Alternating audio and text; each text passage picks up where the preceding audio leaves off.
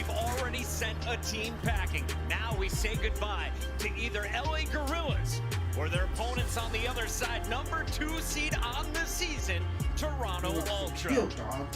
I gotta say, after hearing from Estriel, I'm cheering for the rookie. Toronto are the heavy favorites in here, but LAG pulled off the impossible just one major ago. They were the team that sent Toronto down to that elimination bracket on LAG's way to a top 3, Allie. Yeah, honestly, maybe they prefer this pool rather than having to go up against LA Thieves, because we know how those historics have gone. But for LAG, they're a true underdog team. They're not a team anybody during Major 4 had in the contention of making it to champs. They slide their way in, and they're causing a couple of upsets. Unfortunately, they weren't able to get too much off of Optic Texas, but again, that was a hometown crowd advantage, and maybe they got their nerves out on day number 1. So this is their last opportunity. Nameless, if you look at the numbers, online has not been good to LAG. They struggled in the qualifiers, but when it came to land, that's where this team comes alive. What are you expecting to see if they're going to come out with the W? Yeah, you know, when you saw Lottie's interview with Estriel, she talked a little bit about their hard point, and that's what they had success in versus the Toronto Ultra. It's good, Mega. Oh, there, so I'm expecting Estriel to come out strong. When we were discussing like the stats versus the top 4 teams, it's actually Estriel amongst all players in the league who performed so well against them, and especially in this matchup. When they closed it out, he dropped 36 kills and a ton of damage just 2 weeks ago, so he's comfortable versus Toronto. Yesterday we were talking with Joe, aka Merc, backstage. You're the best. When they win, it's because they won a game 1. Normally they are dominant in a series when they take that first hard point. But talk to me about Ultra, because this is the team that struggled in both Toronto Ultra. They're on a bit of a skid when it comes to hard point. I think they've lost 4 in a row now. They're performing near the bottom of the table of these remaining 8 teams at Call of Duty Champs, and I think they need to figure it out. I mean, we're about to start this match. If they haven't figured it out by now, they're in for a rough ride. To your point, I mean, they're 8th in holding, right? Which is bad because you're going up against LAG, who are amongst the best at breaking hills. So on these rotations, when you think you're going to be set up and you're going to have a good time, no, LAG is going to be busting on in there. And the last time, hard points weren't relatively that close. So for Toronto Ultra, a team that's been dominating in HP throughout the entire season, seemingly one of the worst, at the worst time to be regressing there. This, of course, is the team that went all the way to the championship match last season. They went there through the winner's bracket. Now they need to start their loser's bracket climb. Can Scrap help this team lead the way? Scrap can definitely help this team lead the way. This guy is a monster. He's been performing at an extremely high level all year. Like we said yesterday, this guy is the backbone of the Toronto Ultra. I expect him to come out here and go double positive. Allie, he got bopped up on by Dan Ghosty. Is there anyone on LAG Yo, Mega. who can shut him down? You're watching? Day 2? Ooh, yeah, I'm maybe watching. There could be some players on LAG day 2. I'm looking at Fame because we know what his ceiling can be sometimes when it comes to matches. What happened like yesterday, this. bro? For Toronto Ultra, I look at yesterday's match and I feel like they beat themselves. In both I got those checked, points. so I got off. The lead in the first half and the second half, it just it all went away. All fundamentals went out the window. I'm sure they did VOD review. Are you talking about his little situation he had going on last night? Nameless, we were questioning the coach's decisions as we take a look at what happened just 2 weeks back in LA. What situation it was a 100-point differential. Girl or whatever. Oh, they were talking about like who? About you or just something else? How about the girl he's gonna go out with?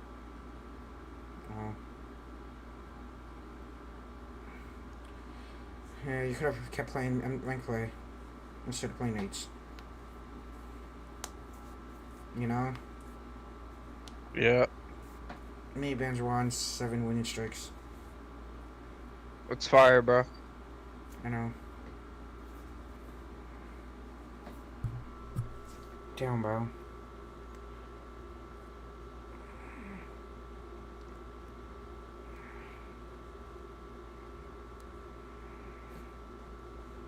Now that's it for us here at the desk.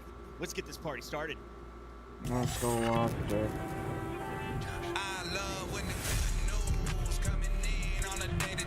Optic play the Thieves. What happened? Optic played the Thieves. Yeah, I know, bro. I'm going for Thieves.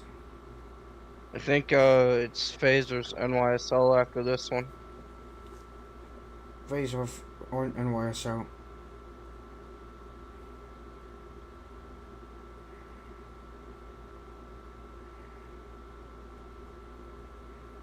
Got it.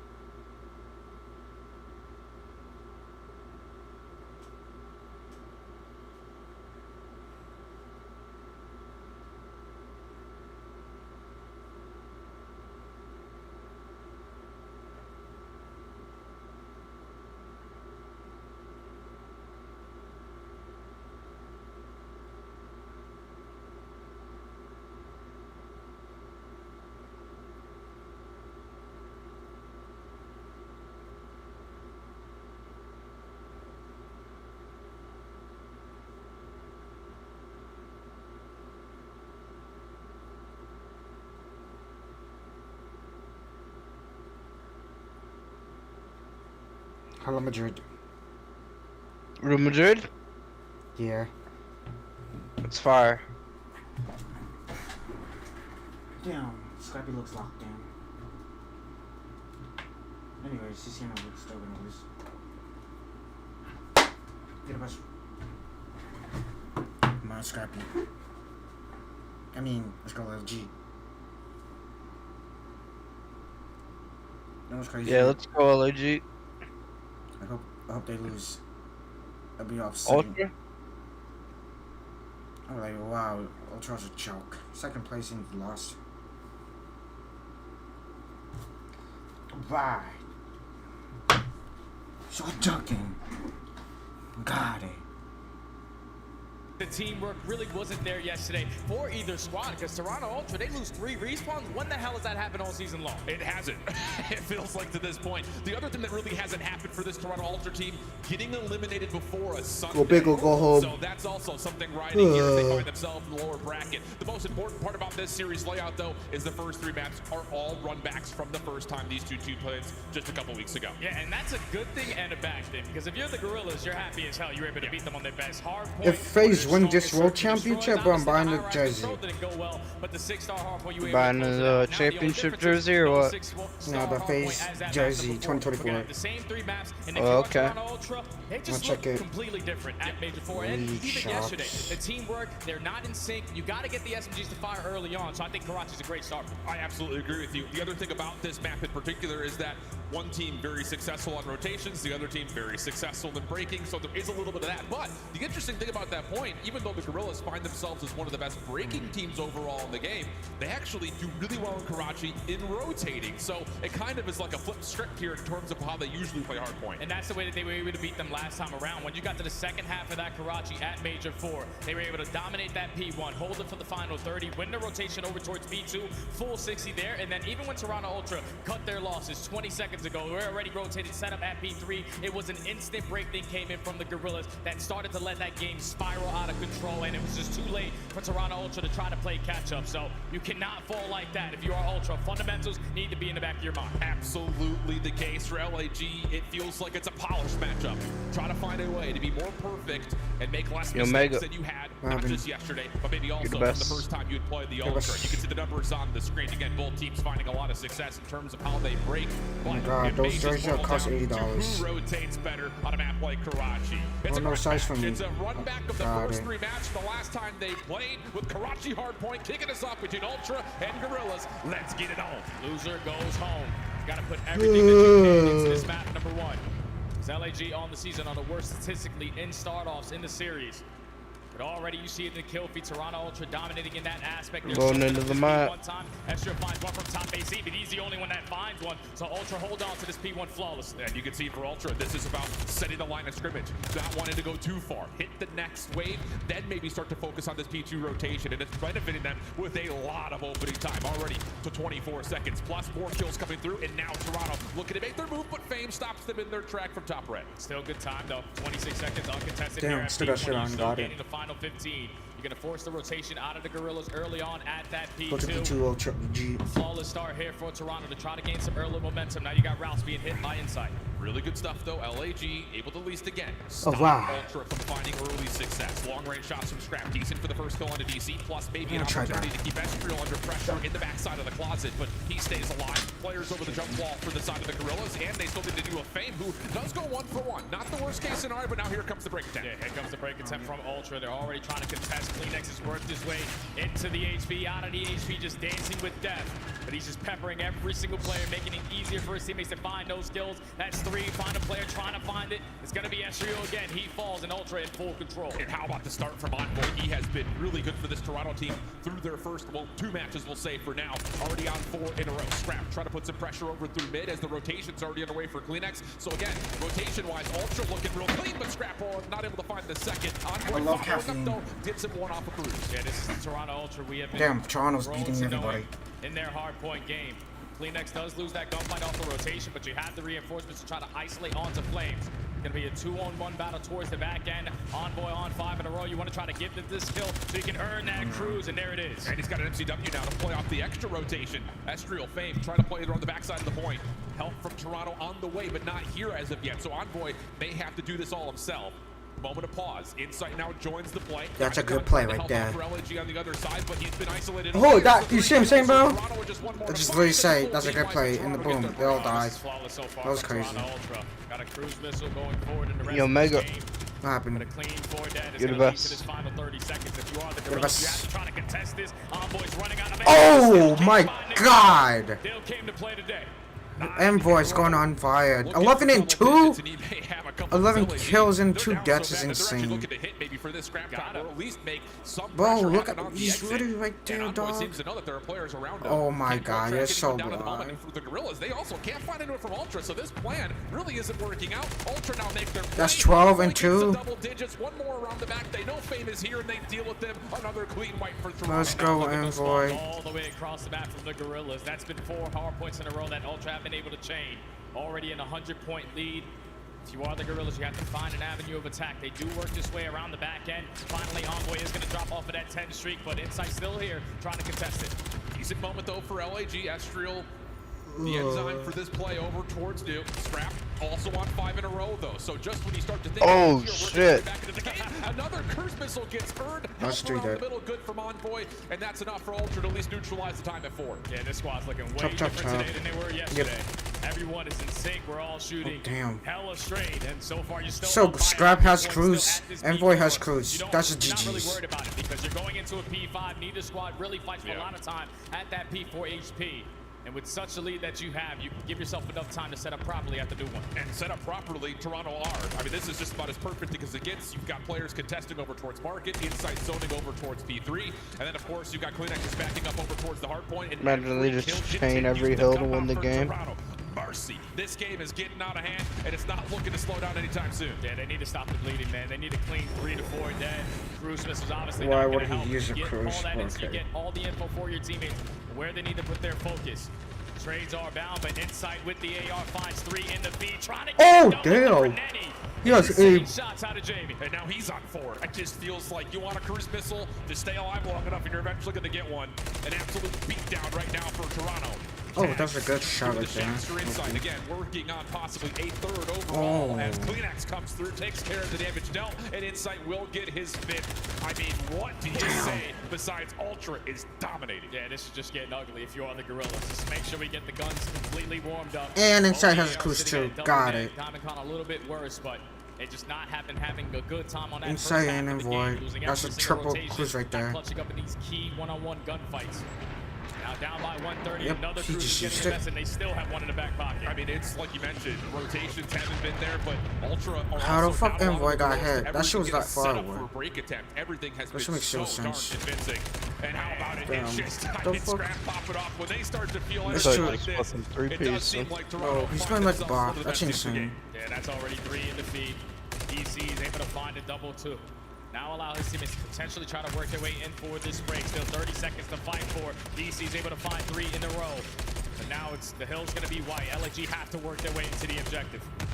It's just been so clean Dead. from Ultra, not over-channeling anything. Everything has been absolutely perfect in terms of decision-making. And you still have 15 seconds to soak. They're going to get over 200 points Top before 10. we even see our 7th overall total hill. This is ridiculous. Yeah, this is ugly, man. This is completely To 144 is insane. Heard the interview Holy. from Astrio. He just had to clutch up in a couple of those kills in those different situations. And but right boom. now, nothing is They going can grab right it for them. back. Off the rotation, And now they are alright. ready to set up. Another The cruise cruise. missiles just keep on raining. And you got Insight already hitting He's around gonna the cruise it. back, so these spawns for LAG Nice. are going to be deep. But that told, Toronto do not have the No ability shot. to just immediately break on in, so Insight has to wait a little while longer. Kills through the middle of the map may allow him to start making his move, and there we go. Kleenex from one side, Insight from the other. Now, Insight's just hoping that his teammates can open up with the kill so that he can eventually decide to hit this flank area, but So far, a successful hold, 30 seconds uncontested from the Gorillas, slowly but surely trying to fight their way back into this game. But with Envoy finding one, it's time for Come Inside to strike. on, inside, don't be scared. Track down this player inside the hill. Gosh. Surprise, Insight gets the break, and this is just wasted like 30 right seconds. now for Ultra. Gorillas have to play for every single second, but as Ultra continue to dominate, a chance for us to take a listen in with Toronto Ultra comps. Oh, damn. One mid. He's running up mid lane. Like to new? Yeah, to new. Yeah, largest. Weak. There's two new. That's one behind you. Yeah, one's going out, or it's calf. Okay, I'm looking at it. Yeah, he's not bad. He's got street. Look at street pinch. I have it. Just go now. What? There's 20 with you. He's going out mid. Secret maybe. Flames. Okay. I'm behind him. Give me a sec. I got it. Follow me. Hold on mid. Time. Really good timing. Nice guy. Back left. You pied parking or something? I'm challenging for you. I'm blocking. I'm 20 killing on my side. Parking. He's gonna be back. 1p5. I have your side push now. Wait, one shot. Nice. 2p5. 2p5 going red, boys. Yeah, one mid. Stay down, though. Yeah, I am. I need a drop back. One mid lane. Mid lane still. Mid lane. Pussy jamming. Blow me. Blow me. One shot, absolute low graffiti. Nice. She's not weak. I want some tiles. Nice. I had to jump down. Oh! Kleenex. Kleenex. Hold. Ultra come out swinging in match That's number insane. one, and that is going to be an absolute beatdown to start the series. That's insane. Didn't need the words, but we got them anyways. Unreal stuff, man. And it's just one of those maps you look at, and your only reaction, I think, could be, that's more like it, especially if you're a Toronto fan. For LAG, I mean, what do you say? That's insane. And that's why it's tough, man, because Major 4, you gained that confidence. You beat them on all their best maps. You squared up, and we were the better team on that day. But today's a completely different day. Ultra coming off of a very difficult loss versus LAT.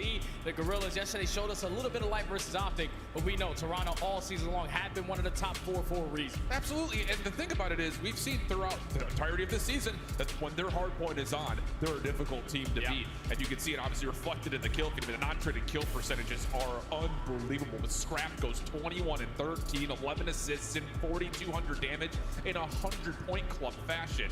I mean, that's like the equivalent of a Call of Duty hat trick right there. Yeah, they were just dominating in the kill department, in the rotation department, early breaks when they needed to find success. They were able to get it done, especially at that P3. That's where LG last time around were able to find a lot of their success. But even when they hit that early rotation, it took one opportunity for Toronto Ultra, clean 3 dead, you swarm the hill, you find that break, and you close out the game there. That's how you want to start your potential losers bracket run if you're Ultra. And I think the thing that's really impressive about how Ultra play this map, even comparing it to the other, we'll say, top 4 teams, it's not looking good for LAG Mega. to get mixy all that out. If, you know, here's our set of kills. That's insane. Unless they end up fucking nuzzling their shit, I don't think they're winning. Lockdown lanes, force you to come to us again, we'll destroy you, and then we'll rotate as a LG filter before. clutch So their you don't win SMG, rotation if you're your fine. opponent, But and you don't ever get a chance to really set up a holy break attempt. bro. It's just absolute chef's kiss. Yeah, it's Ultra because you're not looking really crazy finding kills now. around the map. When you're finding a kill, that guy's already earned himself a cruise missile. So going forward in the rest of this game, when you're fully set up, those cruise missiles are breaking every single setup because they had like 3 or 4 throughout that entire map, number 1.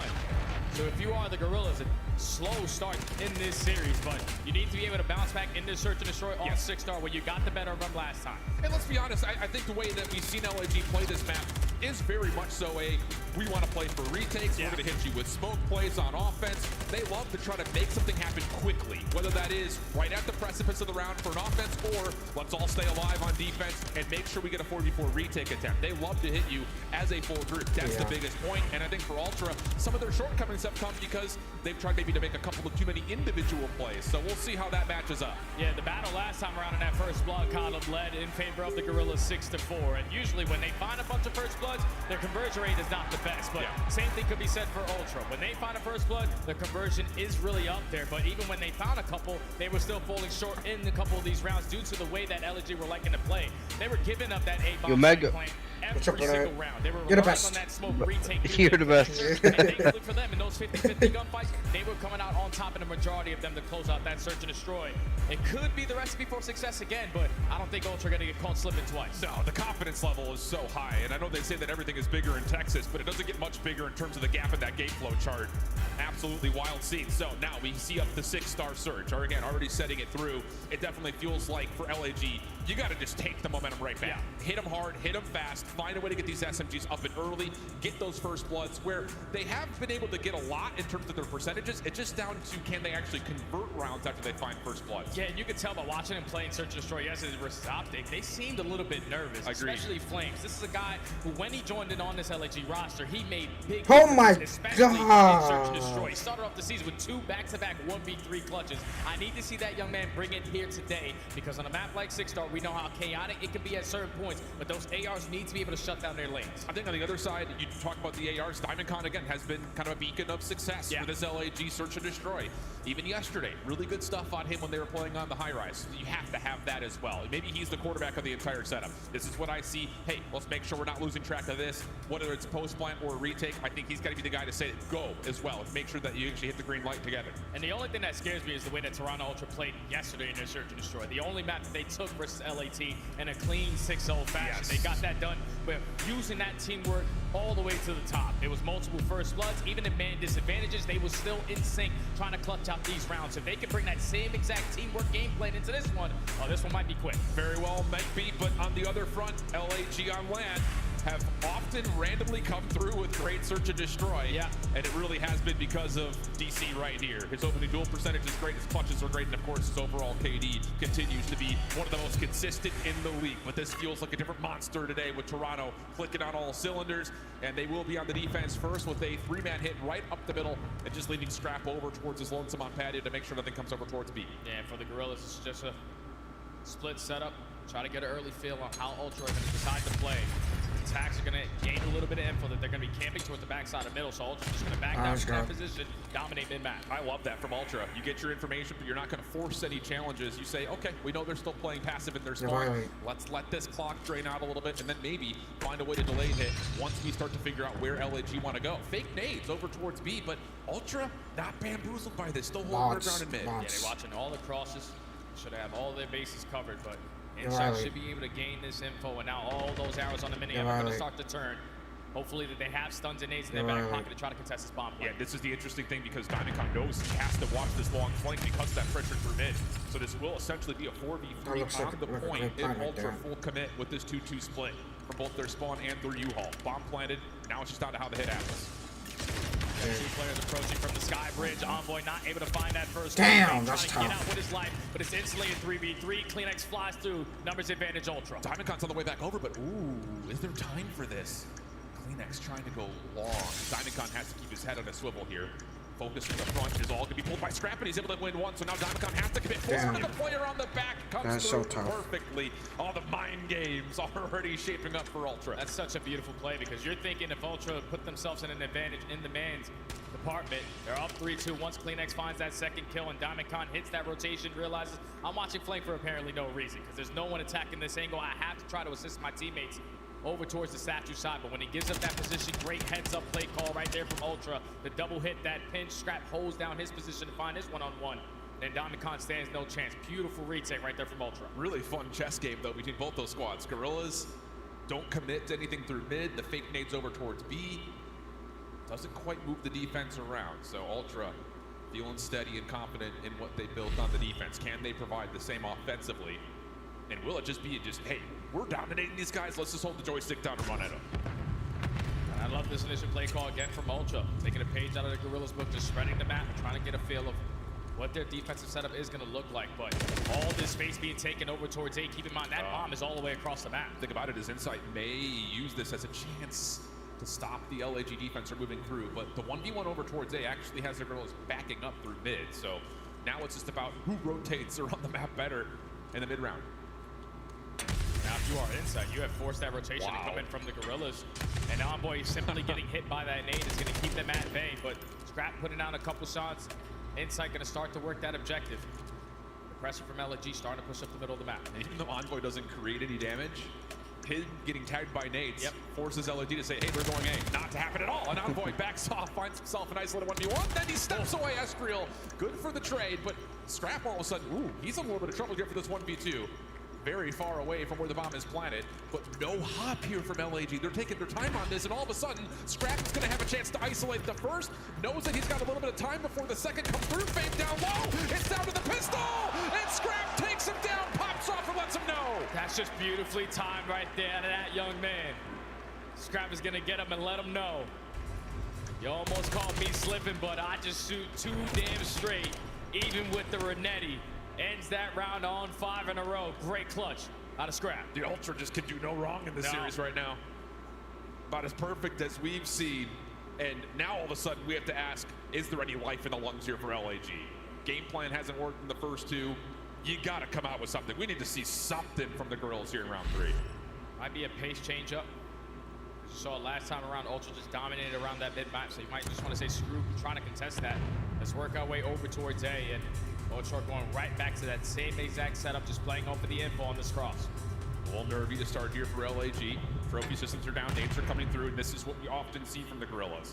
Clear space, try to get an early plant. Fame's gonna step up, Bestro gonna commit, and now it's just down to Ultra. How do you retake this? A lot of it coming from the backside, Fame in trouble, but stay safe behind the drive artist, watch a pixel. Holy. He's in that same exact position though, so you are Ultra. You did throw a couple stuns in nades to try to gain that info early on. They're gonna go for the ISO again, but this time Fame is able to catch a double. SU at the same time finds a third. Now it's all up to Scrap. Already earns that cruise missile, but 1v3. Yeah, tough situation to be sure, especially with only 25 seconds on the clock, but you know, for Ultra, maybe a round loss, but it comes with shades of gray due to the fact that the cruise missile's been earned. But that's better for girls, and that's what we often see. We talk about this squad. They want to play 4-man hits, get the early smoke, get the early plant, set up a deep post plant, you're good to go. Yeah, and they went back to the same exact setup as well. Yes. Like Fame knew that, all right, I was able to win this first gunfight, but I have to play for a second because they are baiting and switching in that position.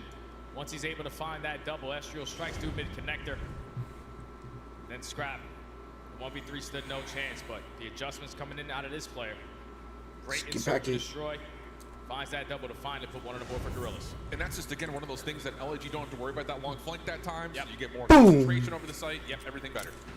Okay, so we got what we asked for. A little bit of life from the Gorillas. Fame looking to get aggressive through mid. Kleenex just going to get the read and then back up. Going to hold his life a little while longer. Nades do cause a bit of deterrence, but his stuns also land. So not really anything gained nor lost from either team. Yeah, but 2 nades going to get vested to try to take that Kleenex on the flank. Not going to allow them to have those attacks to work at this objective, but Esther just flies on in. 1-man army to find that first blood on the envoy. Man advantage Gorillas. Trophy system finding easy for Scrap, but as he tries to force the gunfight, Diamond Con takes him off the angle. Now just down to Kleenex inside the middle of the map.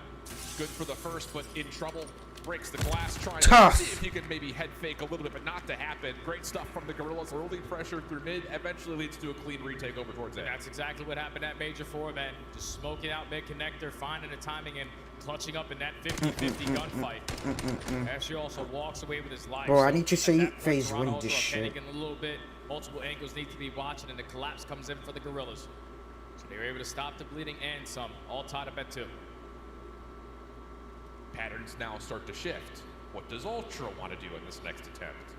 First Blood battle has also, by the way, been fully dominated by Ultra. They have all 4. Or pardon me, that's LAG who have all 4 kills. Ultra, all 4 first deaths. So that could be part of the symptoms for what Ultra need to figure out here, as once again, trophy down, stuns out, Fame moving forward, look for this to go down. Yeah, inside watch that cross. He already gains the info, so how do Ultra decide to change this retake scenario? You have Kleenex working on a super deep route all the way up to that pool side, and at the same time, Flames is taking ground through mid. Yeah, Flames in trouble. Can't go 1 for 1. Pulls Diamond Con back to have to watch this flank. Does Ultra head fake back, or do they actually commit to this? It's, again, very similar from the other retake from a couple rounds prior. Scratch able to get 1. Damage over, almost actually finishes off Estriel by himself, who now finds himself having to face against the rest of the Ultra army in a 1v3. Can't get the regen, and this time Toronto don't fake us out. They take the full rewrap, and that works out nicely. And that's how you have to do it whenever you're trying to retake over towards that A site. It's a 50-50 chance when you smoke through mid-connector and make absolute chaos of all those gunfights. But when you work your way around a deep pitch, find that initial kill, it's now forcing the setup in that post plan to change up a little bit. And then once you take security, it's just very difficult to hold down Statue, because Scrap the entire time was holding down Skybridge. No one could push through your spawn. So the most they can do is try to work around the middle of the map, and that's probably going to be very difficult to try to find success with. Yeah, definitely remember that retake attempt next time we see Ultra on defense, because if LAG just keep full flooding for these plants at A, now they've got a couple of different looks that the girls are going to have to worry about. But we'll put a pin in that conversation and come back to it next time Ultra find themselves on defense. offensive look. Haven't seen much focus over towards B, but off the get-go, Envoy, Insight, gonna try to take an angle over towards Poolside to see if they can catch any of the Gorillas slipping for an early rotation through the flank. Yeah, they're relying on the other two players across the map to at least draw a couple players from the Gorillas on that side. Early shots do come down, but this is where that cruise missile is going to get invested. It's going to open up that B site clearly to start working that objective. Diamondcon and Estriel going to be over towards backside. You've got number 7 in Fame over the middle of the map, but Kleenex. So now all of a sudden it's a 4v3. Estriel seen over the top of the Damn, wall. The team shots miss are every great from LAG bullet. to get countered out. Envoy Don't even do child out.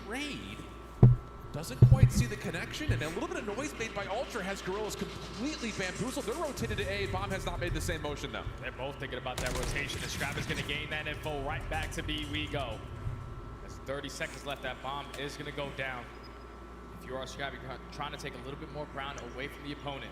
Pushes up towards top plat and gonna have a gunfight here soon with DC. Yeah, this post plan is gonna be really difficult to break Damn, down with DC. those times ain't Just perfect seen. timing and takes care of Scrap. That turns Envoy's attention a couple of different directions. Kleenex also has to move over towards Tiki to get back into the play. And now all of a sudden it's down to how LAG execute on this retake timing. Good damage from Kleenex, but can't find the kill. Envoy's gonna crush that shit, 1v3 guillotine. up and over. And for LAG, no nonsense here. Estriel, damage. Yeah, you tried. Damage across top of the site. Yo, Mega. That's great What plays happened? right there from the Gorillas. You're the best. Early on in the numbers. Able to What execute happened? team shots onto inside. You're the make it best. a 3v3, and then DC just playing super patient. And the You're the back of the best. spawn catches the timing onto Scrap. Tell Bench to join. The SMG players so now. Tell Scrap Benz out there, to so join? trying to watch Yeah. Trying to watch the flank, trying to watch middle stairs. Is he on? Unfortunately, Kleenex No. was not able to find one before falling. So Gorillas again successful on a retake. It was so cool. Okay, now At we start to Bonds. talk about what does LAG do with this next Really? offense. It has been 4-man hits towards A every single offense. And it looks like they're setting up for Miga, the exact miga, same miga, thing. miga. But keep in mind, Miga. Ultra have showed us we're faking the flank coming back over from the front, and also we're committing towards the flank. And with this early Damn, mode that's on tough. B, they're gonna get That full is so flank control, tough. And an unfortunate He just self-save from grenaded Estriel himself. now puts a ton of pressure on a Diamondcon, who is already alerted to the fact that the flank is on the way. Yeah, DC gains that He's info, and sold. now he's just trying to at least play for one kill before falling. Potentially the time Damn, can that's go in his tough. favor, though, and at least the Kleenex getting the better of him. 4v2 now. Even though you have full A side control, Ultra happy as hell to give up this bomb plant. Yeah, this definitely feels like a gifted round just off of the unfortunate circumstances with Estriel's nade. Maybe an opportunity for Fame to say, hey, we got to go around the world here and see if we can make a play through the defensive spawn. But Insight has already read it. He's got help nearby in Envoy. And LAG are just trying to force something, trying to create something out of nothing at this point. Yeah, you see Insight gains info on both of the players, not going to commit on a gunfight, waiting for the T-push to come in. But with only 25 seconds left, LAG had to start thinking about that objective, and Kleenex is in the perfect position to shut it down. I mean, though, he may not actually catch the exit. Lifeline here for LAG.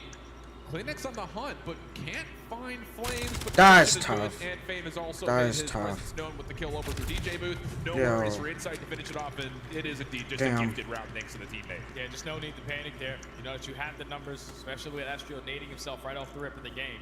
Find that first blood onto DC, working that D pinch, and Insight gains all the information that the pressure is coming in towards B. Slowly but surely try to sniff them on out, and you best believe Kleenex is going to check all of those spots because he plays the same exact ones. Oh! Man! Man! Leg day too strong right there from Flames. Little boink. So what do you call here? If you're Toronto, up one, offense hasn't necessarily provided a ton. They've gotten a couple of plans, but their post point hasn't been great. I'm speeding it up. Right. Like, I'm going forward to one site, instantly putting that bomb down and forcing the Gorillas to try to play a lot quicker on their retakes instead of working their way methodically. Well, we got Scrap causing noise over towards A, and it is going to be a pretty quick hit over towards B, and Diamondcon gets caught. He was trying to play an aggressive angle over the B site. Fame forced to have to take something through mid, and he does provide, but not enough to deter the plant from coming through. We're going to get a 3v3. Now all of the Gorillas stacked together over towards top flat, and Envoy sort of got a read on it, but this time Scrap is able to at least find one.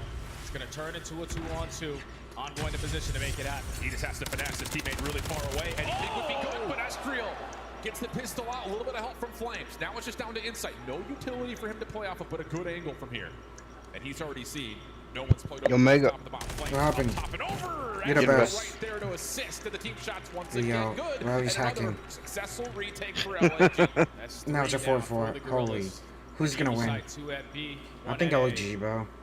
Once you get Yeah, that me man too. advantage, if you're on ball, you definitely want that one back. There's no He spots shot. both players jumping down I know from for a top fact line, Ultra's so he gonna panics choke. a little bit in that gunfight.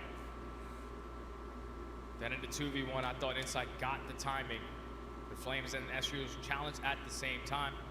We're able to secure the round again, all tied up at 4. And I will say, just kind of looking at the stats through Major 4, offensively, Toronto Ultra have struggled quite a bit. Yeah. They ranked like 8th in overall attacking win percentage on this map, which is not particularly good. LAG, rinse, wash, lather, repeat. Same situation, stuns and nades over the top at A. Scrap just trying to play one angle over towards the backside. Inside still watching for the cross just for info. Yeah, trophies are getting invested, so this is definitely where the player's going to come in. Ultra this time around are not going to be working this deep bench.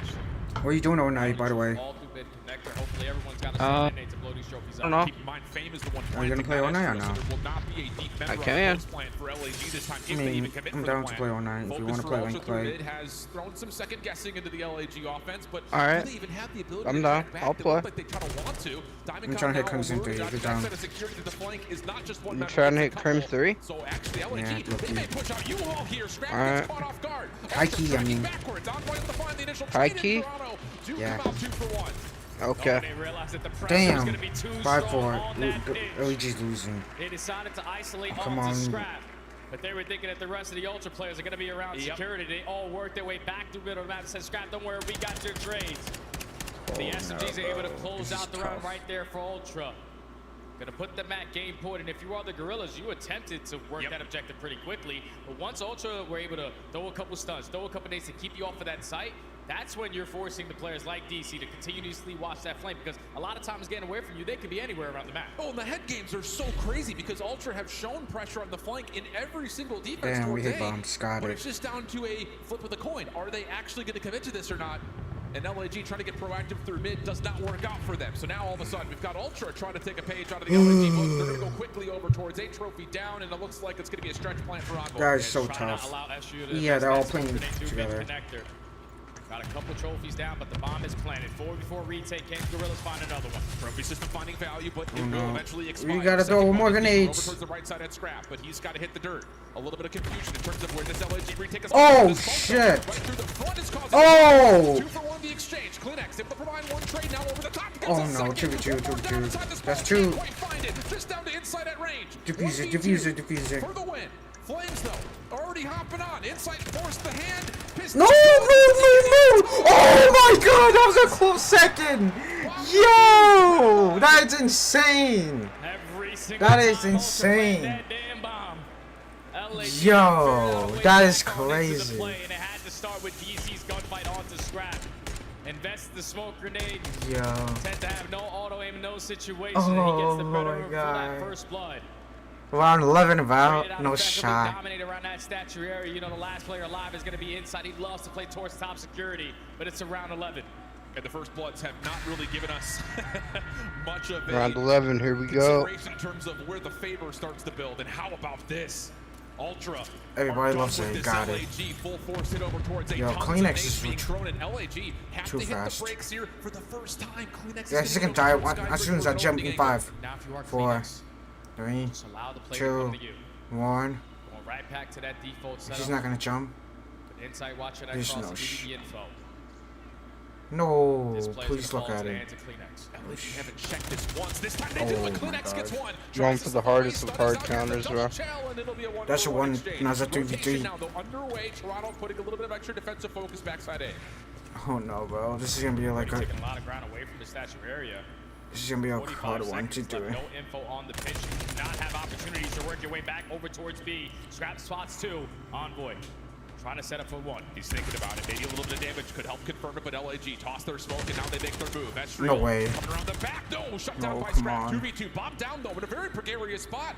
LAG have to go. No, you have 25 They're seconds. still holding the staircase. It's going to be a double man play. Scrap No gets way. the read. Diamond comes back. Come and Flames on. wasn't there with him. So now it's just a 1v2. GG's! Finds the kill. I'll be back. Ultra takes the map. All right.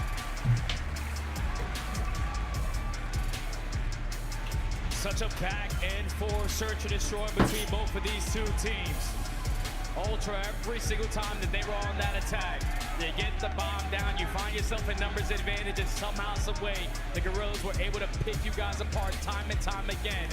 But they were so damn happy spawning into that round 11 on defense. We gotta plant the bomb, we can play for the retake. Great plays right there to initially use all your attacks to take satchel control. That's now gonna slow down the play coming in from the Gorillas. You put Kleenex in that position, just find that first kill, and then now you know that's where the play develops, because all that time being wasted, they had no opportunities to wrap that over towards B. Because DC knows most likely someone is working his pinch. Just talk about the balls to make that play call, though, for Toronto. We've been saying retake A, retake A, retake A, and for the first time, round 11, they say, let's contest the plan. Yeah. Oh, so beautiful. I mean, that was a chess game of a 6-star search and destroy, but it gets all the way to 11, where Ultra now find themselves 2-0 up in the series. And the news for the Gorillas, I don't know how to break it to them in any polite way. High Rise is up next, which has been, without question, the mode of all modes with map combos here for Ultra. Yeah, at least for LAG, this is their best control map, right? They have the most success on it, but the last time they played it, it was a 5-minute control. So you got to try to figure out what your back's against the wall. Tough scenes, man, and then there's still the possibility of a real hard point where Gorillas would have to just play a little bit of fix-up, and then maybe an invasion search, but everything boils down to what we get on the high-rise control, where Ultra have a heavy advantage. We'll be back after the break with map number 3.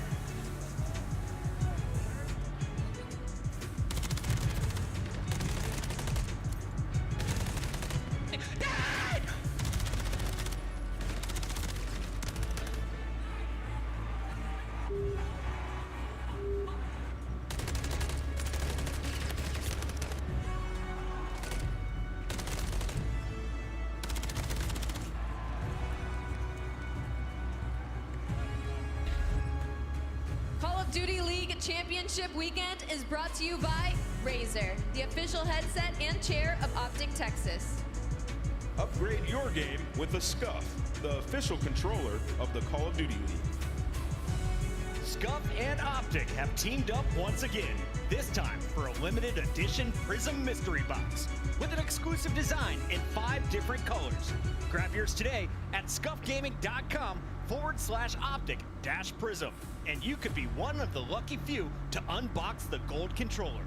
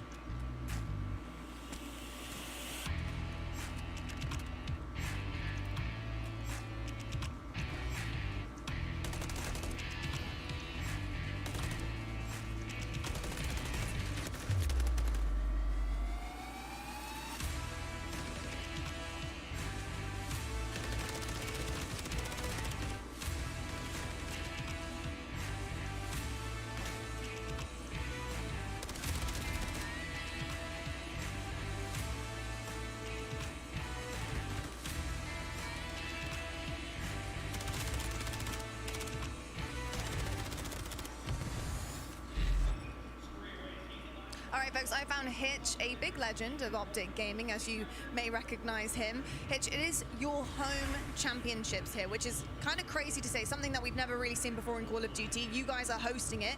Tell me about the process. What has it been like behind the scenes putting this all together? I mean, it's all hands on deck. You know, usually it's hosted by the CDL. We get the privilege of hosting it this year, and the last couple majors that we've done have been some of the best weekends of my life. So to have the Call of Duty Championships here in Texas, Optic logo everywhere, I mean, it's such a blessing, and I'm excited to see how the rest of the weekend goes. Let's be honest, some of the majors that you guys put on in pretty much all of esports have been the hypest we have seen thus far in esports history. You're usually out with a drum, and the crowd is even louder than that. I mean, it's unbelievable the turnout that you have.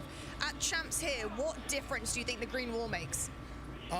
You know, the fans always do a lot for all of our teams, and the Call of Duty team always just feeds off of that energy that the fans are able to bring. So it's great to see them pull up. I mean, there's already so many people here, and it's only Friday. There were people here on Thursday, and I've heard tomorrow and Sunday are going to be unbelievable. So yeah, the boys always play better whenever that momentum is behind them, and Kenny was saying yesterday that the stage was already shaking. So they're excited, we're all excited, the events team is excited, so it's going to be a wonderful rest of the weekend. That means you guys should be very, very excited, whether you're here in the arena or at home. You're going to feel the green wall, that is for sure. Thank you so much, Hitch. Yeah. And best of luck for the rest of the weekend for the boys. Thank you. Welcome back to Allen, Texas, and our second match of the evening, where we unfortunately will have to say farewell to one of our two squads. And I gotta say, the head-to-head 360 panorama of the venue is unreal. If you were on the fence about buying tickets this year and you said, maybe next year, you done messed up. This has been sick. Oh yeah, I've been coming to Call of Duty events for what, 12 years now. This is the best venue without question. Big shout out to Optic for throwing such an insane event so far. But this series is still yet to be done, man. Toronto Ultra have just came out swinging out of the gates, dominating the hard point, very back and forth search to destroy, a little bit more icy in the veins in those closing moments. But now being up 2-0 in the series, you got a high-rise control where you put all of your practice all throughout Major 4 on this map specifically. Yep. And the last time you matched up, you beat them in 5 minutes. Yeah, it was the definition of a speed run. But LAG, hey, you'll let it in for a reason. We've been talking about that. We had their match yesterday versus Optic. They let a couple of questionable maps in our minds go through. So who knows? Maybe again, they've cooked something up for this Toronto squad. Again, it is an immediate bounce back after how they played their series in Major 4. First 3 maps were exactly the same.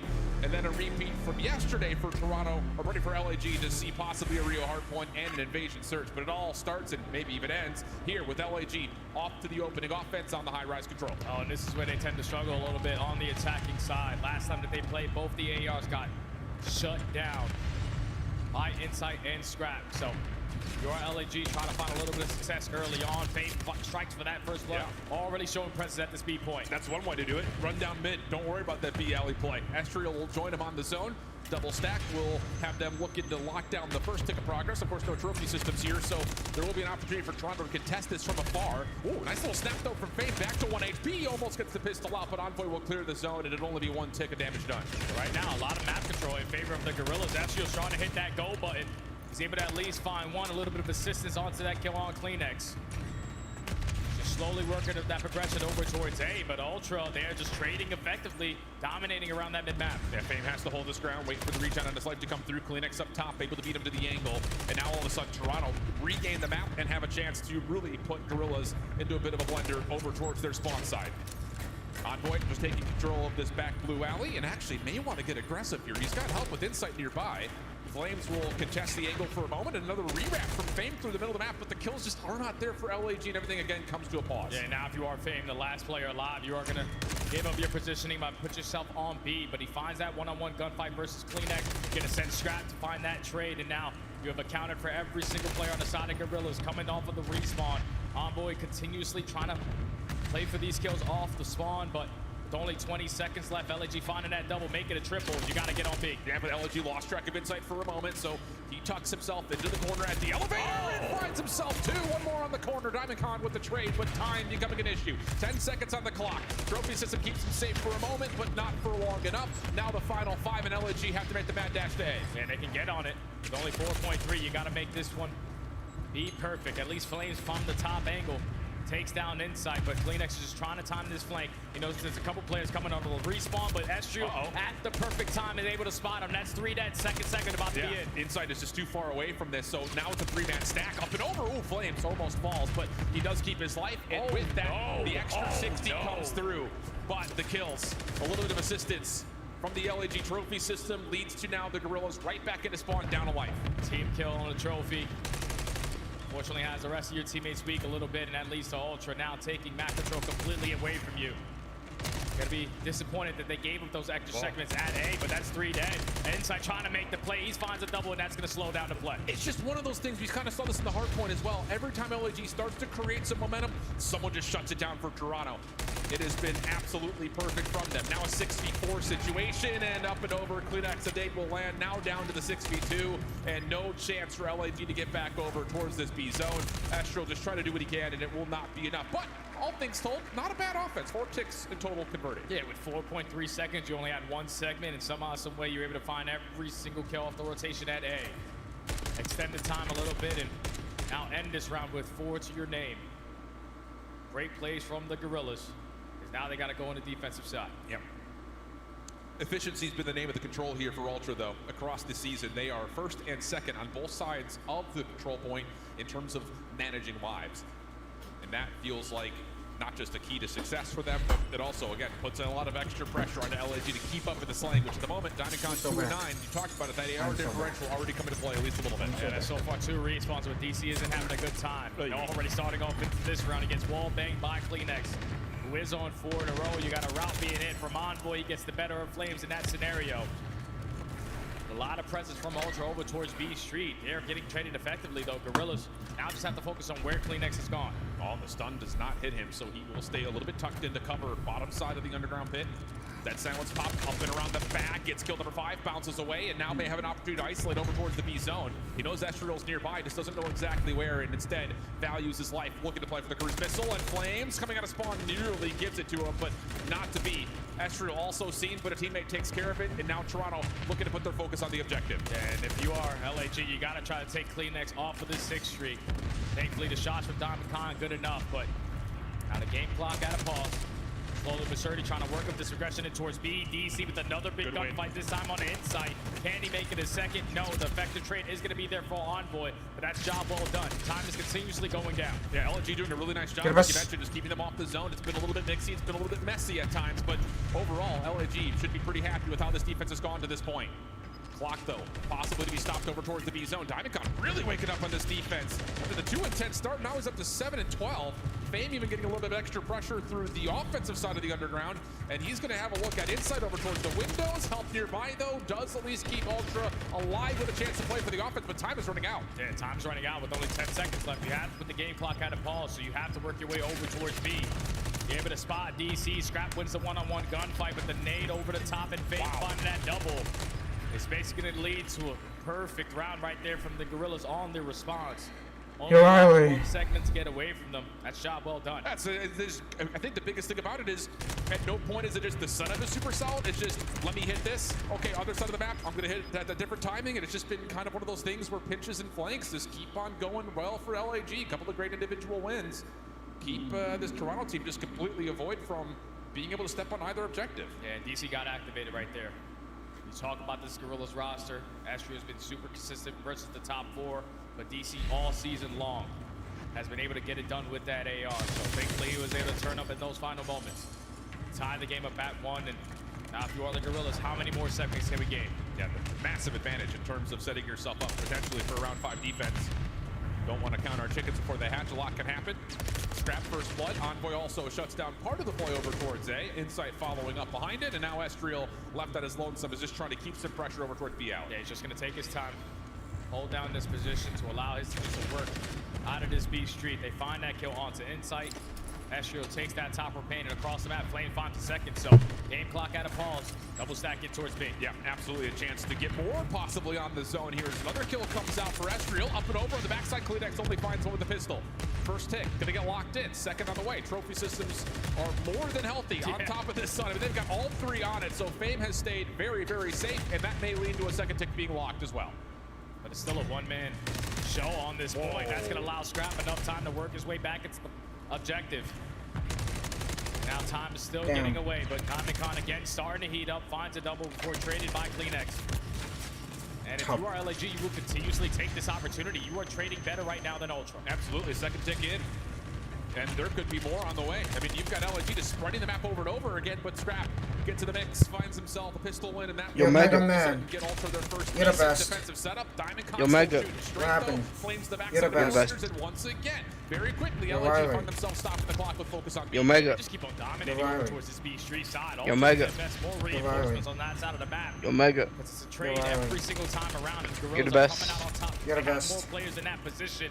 Thankfully, time being extended. There you go. What's your code? A little more time to work out of their base because everyone dropped. Code is CHAMPS 2024. In the middle of the map. Oh my goodness! I mean, after what he did in round number 1, you would have thought that Ultra would have kept a bigger eye over what's going through mid, but Fame continues to just blow right down the middle of the map.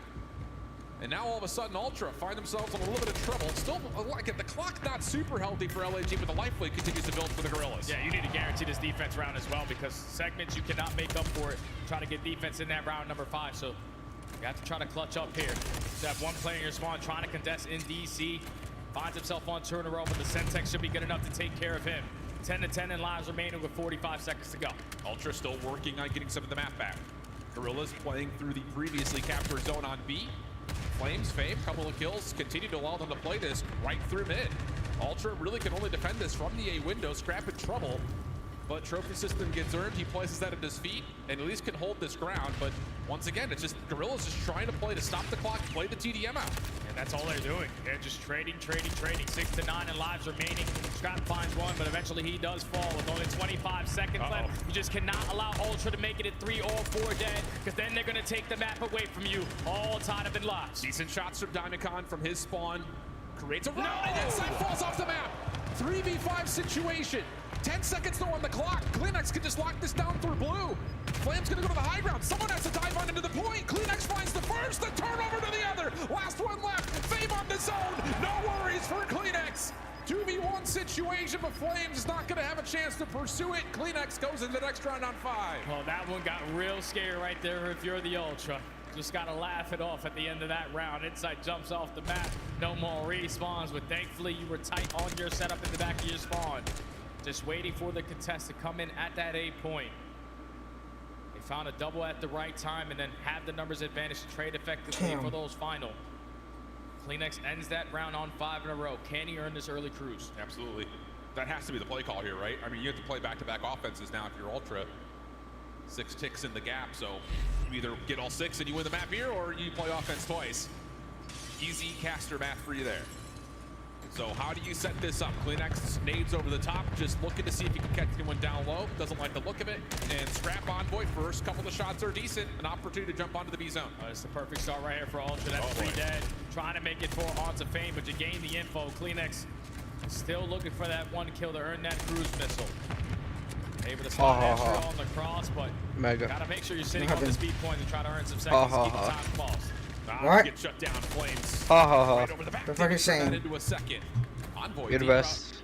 Yeah, what code? Sure, LAG have been made aware of that. You're the best.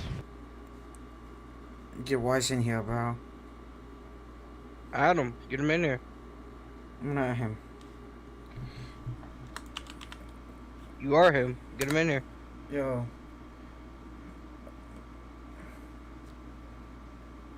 I'm gonna say when we want it to fake it.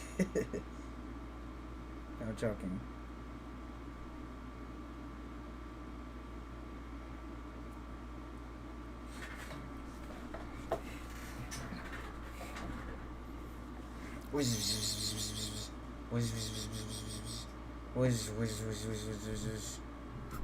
He loves talking, got it.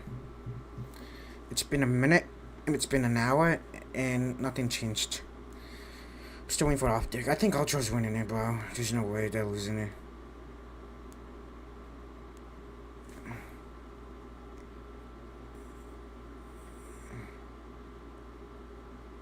No, that's how you do it. Makes sense.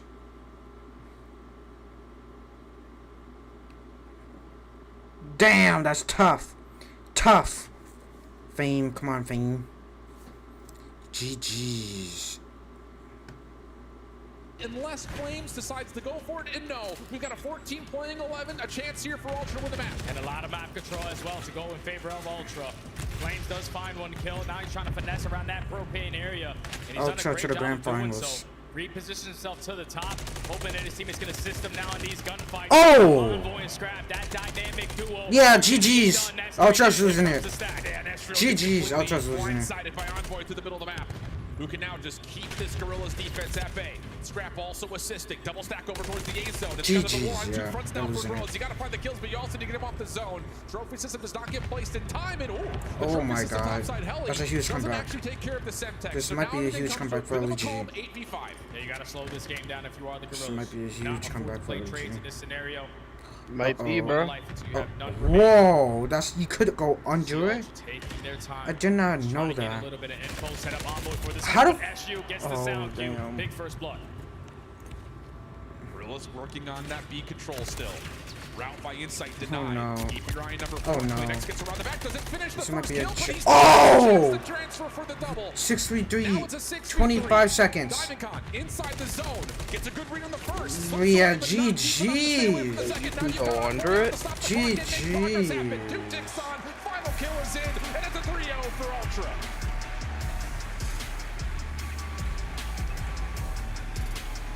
It's got to feel good if you are Ultra.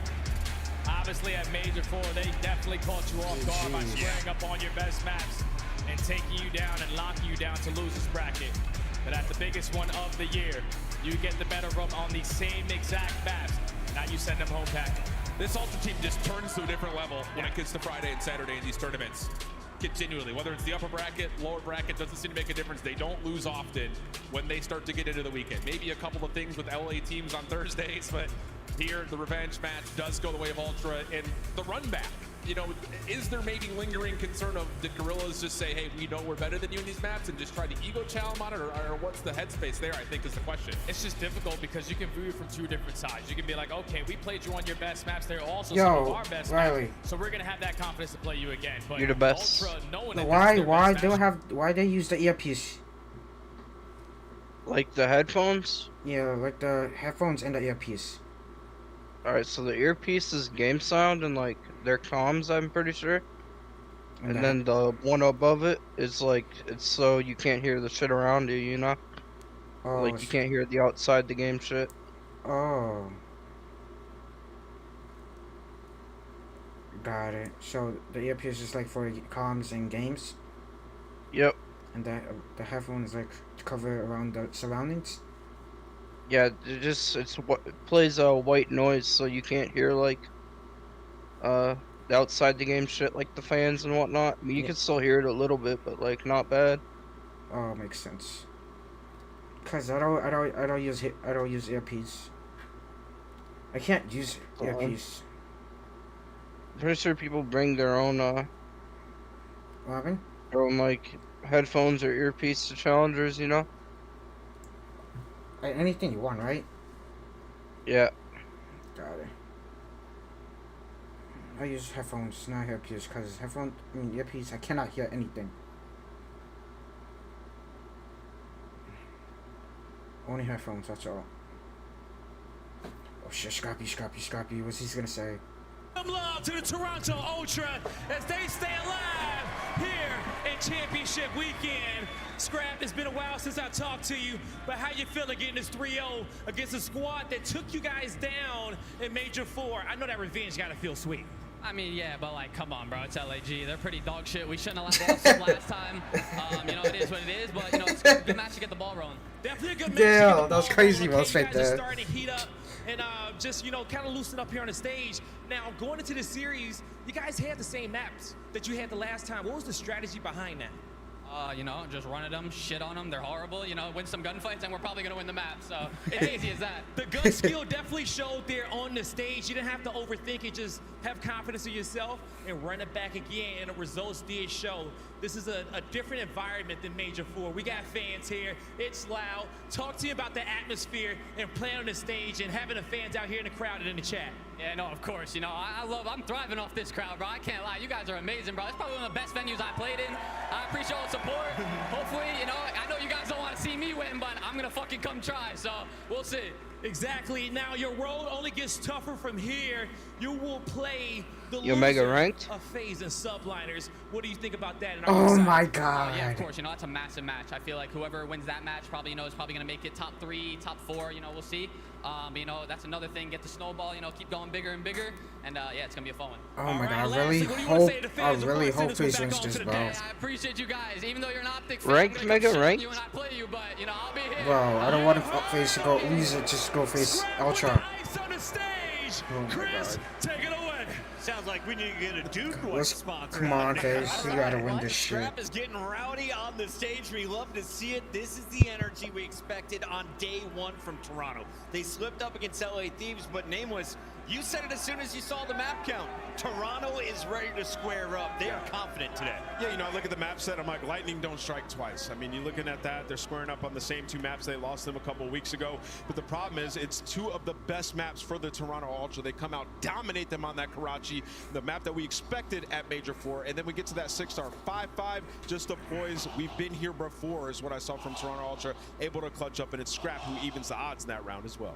Congratulations to Toronto. They get the win, and all 4 of us look very smart here on the stage. But Alley Cat, we got to revisit some of the key moments here.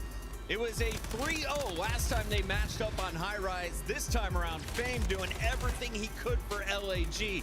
Toronto Ultra just too good at this map. Yeah, High Rise went the same way. The scariest thing about Toronto Ultra right now is they don't really have a control that they're necessarily uncomfortable on. You maybe say Invasion, maybe Karachi as a recent, but overall in the season, they're like 10-3 on all of the maps, and not even to mention High Rise, they were almost undefeated in it during our last split. Yo, Mega. I see why LG want to go head-to-head again. They already Ranked? run off this map. They were hoping to Ranked? push for map 4. Ranked now? Taking 1 or 2. Yeah, right now. Up to round 11. I wanna watch Optic. I mean, we forget Toronto Ultra. You wanna watch Optic? Best respawn team Yeah, in bro. the league when it comes to combining both hardpoint and control. So this was just them getting the job done this time around. As All we right. say goodbye to LAG, let's reflect on their performance. We I'm gonna all get one expected game in. them to maybe fall short of champs. They're right there on the bubble, entering Major 4.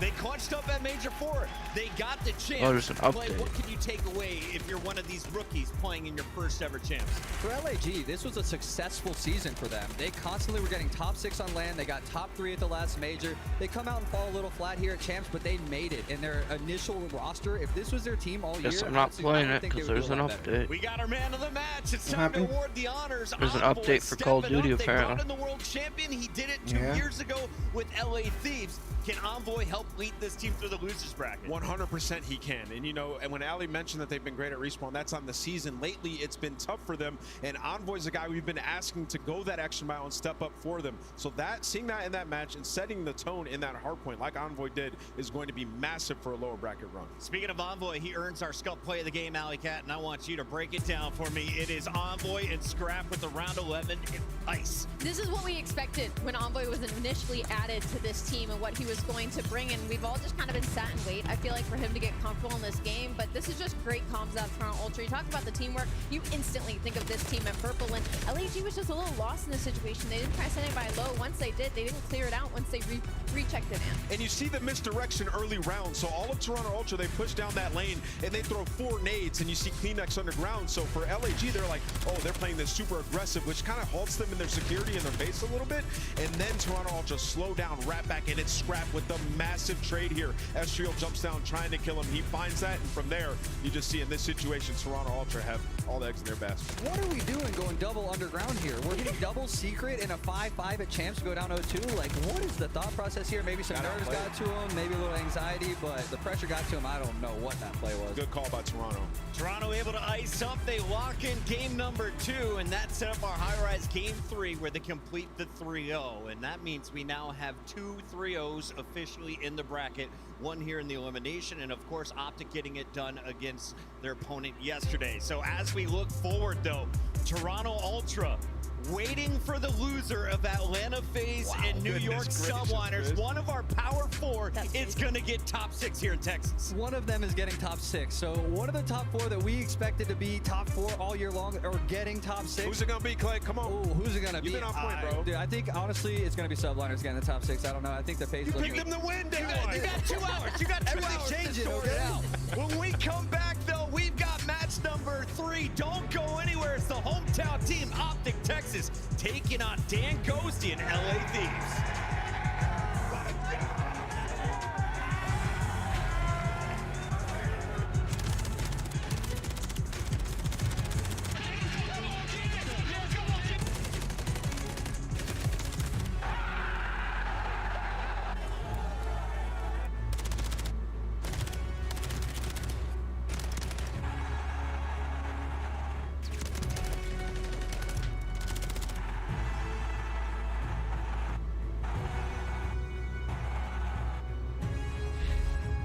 Call of Duty League Championship Weekend is presented by Corduroy, the only beanbag in the world with a bed inside. The Call of Duty League is brought to you by Monster Energy, the official energy drink of the CDL. Call of Duty League Championship Weekend is brought to you by Wingstop, the official wings of Optic Texas. This is gonna be a banger. Bro, this thick as hell. Facts. Should be a banger.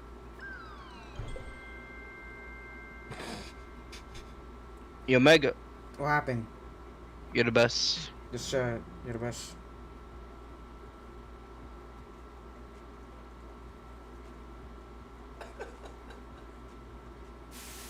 We're gonna have some laughs during this match, Maiden. I'm gonna openly just ask, who will be the worst player we see in the All-Star game today? The worst player from all of these teams? Oh, this is hard, man. It's the All-Stars. Oh, I gotta think about this. It's gonna be Octane. It's gonna be Octane? Yeah, he was a beast, so he was number 2 overall S&D KD. Yes, he has, but guess what? Octane's had one good event since like 2016. I'm going with Nameless just because he can probably hear me right now. he's gonna choke big time. A little bit, but composure still there for Gorillas as rotations continue to be the talking point. A little bit of a scary spot as Draza turns on to App off the ground. I don't know how that gunfight was even possible. Back him up, make it on the Blazes, Grim 6.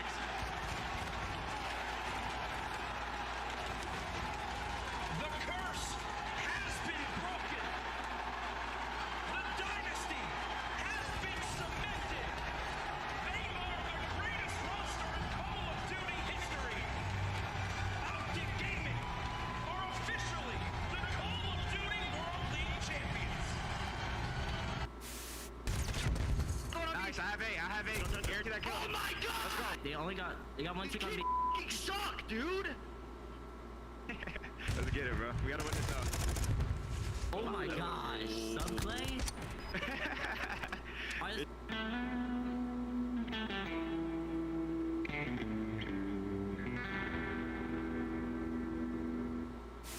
Hydra straight back on it. He's got time to get it done. No one there to watch him. Will it go through? Formal. Oh, he kills him. Oh my God. No. Subliner's got the win. He got the defuse the kill. Did not come in time. You have the streaks. You have the bomb planted. You have every advantage in the world. But the defuse came through. He got it. He. Alright guys, I'm with Shane and Kremp from LA Thieves here just before they're going into day 2 of Champs. First of all, Kremp, I haven't seen you yet. Welcome to Champs, lovely to have you. And what a show you guys put on yesterday, by the way, for all of your fans. I got to ask you about what went well for your team yesterday and what you're looking to implement into today. I think we just had a great Yo, Mega. Stuck to the game plan very well. So if we just keep Lock our in. game, keep the energy high. For just Optic? keep gassing Hell each other no. up, make sure LA we're, Thieves. staying on point, I think we just come out and win again. I like it, and you're Where's gassing Bonds out, at, using man? Where's your Bonds hands at? quite a lot as well.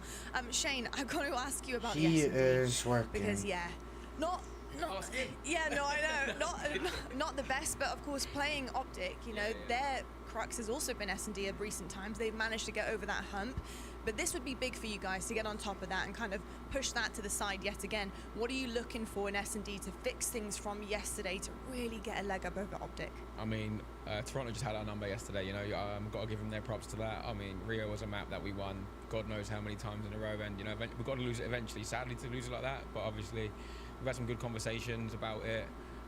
We know that just something that doesn't happen if ever, you know, so we're more ready today, and we know Optic have been working on theirs, so we've got to step it up for sure, and we're ready. Love to hear that. Kremp, last question, of course, a hot Optic crowd out today in full force because obviously Optic won yesterday and they were loud. It's only going to be louder today. How are you feeling about that pressure, about all of those fans going against you? Are you feeding off of it? Feeding off it for sure, but I mean, I'm just there to win. Like, nothing's really changing me off that path. You know what I mean? Love to hear that. Some fighting words here, strong choices. Thank you both for that, and best of luck. Awesome stuff there from former pro, now coach Shane, and of course the young gun brought over from Boston last year, Kremp in his second season, looking to rake in some serious cash. And their win over Toronto Ultra, it's a huge first step for LA Thieves, but now you're going up not just against Optic Texas, you're going up against this crowd. This crowd is going to be a tough ask for Thieves to get above. Honestly, it's going to be really difficult for some of the rookies or the younger, inexperienced players on LA Thieves to really get past the crowd noise, but I do believe if they can, they might have a shot here. All right, the young guns got to just focus on their game. But Nameless, if you're Optic, are you feeling extra pressure playing here at home? I think you saw one go through the hoop yesterday, and you're feeling so much better, especially that it was through the SMGs and Shotzi and Pred. And historically this year in this matchup, Optic have dominated 6-1 map count, and it has been Pred who's lit it up. We're talking dropping 5,000 damage and over in almost every hardpoint he's played against the Thieves. He feels super confident on that stage. LA Thieves have found a lot of success online. LAN, it wasn't until Major 4 that really happened. Now they've got the first round under their belt. They're going into winners round 2, and this means if you win, you're playing for top 3. So Ali, talk to me a little bit about this squad. Who's going to help them get the job done if they can pull off the upset? Obviously, I think Dan Ghosty is going to be comfortable in this matchup going up against his old team. This is going to be his revenge match, but I have to put the pressure on the SMG duo. That's going to be the biggest difference, I feel like, when it comes to them versus Optic Texas. I'm looking at Pred and Shotzi versus Joe and Fremp, and unfortunately, I would definitely go the Pred Shotzi route. But the good thing for Thieves, even though they were able to take all 3 respawns yesterday, they are a very good search and destroy team, usually. Nameless, I was so impressed. Kremp drops the donut in search and destroy. He bounces right back in game 3. He did. But it's the man on the right that I'm looking at, Dan Ghosty, taking on Scrap. Now he's got another challenge, and Kenny and friends on the other side. But as you take a look at these two, who do you think has the edge? I mean, Ghosty's been unbelievable, especially in the clutch, right? And he is familiar with the green wall, having played for them before.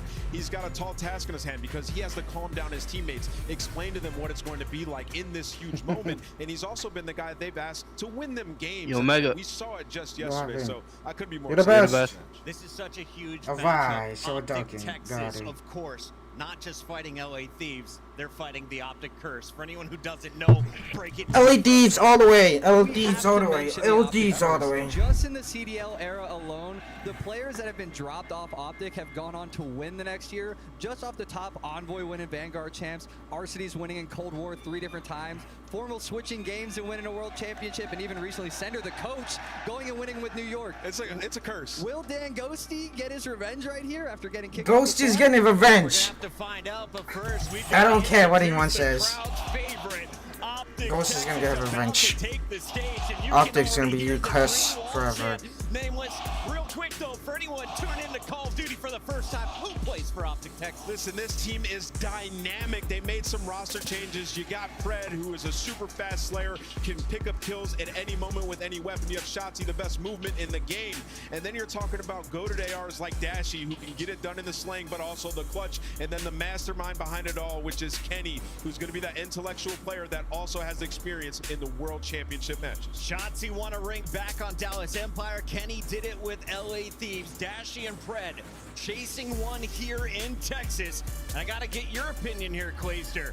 If Optic is going to pull off a convincing win over LA Thieves, do you have to look at Shotzi and Pred again? They were #1 and #3 in KDs after day one. 1000% you got to look at those two guys. I think winning their last match and really getting that monkey off their back and just getting a dub on the board. I know it was a really tight one. It wasn't super convincing, but they really just needed a dub to stop the slide, and I think they might come out here firing. We are just a few moments away. Texas, are you ready to see the best of 5? Let's take a look at your maps coming your way from the main stage. We've got Karachi Hardpoint, High-Rise Search and Destroy, a second dose of Karachi for Control, and we'll see it a third time in Game 5. If it gets to a second Hardpoint, though, 6 stars in the rotation. Yeah, 6 stars is going to be very good for Optic, but it's also one of Thieves' favorite maps. And when I look at that map 1 Karachi, that's the one that sticks out to me. You want to neutralize that crowd. Well, that's a map that Texas have only played once in the last 60 days. Played it 1 time in Stage 4 and didn't play it a whole lot in Stage 3. So I'm very interested to see what Thieves have cooked it up on that.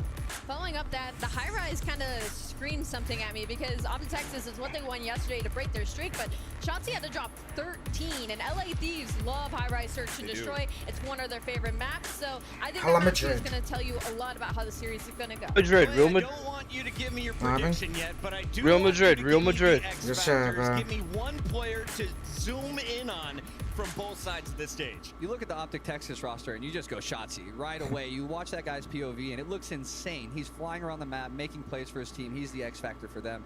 And on the reverse side, you look at the LA Thieves. Dan Gosi is the one that's got to perform this match. He has to go off. He has to show everybody why he deserved to stay on the Optic team and why he's a rising superstar. We're going to give the players an extra moment before we lock in our official predictions. But if you missed the interview with Lottie and Kenny, here's what Kenny had to say after the 3-0 last night. Just called Kenny coming straight off the stage, first match of champs, and boy oh boy, did you show up for your fans. How are you feeling after that one? Feeling great. I don't feel like I had the best series individually, but as a team, feeling confident.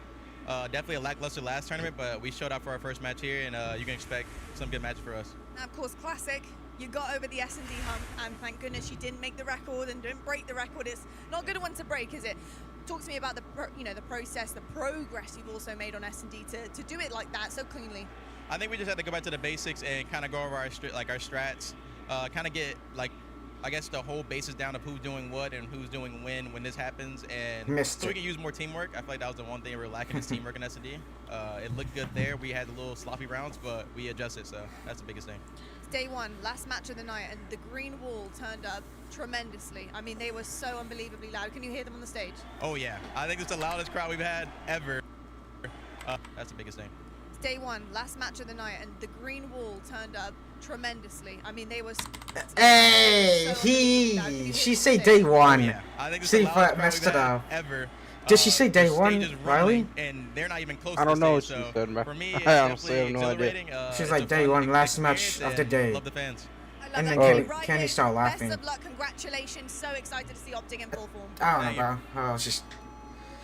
I don't You know. heard it from Kenny coming into day two. Optics looking to clean up the teamwork. I think she said day on two. the I other don't know. side, LA Thieves showed some Anyways, what's the impeccable code? comms throughout their first series. So Nameless, give me the win conditions for both teams. How do you see this shaking out? Yeah, I mean, you want to talk about teamwork. I mean, search and destroy, you need it unequivocally. And when you look at the numbers, like LA Thieves, they have been #1 in opening duels, and that's something Optic have not been able to do. Number 11, they've been terrible there. So LA Thieves clear-cut edge, and then teamwork. What do you need in search? Retaking. That's where LA Thieves excel, and that's something Optic have been struggling at as well. So the win conditions to me in this series, starting out winning that Karachi, as we mentioned, and then getting those two search and destroys if you're LA Thieves. Ali, we originally thought LA Thieves was going to have to win this in a game 5. They're going to have to take search and destroy game 2, control game 3, search and destroy game 5. But when they played yesterday, they won all the respawns. Let's revisit some of the highlights. And can Joe Deceives keep this energy up that he displayed on day number 1? That's kind of the biggest question mark I have going into this series, because Toronto Ultra, as we just saw, is one of the best respawn teams in the game. Now it's a question of, did they have a bad day yesterday versus LA Thieves in their respawns and caught them off guard, or did LA Thieves actually get the fruits of their labor that they put into those game modes and were able to take all 3? If they can bring what they brought yesterday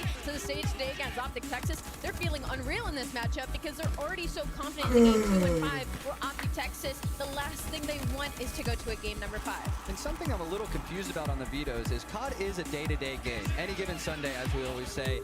But Thieves just lost Rio S&D 6-0 yesterday. I know it's only their second loss on it, but that might be an indicator they're a little rusty on it. Maybe they're not feeling as confident. Maybe they've just been studied and their VOD review has gone crazy. So I'm a little curious why Optic banned Rio, but Let's go. Not only did they ban Rio play, they also picked Karachi, a map that has been tough for them. Remember early in the year, they were great there. So when we get to that game 5, 0-4 in their last 4 Karachi S&Ds. So this is an interesting one on the coaching side of Optic Texas. You look at it and you're like, I hope y'all got something up your sleeve, because it's stressful when I look at the lane. I just heard a roar from the crowd. It looks like our players are about ready, so let's make it official here on the desk. Alley Cat, after correctly picking Miami earlier today, you are now at 163. Let's make it a $164. Man, I gotta tell you, if this was any other major, even an online match, I honestly might pick LA Thieves, but because of the crowd, I think they'll give them the extra edge. I'm gonna go with Optic Texas. Optic Texas, safe bet here in front of this crowd. Nameless, where are you feeling this match goes? How many maps do we go? I think we're going to a game 4, and I think when I look at it, Pred has dominated this series all year long. He's going to do it once again. Optic Texas get it done in 4. Oh, wow. I hate to do this. I hate to do it, but I'm a firm believer in the juju and the superstitions. This optic curse might come back to bite him. I'm going with these, baby. He's seen enough throughout his career. Clayster getting booed for the first time in his career as well, which makes me obviously choose the hometown team. I'm going with Austin, Texas. I want a free drink at the end of the show, but right now we get the party started as we send it to the stage with Guy Blaze. Thank you so much, Chris. This matchup is about to be absolutely insane, and I'm ready to light this stage up red and green, but not for El Clasico. The stakes are just as high. The first squad coming to the stage in hostile territory. Get ready, because here come the thieves. Y'all need to lock in! I'm trying to make ends, I don't want to make amends, and I came to the lens. I mean, seriously! Yeah, I'm turning up to the sky. Yeah, I go up till I get right. I ain't really trip till I get by. Yeah, I'm going up to the top Dubai. If you think I'm playing, just know what's on side. What you on? Hit you with the more tight. You don't kick to your dome, but just on sight. Walk in with the good limelight. Come up with the Lock in, Mega, lock in. Lock in, lock in, lock in, lock in. Lock in, boys. Use a little, come in. Stop playing. Talk about what you saying. You can love them or you can hate them. You will make some noise for the LA Thieves. Wait, why? What at the time? I don't get it. Stunner yesterday as LA Thieves took down the I remember they used to do separated. in a situation up against the hometown team. They had the crowd yesterday. The tides have turned. Can these young players deal with that? Let's go, adversity Thieves! And showcase their skills once again. It's going to be a hard-fought battle, and they're going to have to bounce back in that search and destroy game mode, a mode that has given them so many victories, especially in those game 5s. I'm excited to get this one going, Blaze. Let's bring out Optic. One more time. Yo, Ghosty, you gotta get that revenge. Ghosty Masterclass? Yes, sir! Wait, what is Masterclass, though? All right. Now. You heard Riley? I heard. What is that? What does that mean? What does what mean? Masterclass. Oh, it just means like a really good performance out of one individual. Ah, okay, got it. You're the best. You're the best. Oh, but just gonna lose anyways. That's the cue. Look, I come from a city, you hear signs when we sleep. Heaven sent, hands down, vibes so That's getting on 9. Got it. He's hacking.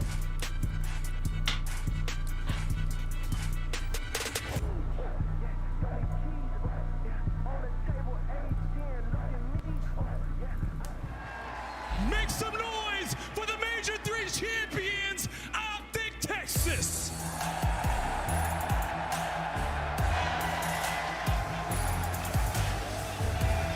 So much love in this arena right now for this team. They are some of the best content creators, but they proved that Major 3, they are also some of the sickest competitors. Allie, this team is here, and they're here to raise a trophy. And they're here to hopefully wear their Sunday whites, but they have to get through LA Thieves, a team that might have a curse on their side. Blaze, it's time for a third match of the day. All right, Texas, it's time to get this one set, but help me out. Green! Green! Green! Green! Let's get this one started. It's a brick house. Maven, let's go. This place is exploding right now. The energy is unbelievable. Listen, we thought this would be the case. You got the Titans and Optic on one side. They are ready to get fired up. I mean, they were standing here for all the crowd. You could feel the tension just building as they were ready to go out. This would be a good time. No, it should be. I mean, listen, LA Thieves, they finally did it. They got over the hump, beat a top 4 team yesterday against Toronto Ultra. They looked darn good as well. Dan Dosey was a monster. On the other side for Optic Texas, it's like, all right, We saw a little bit of our groove, right? We want to search and destroy. I was going to ask you, like, I mean, you can't put a lot of stock in beating like LAG. They're out of the tournament, but considering you just got top 12, considering how things have been going, a win is a win, right? Any kind of confidence, any sort of positivity. No, that's just it. I think when you saw them at Major 3, they were creating energy, right? That was the SMG duo in Shotzi and Pred. Yeah. Major 3, if you watch that, they like Shotzi was on his feet every map, right? Like Pred was behind him. Like those guys were trying to create the energy. You saw it yesterday, right? So that duo in tandem, what they were able to do, if they play like that again, they're going to be a tough team to stop. Absolutely. I mean, if that duo is in form, they will be near unstoppable. It has been a bumpy road these last couple of weeks. But can you turn a corner? Can you make a run in front of this home crowd?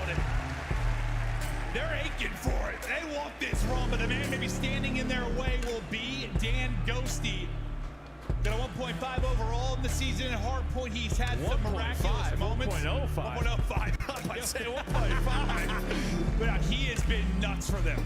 No, yeah, so he's just been consistent. He's Let's been go, what they needed to be, but you're gonna be more than that if you are the LADs. This is when you looked at Trevin, Joe DeSeves, and they have to answer the call. See, if they can do it, you're worried about some of the young players. Yeah, like Kenny looks nervous. Got it. Will he be up to it? He's able to get the first kill in the lobby, so he's something to start. Damn! Next, but Ghosty, let's go, Ghosty! Puts him to sleep, and they'll get into the hard point. Thieves start to rack up some of this time as we look for Fred. Hit a nade, trying to take down another. Damn! The pillar, but Trip ready for the point. I mean, I'm just surprised that nade hit. He almost finds 3. Yeah. And that little span right there does a great job getting the player off the objective, allows his teammates to work up the map, and now Shotzi in his playground throws the stun out. Did a finesse, use that movement again with the nade. Does get picked apart, but they find some early time now on this rotation. Pred with the MCW in hand has some help, but Nasty's already in a great spot trying to hold this push from Optic Texas. Yeah, it's a good job staying up. You're trying to get stunned. You're finally able to get chopped on though and back boss. We go right over to Shotzi's POV. He's 4-2, make it 4-3. Joe DeSeves able to push out the cut. Some lovely beams there from Big Brucey as he gets 2 before he falls. Been the point and soaking up times. It'll be Joe DeSeves looking for a lead change here early. But you got numbers to maybe collapse on this for a moment. You have a 2-on-2. Predge and all that, dude. Here for Yes. Tries to flow on forward. Joe DeSeves still inside, up to the task. Nice hold there so far for Thieves. Yeah, so far so good. Now you're just spawning out. So now Optic, they're going to force you to rotate. Do you want to fight for the scrap time? You want to go on the rotation? Kenny all spawn. Let's go, Thieves! You can already see 6 and 7 working up the middle of the map. A big Oh, push wow. You have to help. A shot and you snap on the crep. So you're dealing with the rotation, but now you're in a 2-on-2. But you see 6 and 5 spawning out. Fred's going to be the first man to deal with, and he does just that. Yeah, you got a couple kills, just like 15 seconds or so left. Damn. So you still find yourselves in a skirmish. Fred somewho's going to melee Shotzi. So you lose Shotzi on this push, but you still have a presence here. You got the numbers right now. Damn, they're choking hard. Dashy looking to get the angle and line them up. Kenny and Shotzi, though, are going to fall. Thieves trying to find the opening. Dashy makes sure Joe Thieves cannot get across. He'll continue to try to hold the angle. Nobody in the hard point for now. 3 straight for Dashy. And ISO Simtex here to hold him at bay, trophy and for coverage. Yeah, and then you have Pred right alongside with him. They've just been locking this down, not accruing a ton of talent, but not allowing LA Thieves to get into a position to break this setup. The ARs on point. And you did not say that a lot yesterday. Dashy didn't have one of his, insane Bruce series that we've seen from him. What a great start for him as Nasty's able to find a double, make it a triple to earn some of this scrap time for LA Thieves. Yeah, you get the final 15, but mostly a great hold there for Optic Texas. Yeah, a little bit messy in moments for nobody in the hard point, but you're looking at, about a 20-point lead once this is all said and done. So we get ready to head out towards 4th. On the rotation early, it's Fred that's actually able to get a kill towards next. He's going to have to deal with Joe DeSeves as well. It's Crypt that actually gets a lovely double, and that's going to be an opening as you're spawning them out towards Dino. An unfortunate team kill, though, for LA Thieves. You're going to lose 1 body on this. Yeah, it's just when those kills came in, though. This is actually great for LA Thieves. They've gotten around 10 seconds already. Watch number 2, though, with Shotzi. Trying to go all the way around and set them up for that P5 rotation. Pred through the middle of the map, but 7 and Nasty probably needed some time. Yeah, he was already through. Now the collapse is going to come on in. You see the spawn outs for LA Thieves, so Optic. They did Ghosty! Now, but behind that double, maybe LA Thieves going to get in position for P5, but 2 and 3 still spawn out. My God, Ghosty's going crazy. Listen, that little skirmish. Back over to Dashy, we will go. Some big plays over in third, trying to have an impact here, but Thieves They gotta back move in. new. All right, so 10 seconds remaining here. Ah, and shit. really That's a the worst other side's spawn. gonna Oh, be after Thieves, but he's spawning collapsing worst. two other players. You have a chance to change this thing. No, she looked too! To see Shotzi. So Shotzi's in Oh mid my position. I think God, Naxi spots him. you never looked. Naxi does spot him. You don't really have hill control quite yet. He's able to find Good shit! Good shit! the second, but allows No his way. teammates to get in a We position. lost her. And similar to P3, Optic just really vying for control before getting on that objective. Yeah, it looks like a 3-on-2 maybe for a moment for Thieves, but Shotzi the first. And puts numbers into their hands. Shotzi continues to finesse out to 11 and 10 now. Optic in the hard point. Joe Deceives, though, hitting it from one side. And he's able to get both. So Joe Deceives, a brilliant play. They're kind of individual on the other side of it. Able to step up. He's trying to deal with more players here. Oh, Hits damn! Joe Deceives goes nuts. Gets 3, gets the hard point time. The rest of his team Keep the same momentum, And that's what Joey. you're going to need at times, right? Just an individual play against this Optic Texas team. And just like that, now you have the lead. They've done Let's go, such a good job, Thieves. Of just not allowing Optic to have clean setups. Gosi now with not the best start we've seen from him, but you have the lead. You're not really worried about it. Yeah, I think you get a big lead early if you're Optic Texas. The crowd starts roaring. Good The shit, nerves start Joshy. rolling in maybe for Thieves. The fact you just stayed this on early, you stayed in the game. You've got a bit of an advantage if you're Thieves. Has to feel good, but there's still a lot of Call of Duty to be played, even in this map 1. We'll stick with Joe. Dead. He's on 3, Good shit. Make it 4. Oh no. Papa is eating right now and seeing if he can find any more. Oh, come on. Fred able to snap with the double. Oh, Fred with way. the triple. 5 straight. Working on a cruise. That was disgusting. Yeah, we're starting to see this more a lot on this map. Is it 3 MCWs? Yeah, And Fred is they're joking. thriving with it. 16 and 9, trying to find the cruise missile. As LAD's pushing again, he's able to find it. There is the cruise. Damn! 7. That's Brennan 8. This is what you wanted to see. His confidence was lacking last stage, but not here at Champs. Yeah, just not decisive. Questioning stuff. You can tell maybe in his own head a little bit, but yeah. The crowd gets behind him. We remember when he was in Seattle. All those crazy plays. Crowd's going nuts. He starts to go nuts. He's having an impact now, but you see Texas go out in front. It's going to be Thieves that are trying to rally back. Let's go to listen in with Los Angeles Thieves. No way! That is so insane. That is the worst time I've ever seen. Good shit, Nasty! Holy.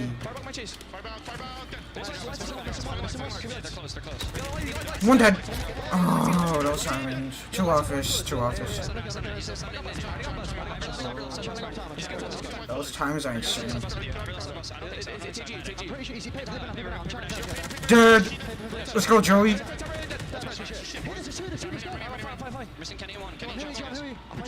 Damn, that's tough.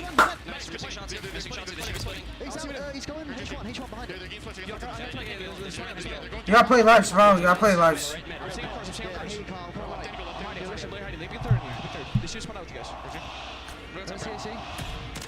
Good shit. Oh.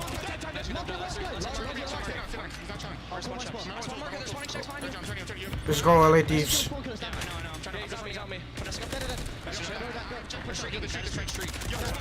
Oh my god! Yeah, I can't even get them off. Let's go, Joey.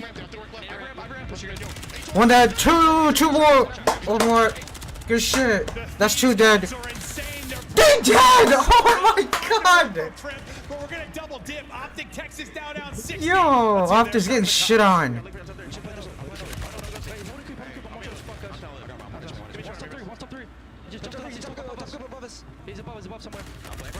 Dead. Good shit. Yeah, they're blacking out. They're blacking out. They're just blacking out. Oh my god, bro. Yo, that is crazy. Yo, Shotty is negative. Oh my god, yo, Riley. What? Look at Dashi, bro. 10 and 19? Holy. That is insane. And Kenny, bro? Yeah.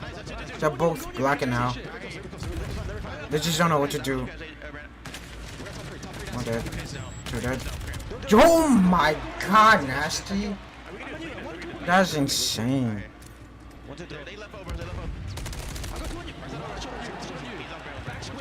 Ghosty. I bailed on you, man. And your eyes up. Your back's burning. Yeah, GG's Joshy. 11 and 21's insane. Ghosty!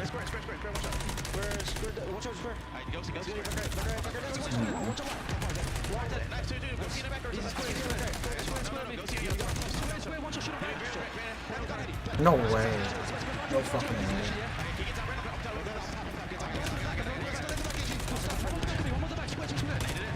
Red's fucking out.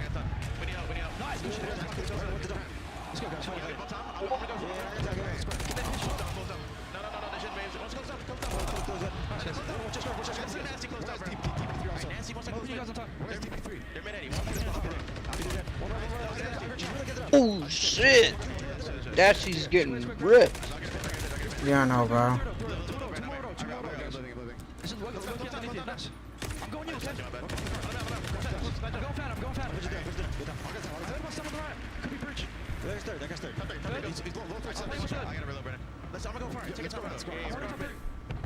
Dashy showing. Here we go. 40 points between them. Third set is up. Into the P1. Our Pred is fucking doing it all, bro. Literally. Ghosty is starting to heat up a bit. That's so true. Early on, leading with Joe Deceives in the hardpoint department, but starting to find some big kills. No, and then they win this rotation, right? They stop the first wave. They find 3 kills.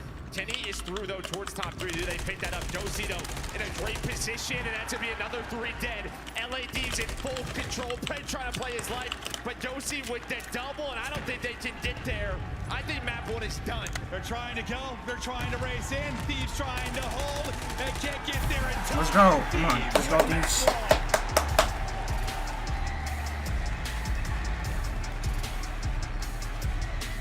Hey, man, it really felt like just when we went to that listening, because you and I were wondering, like, are the nerves going to hit a little bit? Like somebody like Joe Deceives, like he's been in and out of the roster sometimes in big moments, has not lived up to it. But like once we heard the comms for about 30 seconds, like you just look at me, you're like, they're playing well. Yeah, no, they're playing very good fundamental hardpoint on top of, really, if you look at that second rotation, the P2, it was Nasty's double, gave them some scrap time, and then it was Kremp at P3. I think you found 2 kills on the hill, got onto the hill time. They just made it tough for Optic in some of these certain moments where a lot of the times we're talking about Optic's individual sort of plays. It was LAD's a lot of the time sticking out for me, or they were just the difference in making it messy for Optic. Yeah, I think we thought, like, listen, this is not looking good for the Optic boys. When they're flowing, they can battle a top team in that particular mode, but that was really the question mark for you. Probably should be like the surge, right? Between these 2 squads, is that the big question Why mark? can't he look so nervous? I mean, for LA Thieves, it was, can you get a respawn win? My headphones just Can died. you get this to a map 5? They have been, okay, you know, like the second best search team in the league outside of FaZe since stage 4. If you get it to the game 5, you absolutely have a chance, but I mean, they're doing it this way through fundamental hardpoints, slaying with them. Ghost didn't even have that great of a map again. It was just sort of these moments where an individual player took over for these. Wait, I think who hit? Thinking this has the potential to go 5. Shachi hit him or Pred hit him? Does it flip the series on its head maybe a little bit for you with that map 1 going that way? Does it shift things in any major way? I think where an individual player took over for these. Have that great of a map again. It was just sort of these moments where an individual player does it flip the series on its head maybe a little bit for you with that map 1 going that way? Does it shift things in any major way? I think so. I think the one good thing maybe for Optic is you have 6-star in map 4 if we do get there, because 6-star has been so strong for them at 8-1 on the year. But yeah, I mean, starting off map 1, and now it's just the big question marks. I think for everybody in here, it's just, all right, is our search fixed is going to be the question. Just losing map 1 after a 12-map losing streak. Yeah, you got one on the board yesterday, but you still aren't quite sure. A lot of question marks. Well, I think you heard the interview, you know, with Kenny. Just they was kind of talking about it. Just need to get back to the fundamentals. Just when we're doing this, when we're doing that, communicating it, just the basics. Because listen, we watched when they won the major, and it was an insane, crazy run. But there were so many just clutch moments, so many insane situations they probably had no right coming out of, but they were able to do it in S&D. But those type of heroics, it's tough to count on that every single major, right? As we've seen, they've struggled to then surge past that point. Is it fixed? You're right. We're gonna find out. Is it fixed? Yeah, I think maybe not completely fixed, but is it good enough to make a run? Even yesterday, in the game versus LAG, they just relied on Shotzi. It felt like their stage 1 and stage 2 surge at times where is Shotzi gonna make a play or not? Yeah, is he gonna make a play on high rise? was, right? It was one of the game modes that they focused on that map, was really building that high-rise search and destroy into their map pool, and you saw it kind of start off just relying on Shotzi. Yeah, well, as we take a look at the game flow, you were talking about some major moments where you really took over if you're Thieves.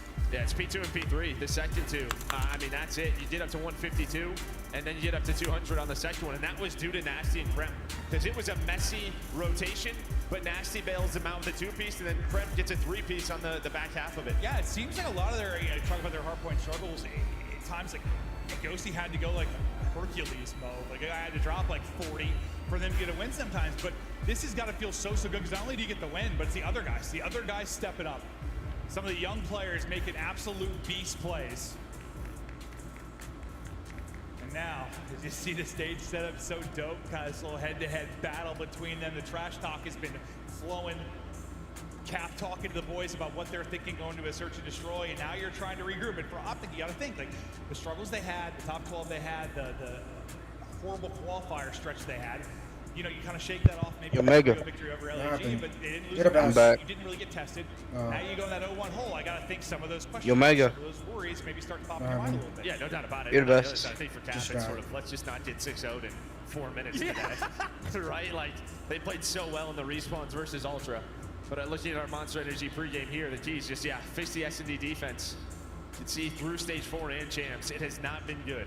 Well, what did Ghosty say in the interview? And he's like, what did Cap say to you after that search? And he's like, S&D, you stink, or something like that. Don't worry about it. Screw Just try S&D. it, brush it off. And, well, you got one respawn win. Can you find any more as the series goes deeper? But the search is going to be the focus, as you talked about the pregame. Can they fix this S&D defense? When you're 12th in a 12-team league, that is tough. They got to work on it. It's all the fundies. As Kenny was saying, will the fundamentals be here? Will they be stagnant? If you're relying on a Shotzi play, who's going to step up and be the hero? Maybe tie this 1-1, or the Thieves start to run away with this series? Man, this is going to be a very good map for LA Thieves, and Monster Energy pregame for LA Thieves. Convert the opening duels. They're first in that, sitting right around 60%. But when they get it, they're only ranked 9. So they have a big opening here versus Optic Texas. And those If LAT 3-0 Optic Texas, they might have a decent chance at winning champs, I'm not gonna lie. You gotta see until they play FaZe though. Or NYSL or some shit, you know? That action, that kind of two-man game will lead to some first bloods and opening information here. You're the best. Red trying to get through. This guy. He's tagged him with an 8. Has to wait for a second. That's a Jonas 3v3. gets a kill, but he will get 3v3? Trade is Dashi Yep. Jonas both gonna fall into the 3v3. When? Guess who? Guess who's through? No, 3v3 on this game right now. And it's someone they just rely on. Oh, Enemy lines I'm not and even, don't the see game hasn't even started for me. Hit some early shots Now against it did. the MCW. Oh, You wow. stay a little bit patient if you were Shotzi. Now they're trying to catch him. And this That's team a does such a good job of buying enough time, allowing Kenny to get there for the trade. Douche. 1 versus 2. Not the most Nice. fun for the chain link fence. As Nasty will drop. Come on, Kenny. Yeah, you saw Nasty staying like very, you know, he's really taking his time with those shots. He's not getting any aim assist through that. No. Trying to stay steady. Well, I think he was just, waiting to try and feel aim assist kick a little bit. The next thing you know, he's taking bullets to the face. He's like, all right, well. Yeah, I lost that one. The gig is up. But Shotzi able to get underneath and make the play. Starts with what, a first blood trade between Dashi and Joe Deceives. But you go up 1-0. You work to brush off the map 1 loss. What does CO stream means? Defensive side is Nasty's trying to hit shots. Zero stream? No, it says CO stream, Call of Duty champs, and the other Oh, one says co-stream. What's that? Like, it's just another stream in case the main one goes down, I don't know. Maybe just making sure nobody gets aggressive. Once it goes down. He's in a good spot here, In but case that's like not the just main a stream right goes play. down, I guess they have another Great stream up idea. just It's in where's the case. second aim? Oh, okay, got it. You work to brush off the map 1 loss. We get over to the defensive side as Nasty's trying to hit shots without a fence in front of him. Let's go, Thieves. Pretty slow round here for LA Thieves. LA Thieves. Just really take LA Thieves. Just really take their time and just making sure nobody gets aggressive. Someone like Shotzi, but Fred. He's in a good spot here. That's not just gonna hit right away. And they have a great idea. It's just where's the second nade? I just heard all the nades go off. But no one followed up the one down low. That's a miscom or a misnade. Well, still get the first blood. Nasty. Trying to make up for the inability to clutch to the 1 versus 2. Able to get the first blood here. The Dashy gets ripped down. See Joe Siege coming big time to the squad. You got Nasty looking over you deep. Shotzi able to pass up over the top. Hits out Joe Siege. Kenny then into the mix. He's going to end up falling. So he still numbers in with 3 versus 2. Shotzi and Fred will be the one trying to clutch up. Their position is given up. Yeah, probably just 2 rivals, right? It's just not going to be easy. Now, taking any of these gunfights, Nasty finds one. Now it's all down to Fred. Yeah, after that tough round, we'll go by the back 2 in this one. This shit. Ghosty with the final Thieves answer, and we are all square now. 1-1. Yeah, I mean, when you have that setup there with two rivals, you're just hoping that Shotzi and Pred can get active a little bit quicker inside of B. Shotzi was able to find the first, but then there's a quick trade. But yeah, Dashy gets blooded again. Yeah, he hasn't been able to get too involved yet, right? Yeah, if they go down 0-2, bro, this might not be good. Yeah, I know. Some damage though. Pred looking for his first, and I mean, Pred's been trying to get Thieves winning it anyways. He's done 44 damage so far. He's not been able to do much. He's I been mean, getting snipped yeah. out. So But then it's going to be Miami versus Optic and losers round 2. Oh no, bro. Optic might be scared. I know for a fact Miami's gonna win a save. Fuck Optic. Fuck all these squads. Shotzi will be your bomb carriers. He's dancing down low. I think Rio said that, right? Vickle. You know, he loves to do this. Yeah, Vickle. Dosie's gonna challenge. Yeah. Instead, he's gonna lose it. But yeah, right through the middle of the map, Pred loves to take those fights. He's gonna find the first blood, now reposition, but immediately traded. But near the B bomb site, they find Joe Deceives. Yeah, I thought gonna play a little bit safer, but the white peak comes in. They were just holding it the entire time. You'd love to maybe get that back if you're Pred, but you at least got that first blood on the board. Now what do you do behind the 3v2? Well, make it 2v2. Nasty trying to go big again. Can't get out though. Shotzi hits the shots at range. Crimp now. 1 versus 2. We out. Second We out. opportunity for Thieves. Let's go Optic. Let's go Thieves. You got 20 seconds and you gotta get a Come bomb. on, Crimp. They're playing a trust. For Crimp, but you're gonna be stomping. Yeah, maybe you're just hoping to get Shotzi off the bomb, force a one-on-one. He's Actually might have the legacy stinker, bro. Holy. Oh my god. So now time is ticking. They're just not going to give him many angles to deal with. Kenny in a reposition. He's going to spot him out. Yeah, good luck with that, Hetty. Hey, Hetty just keeps taking the fight all the way down to 9 HP for Krem. Oh, yeah. You got several seconds here back to full. This team don't gotta chill. Just gotta chill. Now to work with, and he's just gotta go. You've gotten to your spots if you're Texas. It's gonna be so tough to clear everything out. Wow. Good try. The Headies, they string. Another round. As they'll go up 2-1. Shotzi leading the way with 4. And just staying very, patient, not forcing bomb plants very quickly, playing, through underground both times on their offense. And even right there for Kremp, you're just hoping to catch the player as soon as he plants, right? That's the difficulty with playing over towards A. Normally it's just so tough to run away from that bomb site with your life. But Shotzi able to reposition him and Kenny in that 2v1. Play it perfectly. Yeah, I thought he's so close to getting out, right? I mean, you have a little, I don't know, wobbly shots out of Shotzi. Just maybe get back into the base, but can't do it. Trying to get aggressive now is Shotzi, but Kremp just holding and waiting, looking for the crack through the barrel. Spot onto 1. Just giving the information to his team for now. Fred loves to try and take the one-on-one. So good at just that fluid drop shot, hitting shots at range. He works to do it again, some damage through, but not able to get that first blood this time around. I know first blood, and now again, Thieves have been very patient on their attack. Looking to work B behind this smoke from Krem. Smoke is down, now you gotta clear all the different corners, and it looks like he spots Pred. And again, sorry, I thought it was Pred who gets the first blood. It's actually Kenny who's able to find it. Now you're down a man. You're looking at Dosey maybe to make you play on the opposite side of the map. Ooh. The shots Pred so weak. But Joe Deceives is as well. Yeah, he's done a 9 HP too. Pred then hits the nade, Nasty out of it. Looking to go back-to-back here in the round count if you are Texas. Get a nice little advantage, but Ghosty looking to make the play. He's able to do it so far. Gets 2, down to a 2 versus 2. Can he close out this time around? That's gonna be a tough one with a rival. All on to Ghosty. It's 3 bullets into 1, but just so little time now to work with. They'll spread the map. They'll bleed the clock. Oh. Ghosty hit some lovely shots there, and he Ghosty gets 2. He might have that kill as well. Yeah, I think for Joe Deceives, it's just tough. Gotta get this bomb down though. Only have the rival. Damn. She just repositions behind that Hetty. He's gonna take the fight. He ends up getting picked. Yeah, I mean, great effort from Ghosty. Play He's just streak, not Ghosty. enough time on Play the clock. streak. So what are you thinking so Let's far? go, The Ghosty. optic search. So far, so good. Yeah, especially their Let's go, defense. Ghosty. I think they've shown Let's a go, great Ghosty. showing. They haven't given LADs much to work with. And, you know, just that first blood from Krem. Let's go, Ghosty. He's hoping to get a little cheeky one-way. Instead, it backfires. Let's go, LA. Ghosty will carry 3 into Let's this. go. We'll see if it matters. Oh Krem my god. Shachi nearly almost killed himself. He's able to get his Oh second my. first blood in very similar fashion. Got 5 in Like, the he game, almost 5 fall off the hop non-traded. off. So far, so good for Kenny as he's Why don't we on watch top that? of the No squad. Shotzi says, hello. He bounces up in. That's a freebie. Nasty drops. Ghosty, well, maybe he'll be the hero. This time around, he's going to need to do basically it all. That was crazy. He's got a chance. 1v1, 1v1. Good Not try. going to do it, though. Dashy's got the ice and Fucking Optic hell. 3 straight rounds. Again, an early first blood, and then Shotzi somehow again Shotzi's already in their spawn, bro. gets to the window. I have no idea how, but always finds the routes. And then Ghosty's got a chance here, but he's not full HP. Only at 80. The regen doesn't come in, so no crews. Trades have been on point. Yeah, usually you're working up the base from underground, right? Catching one just right up through the front window. I was like, how to get there? No, I seriously don't know. Finds a timing, finds a gap. I mean, you know, you're watching VOD. Big You're like, bye, just, you know, Blake. this guy get here. Oh, yeah, he's yeah, yeah. gonna figure it out, but he always does. I feel like I haven't seen that before. Right up in the front.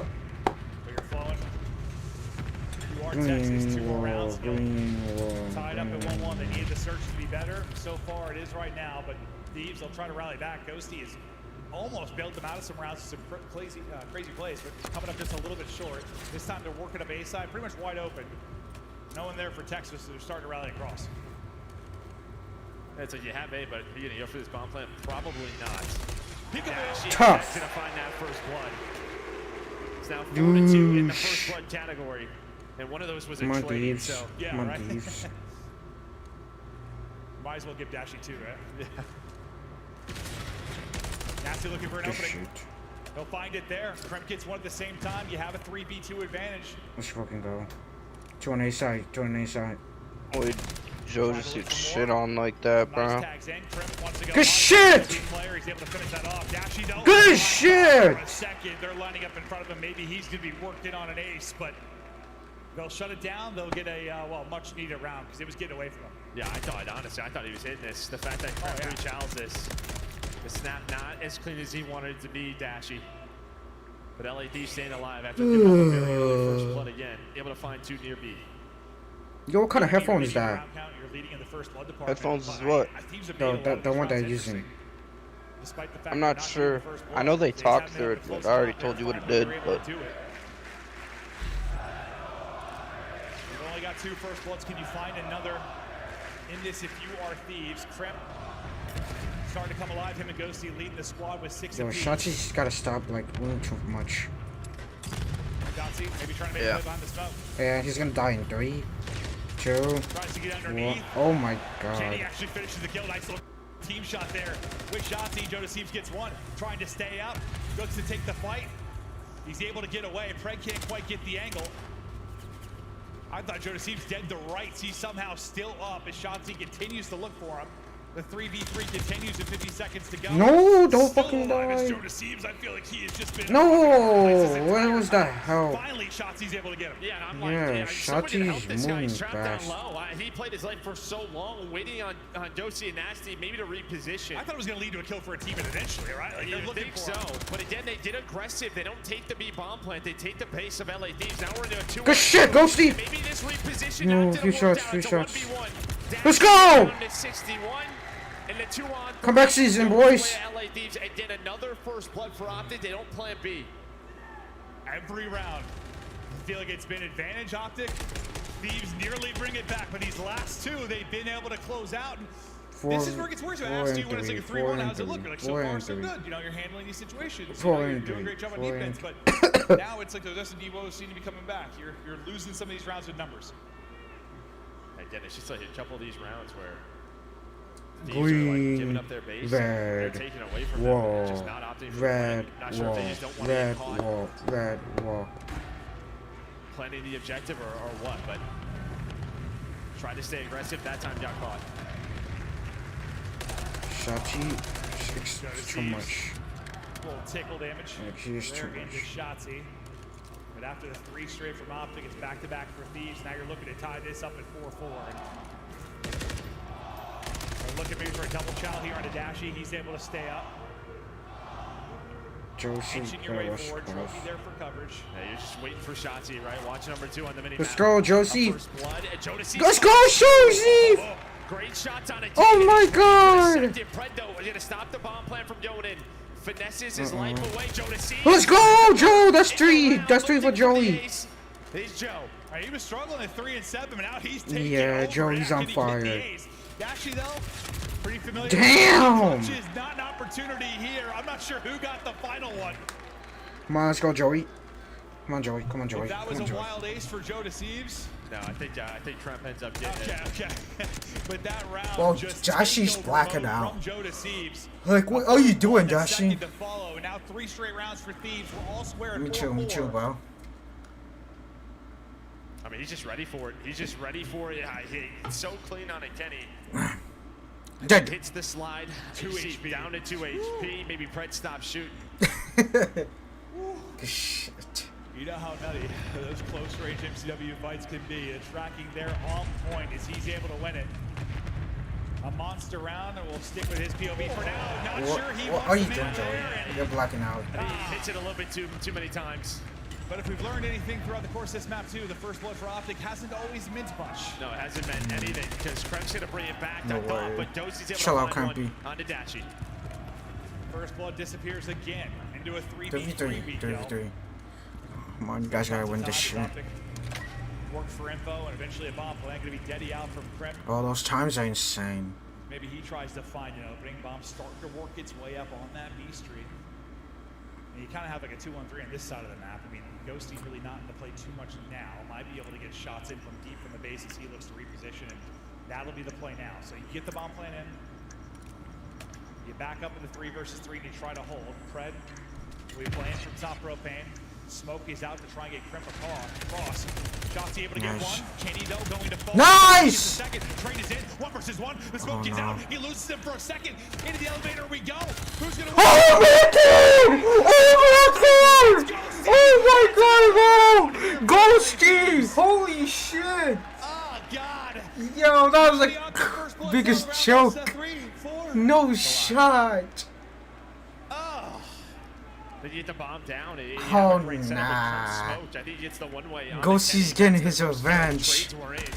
And it's down to Oh, one, and Brett just nah. kind of loses him as the smoke was dissipated. That is Shotzi got the first crazy. kill, I believe, right before. Crimp got it. That smoking ace saved his ass. And then it just comes down to this. I mean, Ghosty is regenning, and that regen was just enough. It was a difference. I mean, Ghosty might be him. 80 HP or so. Holy bro. And you just sort of, I mean, it's a tough situation for Pred. You're shooting down into a smoke. You Yeah, lose but him, Optic's you get a choking drop, it's now. just awkward. Now Thieves a round away from potentially taking a 2-0 advantage in this series. Why is what? Yo, Joey got chill out. Joey got chill out. Chill, Joey.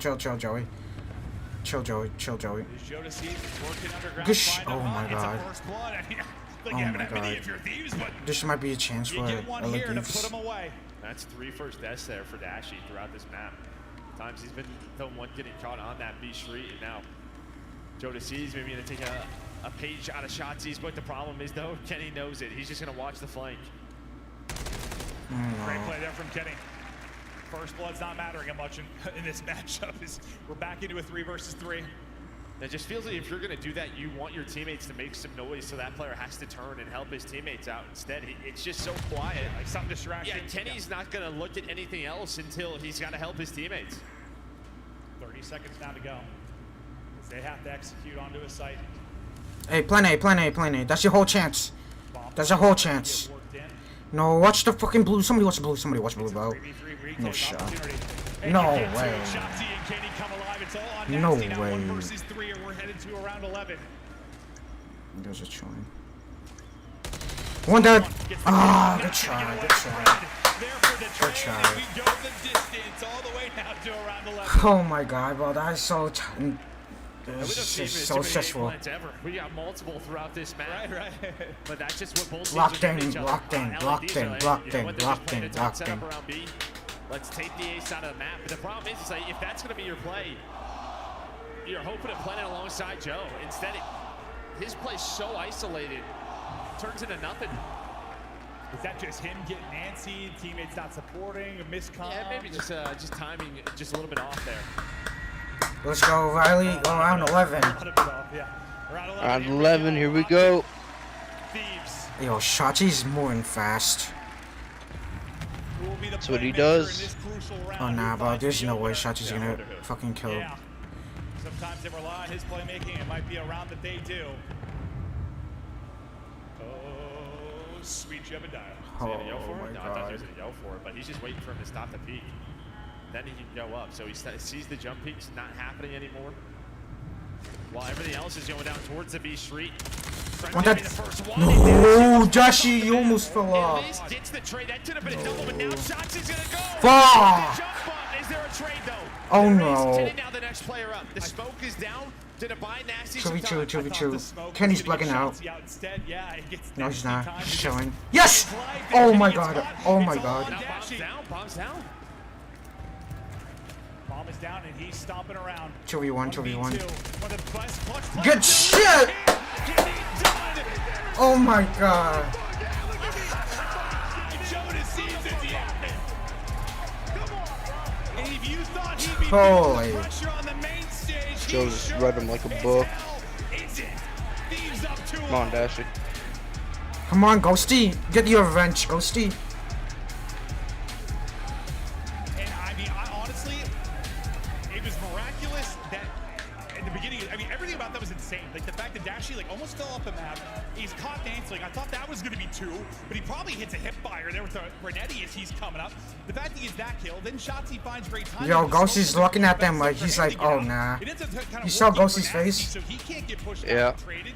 And then I'm thinking, all right, vintage Big Bruce. I thought that was going to be a double chow, and he was just going I'm gonna rewatch that because holy bro, Ghosty looks like. He's up 2-0 on the main stage. He's sure as hell is it. Thieves up 2-0. That's Hip insane. fire there with the Renetti as he's coming up. The fact that he gets that kill, then Shotzi finds great timing. I'm mind blown right now, bro.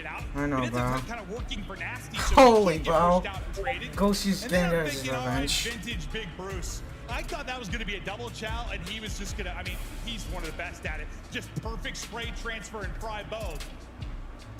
But they chow together, and that's somewhere Thieves has at times struggled. The ghost scenarios, the timing's a little bit off. There it was not. They close it out, and that is a team effort out of Thieves. Everybody producing. Woo! And there's somebody fired up. Somebody fired up. They shot. LA Thieves, hold on now. They got him fired up yesterday with an upset. You would have told me Thieves come in and they go through ultra without that. What? Hey, you never know. Clicking at the right time. Yeah, clicking at the right time. Sometimes it's all it is. But I think that last round, like, I think you should just see sort of maybe Optic struggles with the fundamentals with the comms. It just felt like they weren't on the same page. Like Kenny was gonna go help out Shotzi, but then he gets caught. It then bombs down right at the front windows, and Dashy's like, okay, what do I do here? I don't have a lot of options. Yeah, and I think there was a lot of worry around Optic coming into this just because typically, I mean, it's the same reason that we think like, you know, FaZe in New York probably best chance for this event because the last event, when you only have like a week and a half, there's not a lot of chance for things to change. Like, there's some scrims, but not a lot of time. Usually what you had at Major 4 is kind of what you're going to bring here to Champs. And for Optic, you know, you hope they can turn around. They've been trying to get back to the fundamentals, but there's not a lot of time to do it. A lot of time to like rebuild from the baseline. No, and I think maybe that's why you're seeing them play a lot of high rise or letting it through because what is high rise? It's just sort of this trade heavy play around, you know, those trades. And that time LAD's even all the first bloods that Opti had able to win a lot of those rounds. Yeah, it felt like it was 4 straight basically at one point. Unbelievable there for the Thieves as they bring it from the depths in many rounds. They go up 2-0. They are dominating here. They have silenced the building, but you know, if Optic gets it going, it's their major, it's their house. This place can come alive with the quickness. We'll be back after this quick break.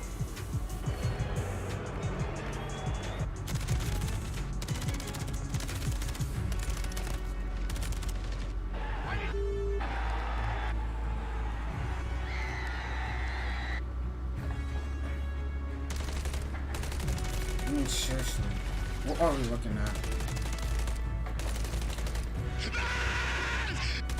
Let's go, Joey.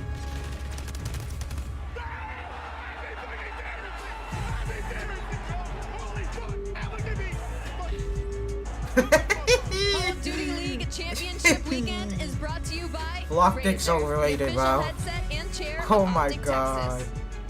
Upgrade your game with a Scuff, the official controller of the Call of Duty. Scuff and Optic have teamed up once again, this time for a limited edition Prism Mystery Box with an exclusive design in 5 different colors. Grab yours today at scuffgaming.com/optic-prism, and you could be one of the lucky few to unbox the gold controller.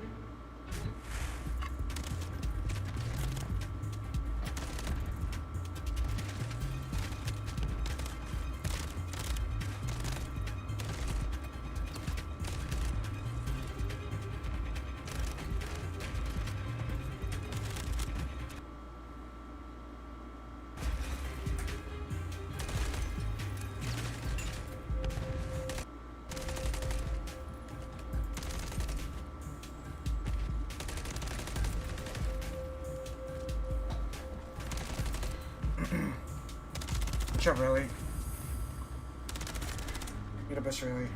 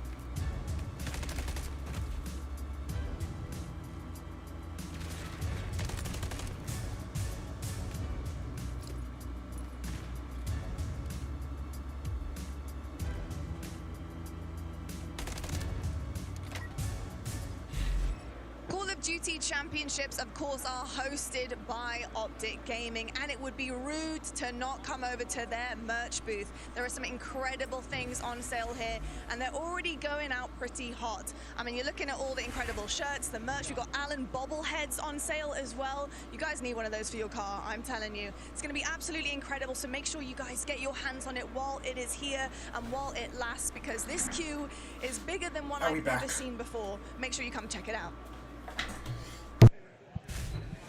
Welcome back to COD Champs. The weekend continues on. Your hometown heroes, your hometown favorites in trouble right now in an 0-2 hole. But remember, it's winner's bracket. Anybody slips up here, you still have a chance to make a run. And some of our winners this year have come through hot losers bracket runs. So no need to stress yet, but you're stressing a bit. You're in an 0-2 hole if you're Optic. You do have a Karachi upcoming in control, which you can be disgusting at. So maybe this is where you're going. Joe, you like the next couple of maps for them, yeah? No, I think the next two are very strong for Optic. Honestly, it made me look at the map vetoes again, because I was like, why did they pick Karachi map 1? I was very confused.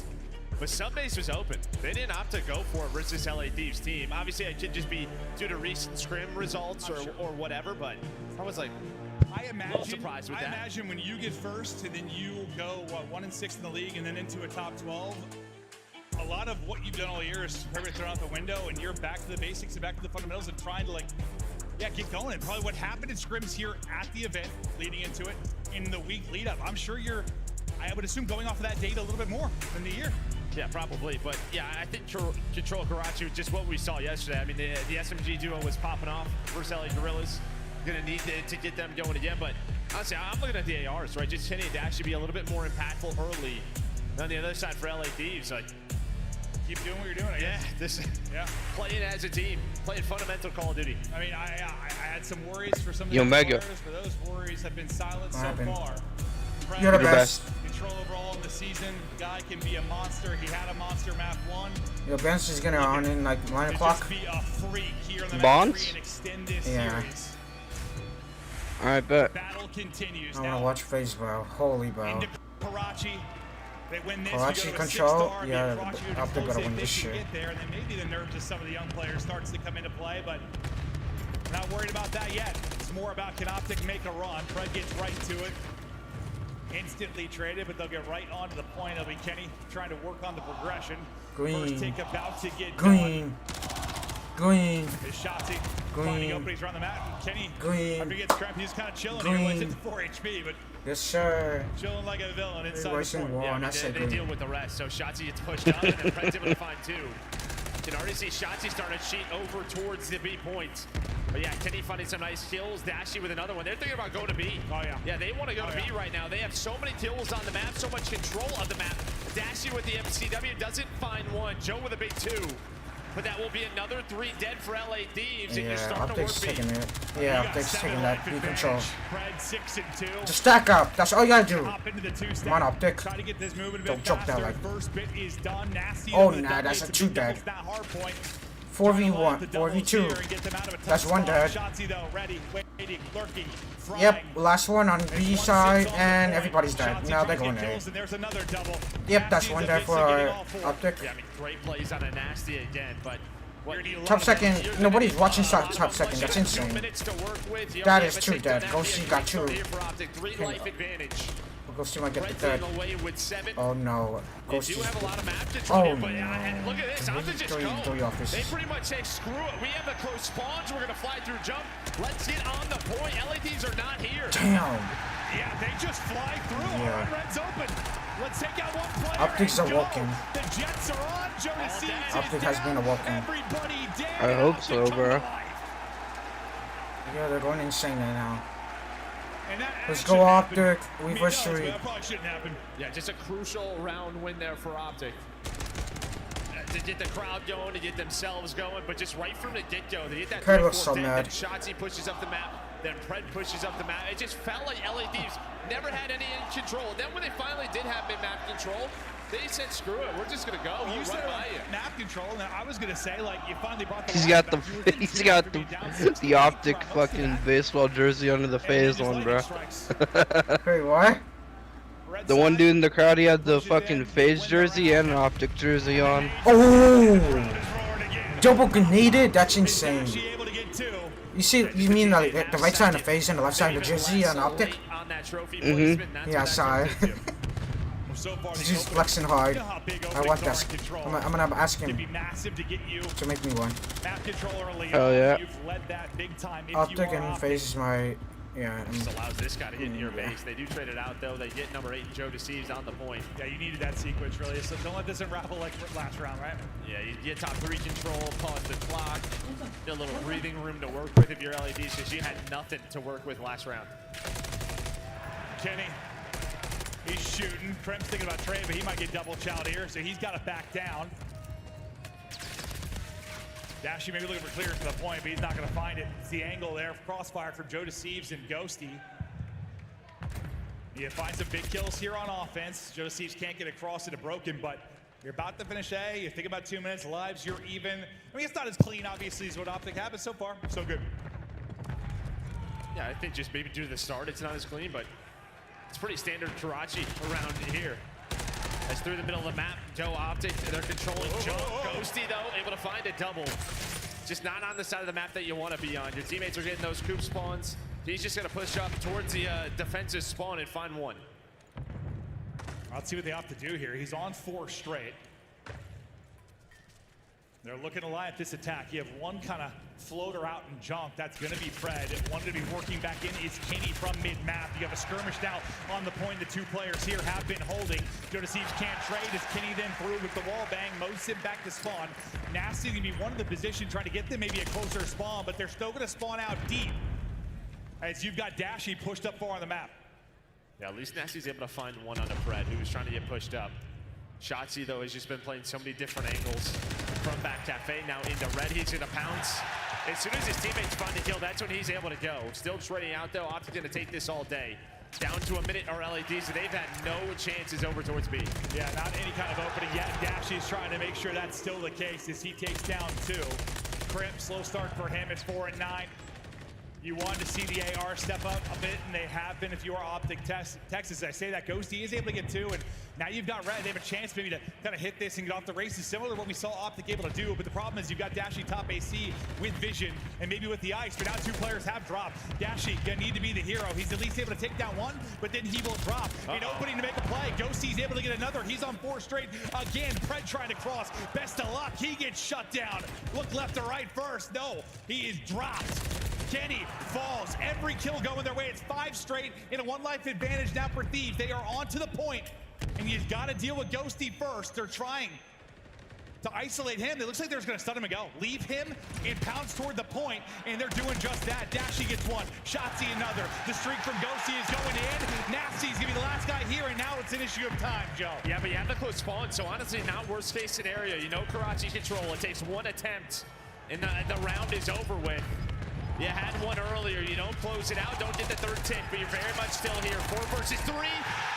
Great gunfight win there by Pred. Kenny with another one, all down to Joe Deceives, and Optic Texas hold on defense. Woo! By their chinny chin chin. It gets close there late. The opportunities were in for Thieves, but the ice simply too cold from Optic. They hold on, they shut it down, they take a 2-0. I mean, the way they played that retake towards B, it comes down to seconds. And yeah, you kind of called it out. They just left Ghosty, stunned him up, and then just pushed forward. Well, I thought at first they were going to deal with him first. Once he got stunned, they were like, screw it. And just kind of had to go. Yeah. They knew his position. I think they were just trying to figure out where he was gonna go. Ghosty got an insane amount of kills there on that offense, but they found a cruise. They don't get the round victory. Now they're going to have to chain together too. Shotzzy, he's hitting it. It's Cruz immediately out of Ghosty. Trying to give them some clearance at mid and maybe apply some pressure. Joe Deceives it a little bit awkward there as Pred gets underneath and finds the kill. Nasty looking for the trade, but can't quite get the angle. Now we go to Ghosty, who is about to be in between a rock and a hard place. Yeah, 10 shots. He's able to find the rounds to get through. So he's going to find 1. Now just buys time. All the focus over towards him. Nice play by Joe Deceives. Immediately know his position and locked him down. Rip. Yeah, I'd say it was like 5 and 9 or whatever it was. Even when they made that run, he didn't find a kill. So out to 5 and 14. Can he come alive and rally a comeback? Shotzzy stunned up, but still dancing. The chow out, not gonna be enough. Another multi-kill from Nasty, but now it's Pred's turn. Pred's turn as he gets 3. And Papa and the boys are on the point, and they're stacking it here at B. Pred, the Terminator right now, as he's on 7 straight, a streak to use. And in the respawns, he has been nuts. Yeah, now it's Shotzzy's turn with the double. You have the cruise on the Pred. Now you get done with B, you start to push over towards A. Shotzzy gonna deal with the players off spawn. Just try to keep them locked as long as he can. Joe does bring it back, but they're already down to 8 lives. Shotzzy and Dashy with 2. Now it's just down to Ghosty and Dashy, middle of the map. Yo, Shotzzy's insane, bro. Yo! The map 1 loss. They need to come in and slam them, and they are doing that. Up 11. Going to be a quick control is the way it's looking. You went out towards mid, you win it in the alley. Nasty gets 1, but you're on to the point, and progress is flowing. First bit looking to get done, as Kenny will do just that. The pistol hits for Shotzzy. He's on 5 straight. Now Pred wants to go nuclear. He hits the streak and he wipes up the map. Shotzi is out, but he takes out Ghosty and Joe Deceives. Gunfight's gonna be coming to Kenny here shortly. Second bit is done. Crossfire is in. Kenny looks to bounce, and Shotzi in the back, and he's able to get another multi-kill. There's a third there. I thought maybe he's gonna take it, but there's always one more body, or is it there? Ghosty breathes some life into him for a moment, but guess what? Yeah. No respawns left. Yeah, have no fear. There's 3 lives remaining here. You got to this Karachi control. I think you were smiling a bit. LA Thieves, they have been struggling on invasion, so you don't see it. No, we're back. We're back. Optic's gonna be happy with Karachi all day long, and they're gonna be happy with this 3-0. Ghosty and Joe Deceives, the last 2 off the bat, but it's been clinical here from Optic. They needed a map. They're trying to extend it. It's all down to Joe Deceives. Shots in range. She is gone. Optic. There's the life they needed. You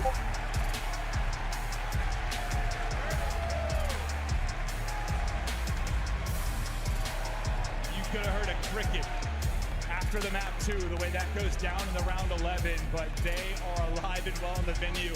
The Optic fans going nuts, as that was just a destruction, a dismantling, whatever you want to call it. It was dominant.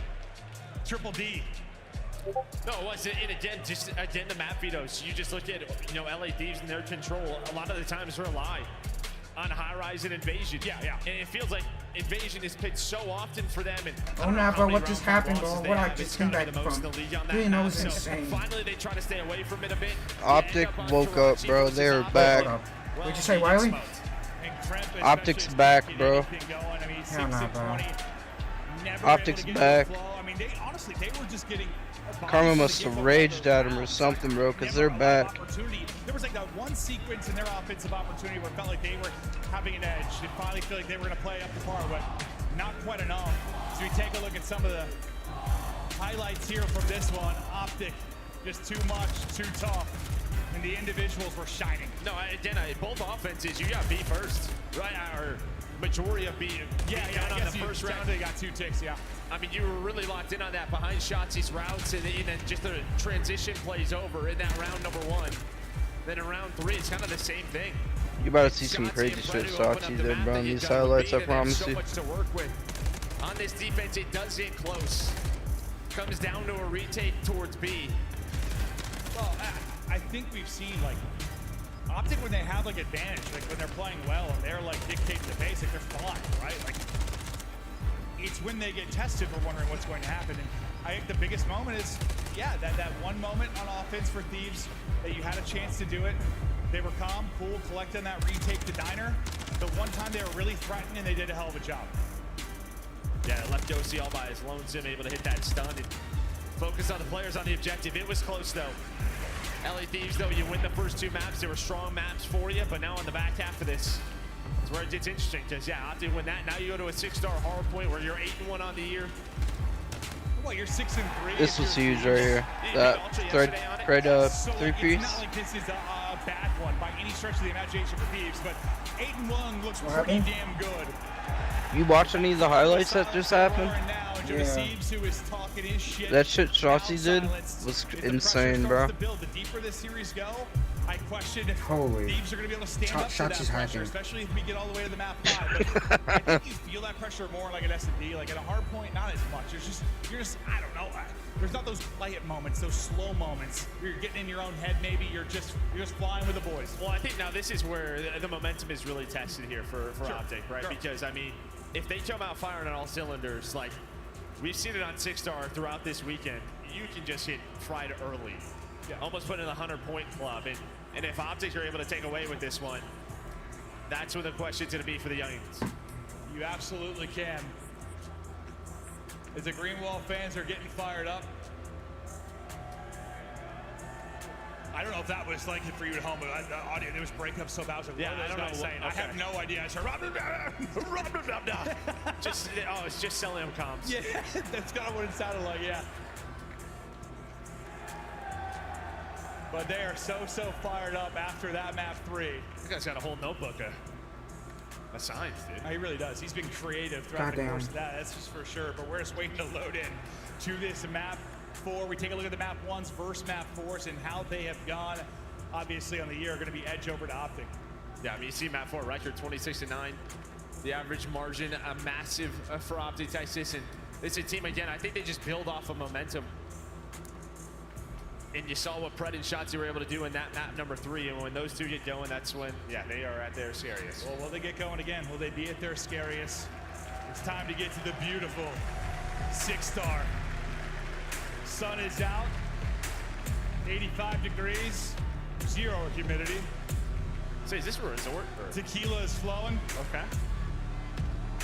Vibes are flowing. This is the records. You're sitting at 8-1 right now. If you are Optic, can they carry that insane momentum for map 3? Here we go. Can they get it to a 5th and final map? Can they come out and just pop off early? Yeah, I think this is going to be what you're looking for LADs. You have a response. You keep this close from the get-go. Let's go locked in on. Optic to build off that map 3 success. Locked in Optic. You're locked in with Optic now, Mega? Hell no.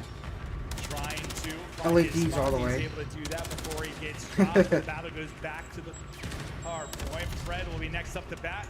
Come on, Deeves, don't choke that. Will get the better of him there. Joe Deceives, who is really making some big plays in both. Yo, come on, Crumpy. Only 2 is insane. Don't do us tough. At least for a moment, but nice little flurry of kills there for LA Thieves.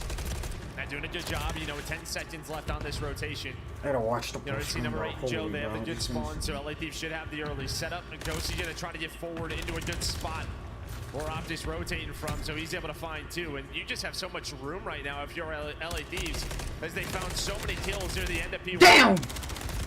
Oh, Room nah. to breathe. Maybe starting to get choked out a bit. You got one spawning out, trying to wrap over. You're trying to hit it through the front, but Joe Deceives is trying to create that space as he gets 2 before he falls. Battling through the front, now into a 1 versus 2. It will be damn. He can't win either. It's the MC 1 and 2, 1 and 4, Dashi, bro, come on! And Pred is 3 and 5. Here in the opening 30 into RP2. Come on, Dashi, come on, Brady. For Texas. Yeah, nice shots by Nasty. Trying to push on forward. Trades going your way right now if you're LA Thieves. Pred, though, is on the hill. 20 seconds left. Looks like Thieves gonna try to fight through the hill. That was a fast reaction, but Pred hears him, snaps on him, sends him to respawn. Pred, he is twisted. Yo, Dashi, where are you, Dashi? Well, we got 10 seconds remaining here.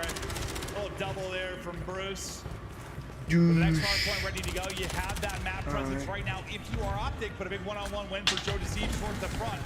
Gonna kind of alleviate some of that pressure, but look at the mid-map cut. It's Shotzi with a massive play to tear down half of the front line of LA Thieves. And Let's go. Moment, you win the 2-on-2 towards the point. So Shotzi does it on one side, the teammates can't pick it up on the other. Yeah, that's just it. I mean, you do so much, but you lose hill control just through the front hop. You just continue to flood. And now through the middle of the map goes Kremp. He's able to find 1. You flip the spawns. It's just Pred through the backside trying to hang on, but he's gonna get traded out. Big kills out of Kremp. He was 2 and 7, had a horrible map 3. If he gets going, it'll be tough to beat the LAD squad. And where Dan Ghosty really, he was not frying that map 1. Come on, Nasty. Statistically, he's got out to a much better start. Good spots. It's only 50 seconds. Go new, go new. We'll just battle through the front hop over and over again, but they will get in again and bring within 10 points after this remaining time. We'll stick with Shotzi's POV. He's on 4 straight. Trying to do what he can as he rotates over towards Nash. Just playing close. Damn. The read is there, though. Joe Deceives just rips him up. Damn. Nearly finding another as he looks to the angle. Damn. Fred, but Fred does get 1. Damn. Trading back and forth. Oh, Ghosty shit. gets 1. Fred right there directly after it. And you got the numbers in the closer spawn if you're Optic Texas. Fred wins the 1 big one-on-one, then pushes it out these to are joking right alleviate the now. pressure from the other side. Lead change looming. Texas about to Dead. go in front. Yeah, I like that from LA Thieves, though. They kind of slow down. They're a little bit staggered in 2x2. Dead. Joe got picked again, so they just wait a few seconds off spawn. Now they go together. Trades are going down, but again, the final one-on-one. Looking to go Optic's way, and Shotzi finds a double. He's up to 13, leading the lobby. I felt like deja vu, just spread into Shotzi. You're the last guy up, but then you take down another to make sure you get a ton of time. That is great from Optic Texas. It's a great hard point there for Shotzi, who's on 4 in a row again. You want the SMGs to get into their groove, and guess what? They're doing it again right now. 15 and 8 from Shotzi. 13 and 12 from Pred. Shotzzy looking for number 5, runs out of ammo, not going to be able to find that and continue the streak. This might be the craziest series I ever watched. Our second set, anything major from either team that stands out? I think it was a massive P4. I think LADs did a great Play job. live. At P2 and P3, but that P4 is so big, and we see a lot of the times when this map gets out of hand, it's the P4 into the next P1, where our teams chain those together and just gain a massive lead. So LA Thieves gonna need a break here soon. See if they can find it, but Shotzzy just keeps being tucked away in corners, just shooting people in the back, trying to frustrate them. Crimp. Nice double for him there. He's on 4 straight now as they get back into the hard point. Shotzzy probably getting caught swapping weapons for a second, but he at least gets one before he drops. Now you've got position in the point, maybe position at the next hard point, but you have some tough deaths coming, at least with like 10 seconds left, so you're still going to spawn up near new if you're LAD. Yeah, you're starting to have a ton of map control. The pressure is going to be early here for Optic. Nasty maybe not didn't expect this first player to be pushed on up. That's going to be Pred who's going to find the first. Immediately over towards the point are the gunfights, and it's the SMGs leading the way. Brucey with number 3, all 4 dead. And that's just what happens when you lose some gunfights around 5 seconds left around P1. Yeah, I mean, both P2s, you just got pressure so quickly here if you're Optic Texas. A chance to really build a significant lead, but damn! Nasty go off. Joe Deceive gets involved. The double maybe not enough from Pred. You do battle that's back crazy. Point if you are Thieves. As you look to continue chipping away at this. That's 3 on point. Yeah, I gotta go new in 20 seconds. One person goes new. Two go new. Really going to be the big part in securing that time and allowing them to push out towards next. I think this that's is true, Dad. From this young team, right? Just continue to stay alive in these games. And Two dead. Slow down, and it's on your side. Yeah, just playing fundamental and like that's they did in map not 1. True, Dad. But okay. They're still going to be trailing, but not by much. Last just time we were here. To the top. P3 was just what? Break through the front, break through the front. Nobody could really get a significant hold. The spawns didn't dead all that much. We'll see what the case is going to be here. This time they're trying to battle it into the backside. Spawning out will be Ghosty as he'll hit it through the front. How will the pinch play oh out? my god. Clear one out of the point. Oh my god. From Pred. Oh shit. Otherwise, maybe he gets a that's insane. Keeps it up to a mess with his multi though to allow the onslaught to continue. Yeah, flood time. All the nades over the top. The hop up is in, but Teddy laid prone, able to hit the shots, but it's just about to contest right now for LA Thieves. The trade's on out, and the numbers, they do a great job. They gotta go new. They gotta go new. They gotta go new. That's true, Dad. That's true, Dad. That's 4! Oh my god. All the kills after to really get clean time at the end of it, and that allows Crip to go ahead and maybe get loose. I'll be back. A huge kill. That would have been Ghosty Screws. Leaving mid, man. Around this P4. Didn't have a tie game, a lead change, but it was this P4 for Optic Texas, where they got around 50 points and built that lead throughout the first rotation. Yeah, it was basically flawless. Can they replicate that again? So far, so good. Pred gets the first. Thieves gonna wait for Nasty to get back in on the action. Both teams go 1 for 1. The next wave, it's a multi there from Kenny, but it is traded out, so 2v2 here by the point for a second, and now they opt to go. Shotzzy staying up with 30 HP remaining. Next gunfight falls to Pred, and the subs continue to get it done. They have been flawless the first time through. They're doing it again here the second time, and that, again, is the separation in this map. And that's just the difference of maybe Josie finding that cruise, right? I mean, huge wins by Shotzzy. He loses that one-on-one. Maybe it's a break for LADs. Instead, he is going off inside the office. And now, what, Optic up to a 40-point lead. Should be around 50. Again, the P4 perfection for Optic. The P4 perfection, the difference. Can you get a better P1 to P2? Maybe if you are Thieves. We'll see how these opening sequences go. Shotzzy trying to play spoiler again. Thieves able to stay up inside of the point. The Simtex. No, not today. It's gonna hit the That is not today. Gonna hit as well. Is Kenny there with the double? Dad. You at least have shots up the big cuts. That's so you true, can keep them Dad. out of the point. Maybe get a bit of time. Oh my god. Slows it down for a moment, but every little big play feels like it's answered by Thieves right now. Multi from Shotzzy, multi from Ghosty, back and forth we go. Still down 40. Just staying alive, finding the trades. Not allowing these multi-kills really to turn in a lot of time, but maybe that's the difference. It'll be a 3 dead, Nasty, last player alive. Oh, and you're spawning in Narnia too. Yeah, so far away. Plus 20 seconds left. You have to make the decision. You want to fight for the scrap time. You probably don't want to give up 20 to put them at 230 or so if you are LA Thieves. So they're going to fight through lower stairs. But Dashi on the point, starting to beam, hitting those transfers you were talking about earlier. You'll get these final couple of seconds, but when you look over towards P2, it's all Optic Texas. They need 30 for the win. They've got the opening moments in the hard point.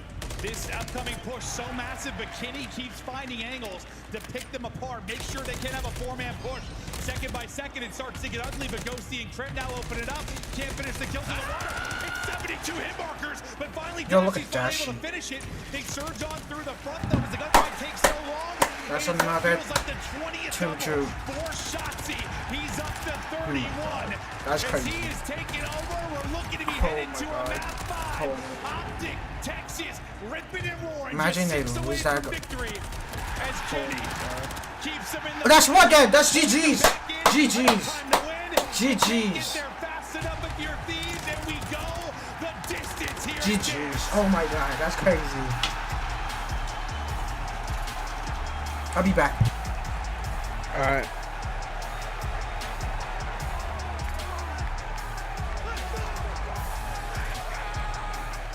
The P4s, huh? Yeah, big difference. I mean, it wasn't everything, but no, I think that was the biggest bit of separation.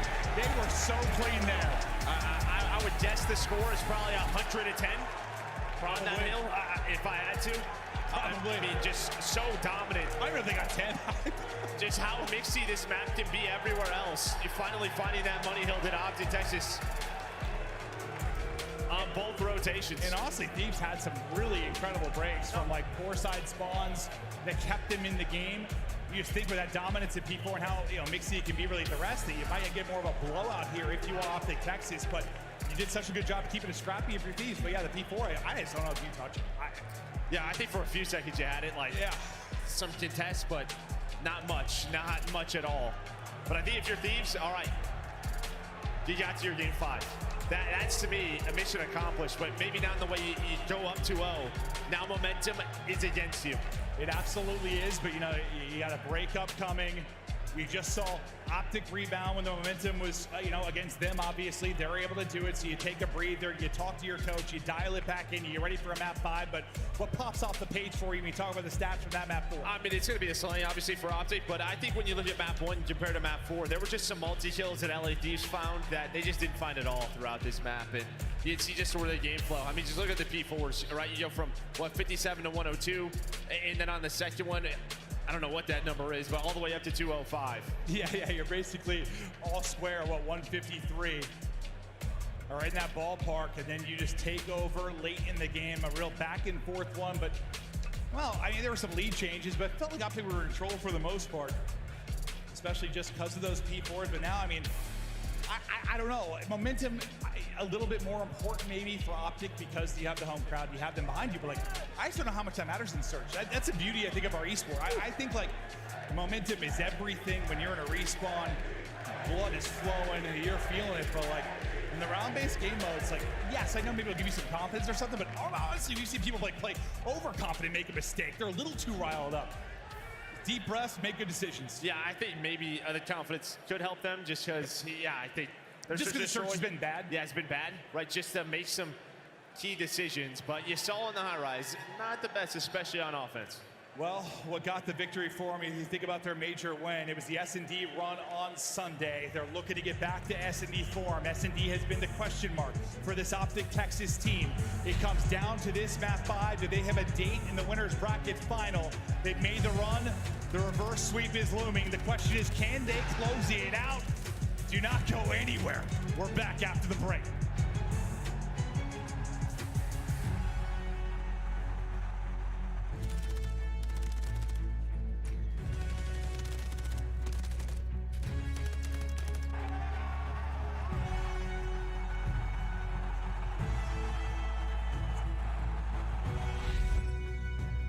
Play like a pro. Scuff, the official controller of the Call of Duty League. Visit scuffgaming.com for all your gaming needs. Scuff and Optic have teamed up once again, this time for a limited edition Prism Mystery Box with an exclusive design in 5 different colors. Grab yours today at scuffgaming.com/optic-prism, and you could be one of the lucky few to unbox the gold controller. The Champs Tracer Pack is available now. The bundle includes the Reaper Operator skin, Ripper Weapon Blueprint, Death Stare Weapon Blueprint, Cuts Deep Charm, 2 calling cards, 2 emblems, and 2 weapon stickers. Use these items in both Call of Duty Modern Warfare 3 and Call of Duty Warzone. Available in store now using Call of Duty points.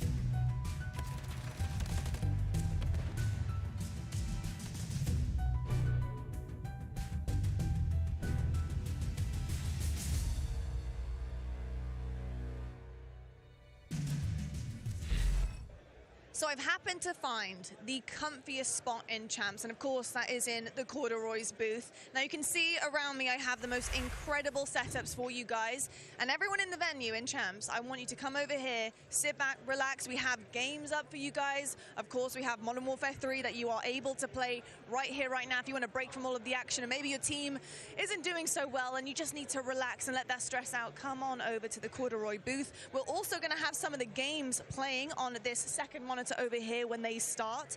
So this is literally a life of luxury, and it's absolutely amazing. Of course, Corduroys, come check it out, guys. I'll be showing you plenty more around Champs 2024, and we'll check it out next time. Welcome back to Texas. It's Champs time, and it's another game of 5. We're going the distance.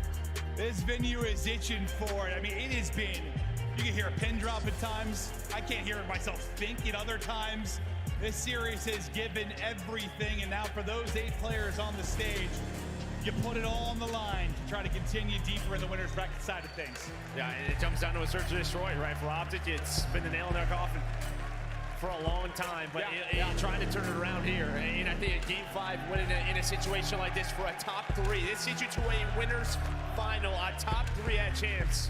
You would be on the podium. After the year you've had of your Thieves, how unbelievable would that be? Map 5 time, crowd is roaring, away we go. It's looking like an A hit here early. Optic are starting to work on forward. Got a challenge to Thieves. We'll see you later. Lovely stat line leading into the map, but he's going to be the first one to be picked. Shotzzy snapping back, give him another. As he is moving, grooving, and taking over in the round. Nate is going to hit, but now it's just going to be on Ghosty. Where is he at? Hello, adios. Round 1 to Optic. And I think I saw Stud's tweet just talking about the attack on High Rise, just how, well, it was pretty awful in a lot of those situations. But that was so decisive from the get-go, starting with Shotzzy, has the read on the Joe Deceives. Kremps there, gets one, but quickly traded out. Using their numbers, just flooding Cafe, they get the win. Sometimes if your offense isn't working, hit it, right? Like, hit it. They send it, and Shotzzy, the difference maker early on, gets the opener, gets the trade. As they fly on through, now we'll swap sides and continue on. Kremp able to get the only kill in that one for the Thieves side. But a little more patient in the build-up now is Thieves. Their off-site man will be Kremp. Other 3 going to be working the objective together. The point man on the defense, that'll be Pred. They'll be working on over towards B as he's able to push through and get bridge side. Yeah, I mean, you are very much pushed up here. If you see Optic, I mean, you have 2 inside of red. You already have Pred pack bridge. He's in a wonderful position to defend B. And his smoke is out. It should come down to Pred. And Joe Deceives. But they're just using the smoke maybe to try to get Optic to rotate and catch him in the rotation. They do just that, able to find one. They don't really work the objective behind the smoke. They work the kills instead. Now Shotzzy has to play his life, use the utility to get out. And I think he sees the rotate, so comms will be in. Allows Dashy to get to a very good position. Yeah, both smokes out, but you're right, that information in. They're gonna go back to, this is all down to Pred. This is gonna be down to Pred and what he's able to find. Oh, shake and bake, back and forth we go. Time is dwindling, 15 seconds remaining. Pred, ready, lurking, not gonna pounce at all. Joe Deceives able to fly on in. Shotzzy is able to win one and get out to 3-0, but it's him and Dashy down to 2v3. Bomb is planted, and they'll try to work the retake. Joe Deceives is able to get away with his life. Shotzzy is not. Nice bit of finesse there from Ghosty, and Thieves take the round, but kept Optic on their toes, kept them guessing, and yeah, usually use the smoke to get across. They use the smoke to get a pick, just maybe make Optic over-rotate, and then the fact you don't get to really use yours if you're Shotzzy on any kind of retake. It get used just to stay alive. Yeah, I mean, maybe they're just thinking we have no info back bridge, or they saw Pred back there, but they're just worried. They don't want to use it to go on through, so they just kind of use it to bait Optic on the rotate, able to find Kenny inside a red, and then, yeah, just nice fundamentals there. 12 seconds left. You have to check your corners, able to find Pred so he doesn't make a play. Yeah, and that's the spot he's going to make it from, right? If he's really going to dismantle things, you have to get out the plan. That's going to be the spot. Nice double chow. Timing is on point. So far, offense is looking good for both teams. Now, Kremp.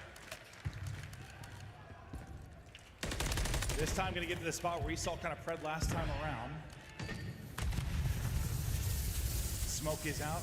Shotzzy trying to isolate him, but we'll see if he's able to do just that. Trying to get the angle, trying to dish out haircuts. Crimp to get tagged up. They're going to work to isolate him. He's by himself. Can Crimp somehow get one? Joe Deceives is going to drop. This dance continues. I don't know how Crimp has stayed up this entire time. But eventually he's going to drop. But yeah, the fact he gets one, if you didn't lose Joe Deceives, that would have been insane. I mean, he's like dancing that 1v2 forever. And now you have Pred working on an island inside of red. But yeah, good job by Kremp there to at least find one. He was in such a tough spot. Now they have to work the plant. And it's starting to go down right now. Bomb is planted. Now a retake here for Nasty. Bad timing. And well, rough timing, as you said, for Pred. And able to snap on a Dashy. Ooh. Thought that was going to be some sexy 4-bullet sauce, but can't finish it. Now 2 versus 2. 30 seconds to go. Nasty and Ghosty trying to work the retake. Shoulder there from Shotzzy. Info is in, tries to dive across. You got Dashy tucked away. Time is dwindling, Joe. Yeah, it's just where is he? Like, you know he's top 3, but he repositions, does Dashy. So you do not have an idea. It is all down to time again. Able to find shots. Now you have to find the objective. Where haven't you cleared if you are LA Thieves? It's this spot. Dashy on the reposition. Dashy wins the round. Beautifully done. Beautifully done. You said his repositions, tucks away. They never find him. Despite the fact you lose shots, just no time to work with. You have to hop the plant. Dashy's got the angle. Then just time. Sometimes LA Thieves just a little bit too slow. In some of these situations, you're into that 2-on-2. Just so much to clear though once that B-bomb is down. They'll go back out in front. Up 2-1. Fred's still looking for his first, but whatever. You're up 2-1, not a big deal. Fans roaring for him again as they take advantage. And maybe similar to the opening hit we saw from Optic in the round 1, you're looking to hit it if you are Thieves. They are flying out A side. Where do the gunfights go? Krim, another opener. He's able to find a great kill there. You take numbers as you're going to rip both players out. What does the timing be like for Fred as he's trying to rally in across? Plant is going down, and I mean, Dashy's going to be out of the play for a while. Yeah, and I think, Fred was spotted by Ghosty. Some shots were into Ghosty, so they knew his position, and it was so quick over towards A. Similar to that round 1 for Optic. To where they're just caught off guard in that 2-man setup from Kenny and Shotzi.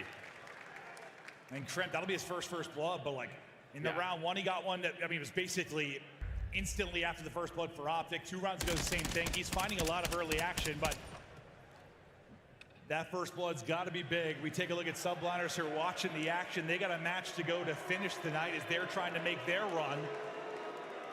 Everybody intensely watching this because this might be your next round matchup. Yeah, what they got a date with FaZe later on after this. Skies might need some glasses. I don't know what was going on there, but. Oh, is he doing a nameless? Yeah, the nameless. Yeah, just squinting to look at anything. Yeah. 6 straight Game 5 losses. No ice in Texas, but maybe you got the ice here. So far, so good within this round. Shotzi can't get away, though. Ghosty into the smoke. Fred, they've got the position. Will they end up trying to hunt him down? He's just going to get away here for a moment. Kenny now trying to get involved in the action. He's got to stay out. Can't quite do it. And now we have a 4v2. That's bomb again. And maybe things fall apart into a 2 versus 2. This is high rise all over again. He looks like a kangaroo. Look at him go. Yeah, that's not Fred. Dashy, though. It's looking for the fight. Nasty gets another. Oh, sweet child of mine. Things have fallen apart. We've become unhinged. Now you rely on Dashy with the bailout. Can he come up in the 1 versus 2? Not gonna happen. Ghosty wins it. They clutch up in the 2 versus 4. And that is atrocious for Optic. And that is icy as all hell for Thieves. Yeah, it's just one of those rounds you're gonna be talking about for a while. They happen to lose this Game 5. And it's just when they made their tournament win run, like they were the ones making those 2v4s happen. They were the ones making the clutches. Now, lately on the receiving end. That's just the second time where like you have numbers and then Ken just gets caught out with bomb. Like they would probably reposition or go somewhere else, but then they have to take those fights inside a fountain. Fred, who's had a pretty solid series. 0-5 right now. I feel like for our casting, it's a day of goose eggs. We had like basically 2 going deep in our first series we casted today. Fred carrying 1 pretty deep into this, but it'll be round advantage now for Thieves. And after that fast A hit, keep them guessing, spread it out. There you are, 4 in a row for Dosey, 5 in a row for Nasty. Shotzi's in a really forward position. Do they know he's here? It looks like they must. He's trying to get out now, and there we go, gonna use the dive. So strong to get out of specific places. On the other side of the map, it's Kremp, maybe just trying to find an angle instead. He gets caught by Kenny. You got numbers again. And now Thieves, I mean, yes, you can win the 3v4, but you're probably thinking about these streaks maybe more than anything. You got 5 straight for Nasty, 4 for Ghosty, as you said. Playing it slow to try and find a pick, and for Optic Texas, they know they're not trying to give them anything for free. Time dwindling, under 30 seconds to go. Fred looking for his first. Smoke goes down, but there was immediate stun, I think, from Dashy, where Ghosty just has to stop moving. Ghosty chows it, can't win it. Nasty will be the last one up, maybe working for that cruise.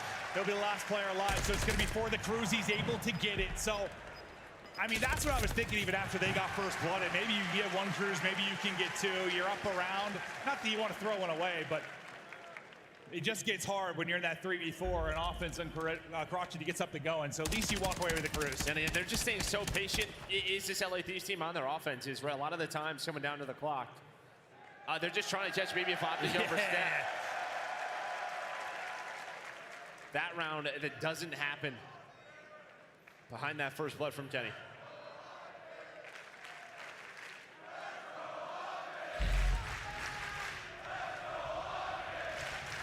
Fred will get on the board. Fans roaring again, and you saw kind of an all-out A hit from Optic Texas this time. Everybody kind of stacked up over towards B. Don't really have that roaming player on the A side that might catch somebody, so you'll have numbers in some of these sequences out towards B. Dashi just trying to spot him. Timing ends up being insane. Now he's able to spot, and Dashi's able to win it. Lovely first blood from him there. Over to Fred we will go. What's the timing going to be like for him? It's wondrous. A 3B there for Fred. Dashi with a second in the round, and suddenly Ghosty. Best of luck, sir. Well, this would be something. Yeah, Pred behind him, and then everyone else in a bunch of different angles. Does find one, and he finds the second. Shotzi goes for it. Oh, God. Pred, though, was on the pinch. Okay. Beautiful stuff out of Dosey, but just not enough. He's left in that 1 versus 4. And yeah, Dashi just able to find Kremp. Kremp now with 3 first deaths in the map. Just getting caught, trying to get aggressive in some of these scenarios. It's really just been shit. rounds where he's struggling to get involved like he was in the early going of this map 5. After you go up 3-2 if you're LA, Optic now back out in front. Pressure building for the fans, for the players. Thieves this time. What, you saw like an A hit? They spread it out. Now they're waiting for the utility to go off and looking to pounce. Pred will be top 3s. We got to the sky cam and take a look. Shriek is in. You better scramble away. Pred trying to hop away and get to safety. They look to hit it out mid-map, but this will set up the plant. And that's what the play is around. So you get the plant, you go into this 4v4 scenario. Thieves looking to hold on here and tie it up. And Shotzi will find the first blood. Ghosty can't trade it out. Lovely shots from Shotzi to damage him. He wants to just keep on going. He is sending it all forward. And he's going to get dropped. Down to a 3 versus 3 we go. Kenny is trying to find the angle. Time's dwindling, though. You only have 20 seconds to go. Able to win the fight. And like that, they all drop. From 3 to 0. Thieves wiped off the board. I mean, you just do so much to get that bomb planted. They just don't expect Shotzi to be top 3 so fast. He was so quick once that cruise goes down. Just catches that player top 3 off guard. Has no idea that he's here, and then they just go. They don't want the clock to work against them. They fly through Coop, putting bullets into everybody. And as the crowd is saying, one more round, and Optic Texas is top 3. One more. One more, you're into a winner's final to date with Subliners or FaZe. Can they close it out here on offense? Brush off that top 12 and make a run this weekend. Trying to get info maybe with the one-way, but you're able to get out and get across. Nobody will be home bridge side. So the B site is yours. A little different from Thieves, though. There is one player kind of lurking on the other side of it. It's going to be Pred. Yeah, watch for Pred again. He's been so clutch in some of these scenarios. Playing from that island roll, and Kremp again. Did he get blooded? Pred on the pinch into a 2-on-3, but it's Nasty and Joe deceives. And again, not going to play around the objective. You're going to play around the kills. This time, looked to pay off. It's all down to Nasty. He's been spotted. He's been dropped. Optic with the reverse sweep.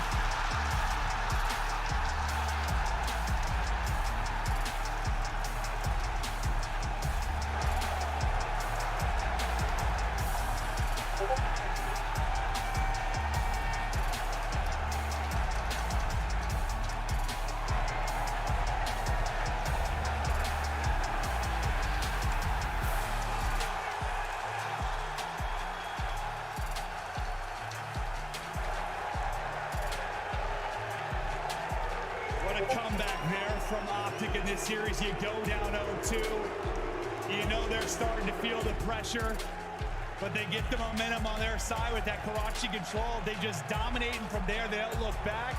JP and Karma coming out to get the high fives and hugs. And listen, on the other side of it, I don't know if anyone expected you to win both of those series. If you're LA Thieves, you already come in, you beat Ultra, you push Optic to the brink.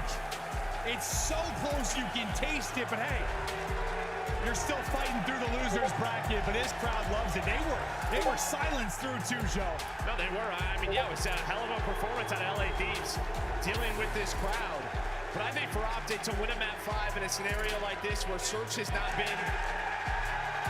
anything close to what it has been all year, maybe will be the difference maker for them moving forward. It doesn't have to be great, but if it could be good enough to win in a map 5 to push you through the tournament, just like that, is as awful as it was a couple of weeks ago. You got last place.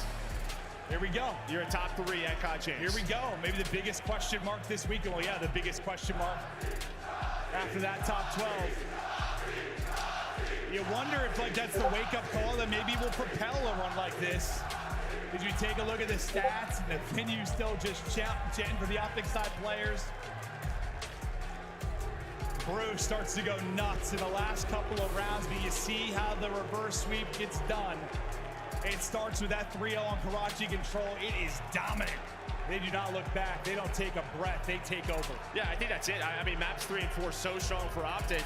You kind of had to take maps 1 and 2 if you were LA Thieves. To get it to a game 5, they do just that.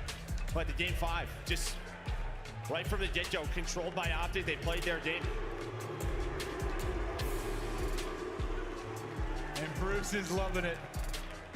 Absolutely loving it. Fred's geeking with the fans, signing autographs, having a fantastic time. Some of that pressure has gone away. I mean, just like that it has. Like, it'd be hard to expect them to win this even after the top 12, but now you're at least into the top 3. You've done maybe not enough. They're looking for the win, but that is incredible to get there, especially in that fashion. The reverse sweep, the passion is flowing. The fans are vibing on stage. We got an animal. It's Shotzi. Ladies and gentlemen, are you not entertained? It's championship weekend. Show some love to Optic Texas as they move on to the winners finals. Shotzi, Shotzi, Shotzi. It was fireworks on the main stage. Talk to me about how you feel after that reverse swing. I feel amazing, man. I feel like that match right there showed us how resilient we are, and I'm excited to play our next match. You know what? You guys showed a lot of resilience in that series, okay? After that second map, it was quiet in here, but this stadium did not stop cheering. We heard the Optic chants, we heard the Green Wall chant, the 5th man in the building. But talk to me about the 5th man and Carmen and the rest of the squad. What did y'all talk about after that second map? I mean, we did a lot of prep. We knew what they were going to do going into maps 3, 4, 5. So we kind of just put our heads up, and we knew that we could obviously reverse sweep. I mean, look at the players on our team. Yeah. We could get anything done. So I appreciate you guys for going crazy as always. Love you guys, man. There you go. Okay.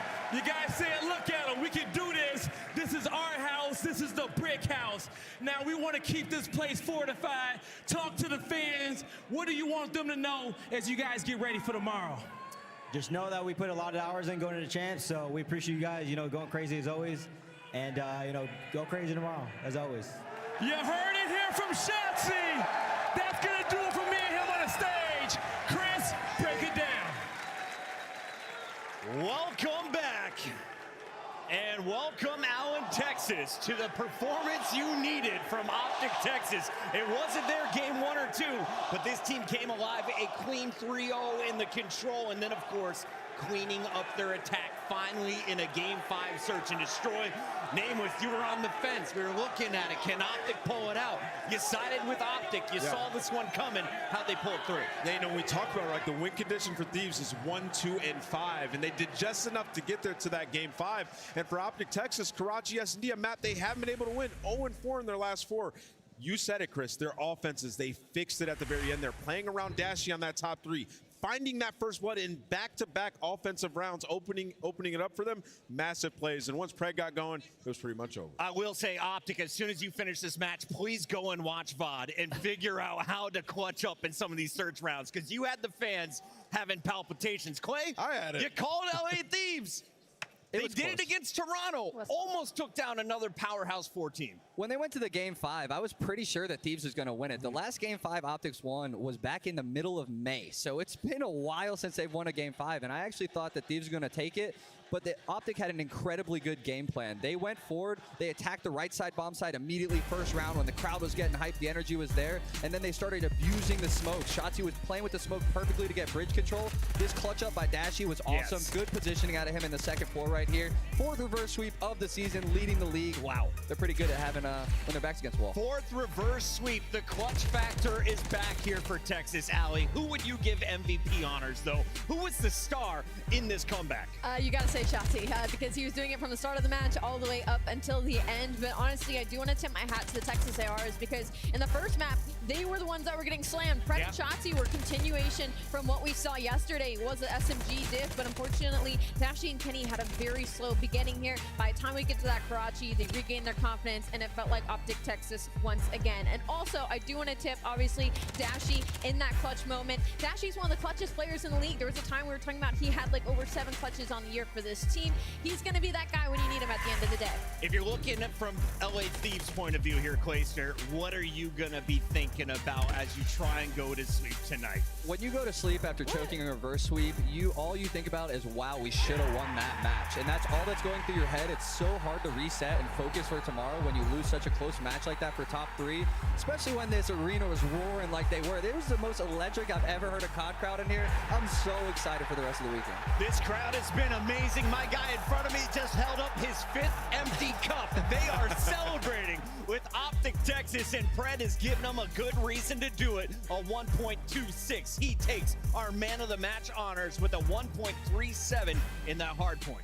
Yeah, even in the map 1, they lost like he was frying, like 33-18 at one point, just going absolutely off. You get to the game 4, and that's where Optic won by almost 90 points, and it was him and Shotzzy just willing their team to victory, dropping 30 bombs. That's exactly what you want to see. And then also starting off in that search, 0-4 to bounce back, to be the man that was on an island is huge. Despite some wonky plays on him early on, he got comfortable later in that game. If you're looking at the big picture, what does this mean for Optic Texas? You are guaranteed a spot on the podium. Huge. You are getting bronze, silver, or gold here at 2024 Champs. But let's take a look at our Scuff play of the game. This one, we couldn't decide. So many great moments. So we said, how about we just give it both to Shotzzy and Pred? Allie, walk me through some of these multi-kills. It was a Karachi control. I mean, you're talking about they're down 0-2 in this series. They unfortunately weren't able to clutch till round 11 in the search and destroy, getting flashbacks. And Pred and Shotzzy's like, all right, don't worry. I'm going to put the ARs in the backpack. In this one, they're going to drop some bombs, some 3 pieces, and some streaks. Get them a big 3-0. They look very comfortable on 6-star as well. Do you expect these to be the maps for Optic moving forward? Yeah, I mean, they love 6-star. I'm actually kind of confused that it made it through this series. They're now 9-1 on that when it comes to hardpoint. And then in the search and destroy,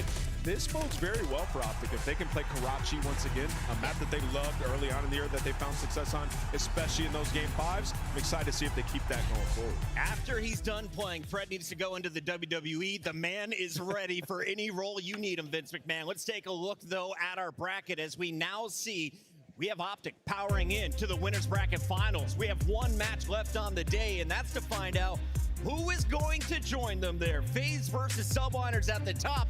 And of course, we now know Miami Heretics has to play against LA Thieves to stay alive tomorrow. Another one. Something I've noticed as this bracket has progressed is the speed of the gameplay is going up like crazy. It is. Something we always talk about at Champs is thriving in the chaos. And I think you see all the teams doing it here. Even in some of those S&D retakes in that Optic match, it was chaos. People flying everywhere. In 5 seconds, the round is over. So whoever can really keep it together in the stressful moments, I think they're going to pull it out. Allen, Texas, we'll give you about 4 minutes to hit the bathroom. As when we come back, the action continues live from Allen, Texas. This is the Call of Duty League Championship Weekend.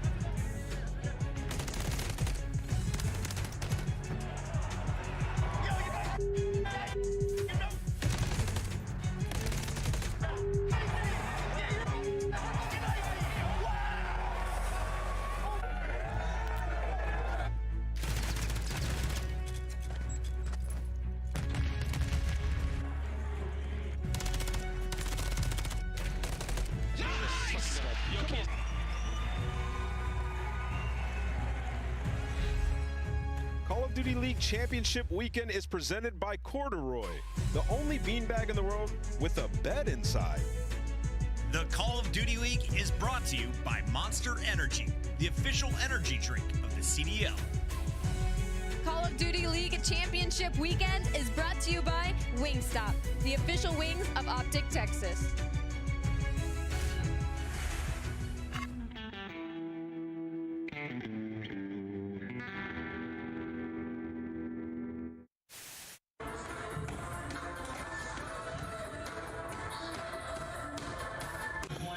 Absolute love of the Rio edition to your asset, and you get into the Karachi S&D just so.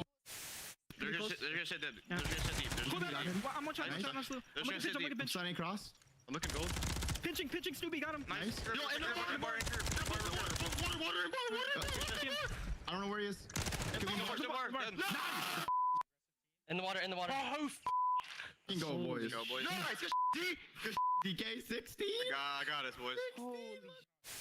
Get to the window and Shotzi just lying in wait.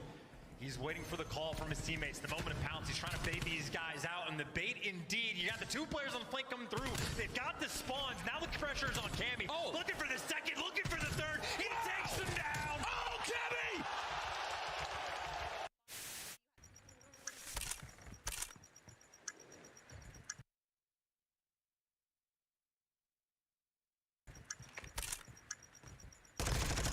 Just push you out. To your right. Oh my god. He jumped right in front of you, my boy. That was unlucky. He literally jumped on in front of you. That's him. Bro. There's more than just the game on the line. It's like, you know, a lot more bragging rights. I think the very first map is the most important map. If you go down that first map to Optic, chances are you're not going to win the series. I think they have like over 90% win rate after they win the first map, so it just really comes down to that first map, I think. When you go up 2-0, it's really hard to come back, and we're really good at sealing the deal and just closing the... We've been practicing pretty hard and, you know, watching a lot of film and stuff like that, so I'm just fully confident we're going to walk away with the W.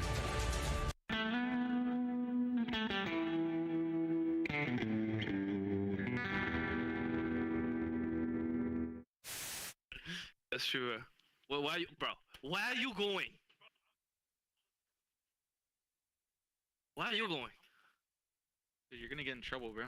Why are you gonna like get it? fined? All right. What the f is that? Hello, and then Actually, about they're looking in the thing. You're an idiot, bro. He's not in here. Join the game.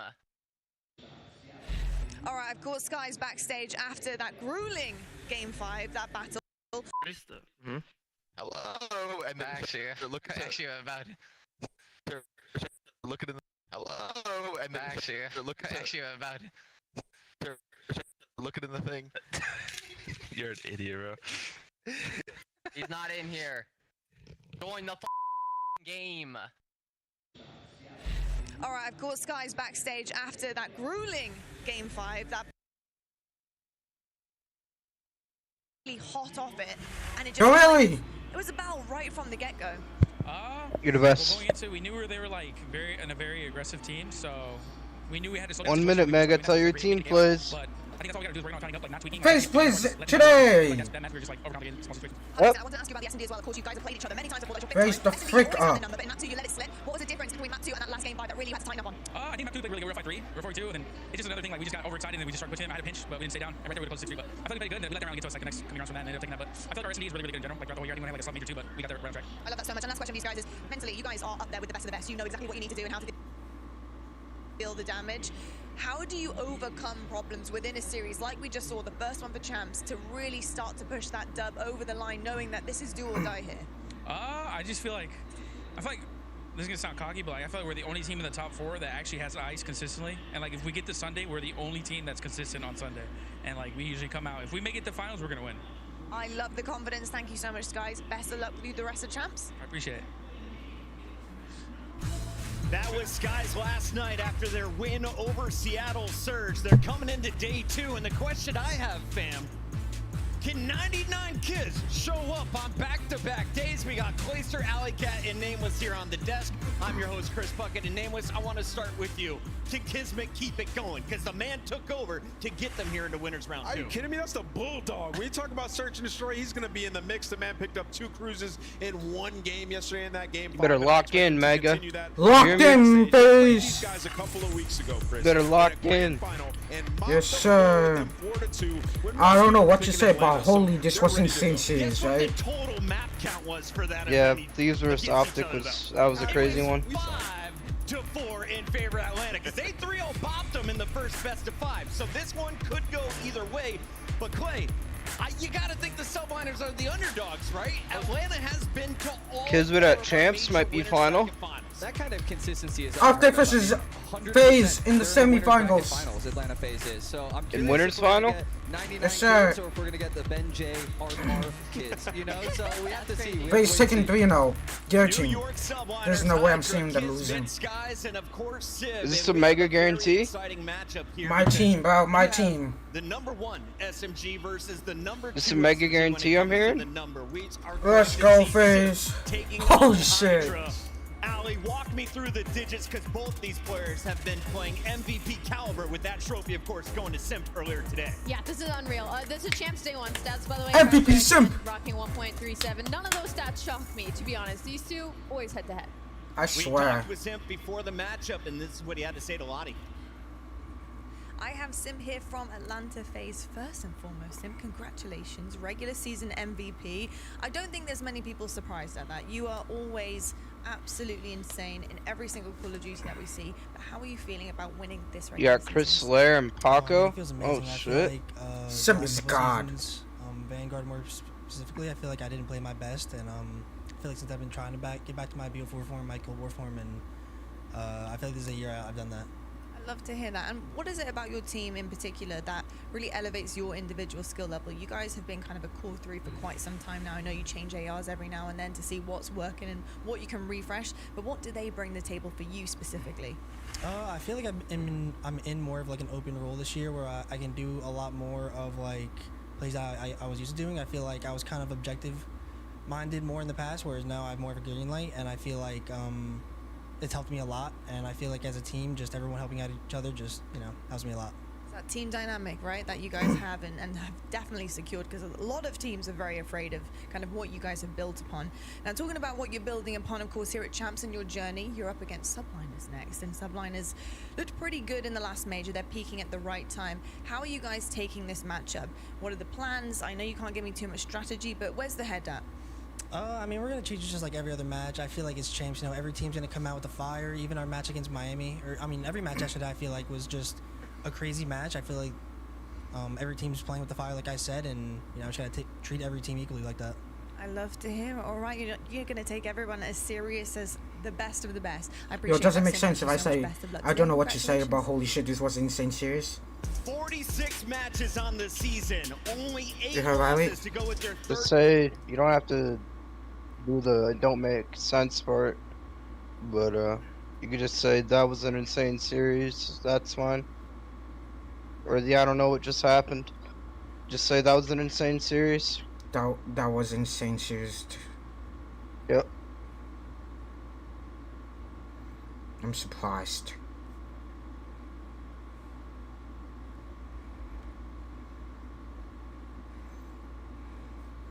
That was insane series. I'm surprised. Rio 6-star invasion. They're scoring up on invasion with FaZe. Holy. FaZe up, boys. So it might be surprising. I'm going with New York Subliners. I think out of the top 4, Oh, they nah. have the strongest search and destroy so far this weekend, and I think they can do it. Nameless?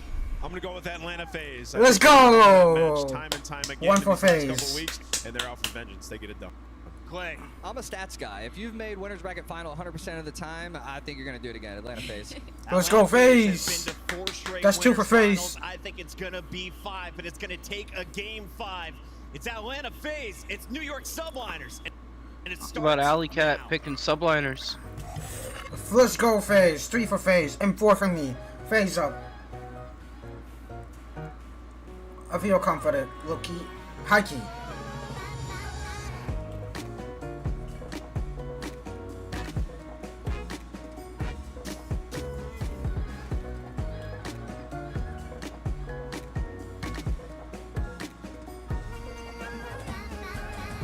I have a feeling.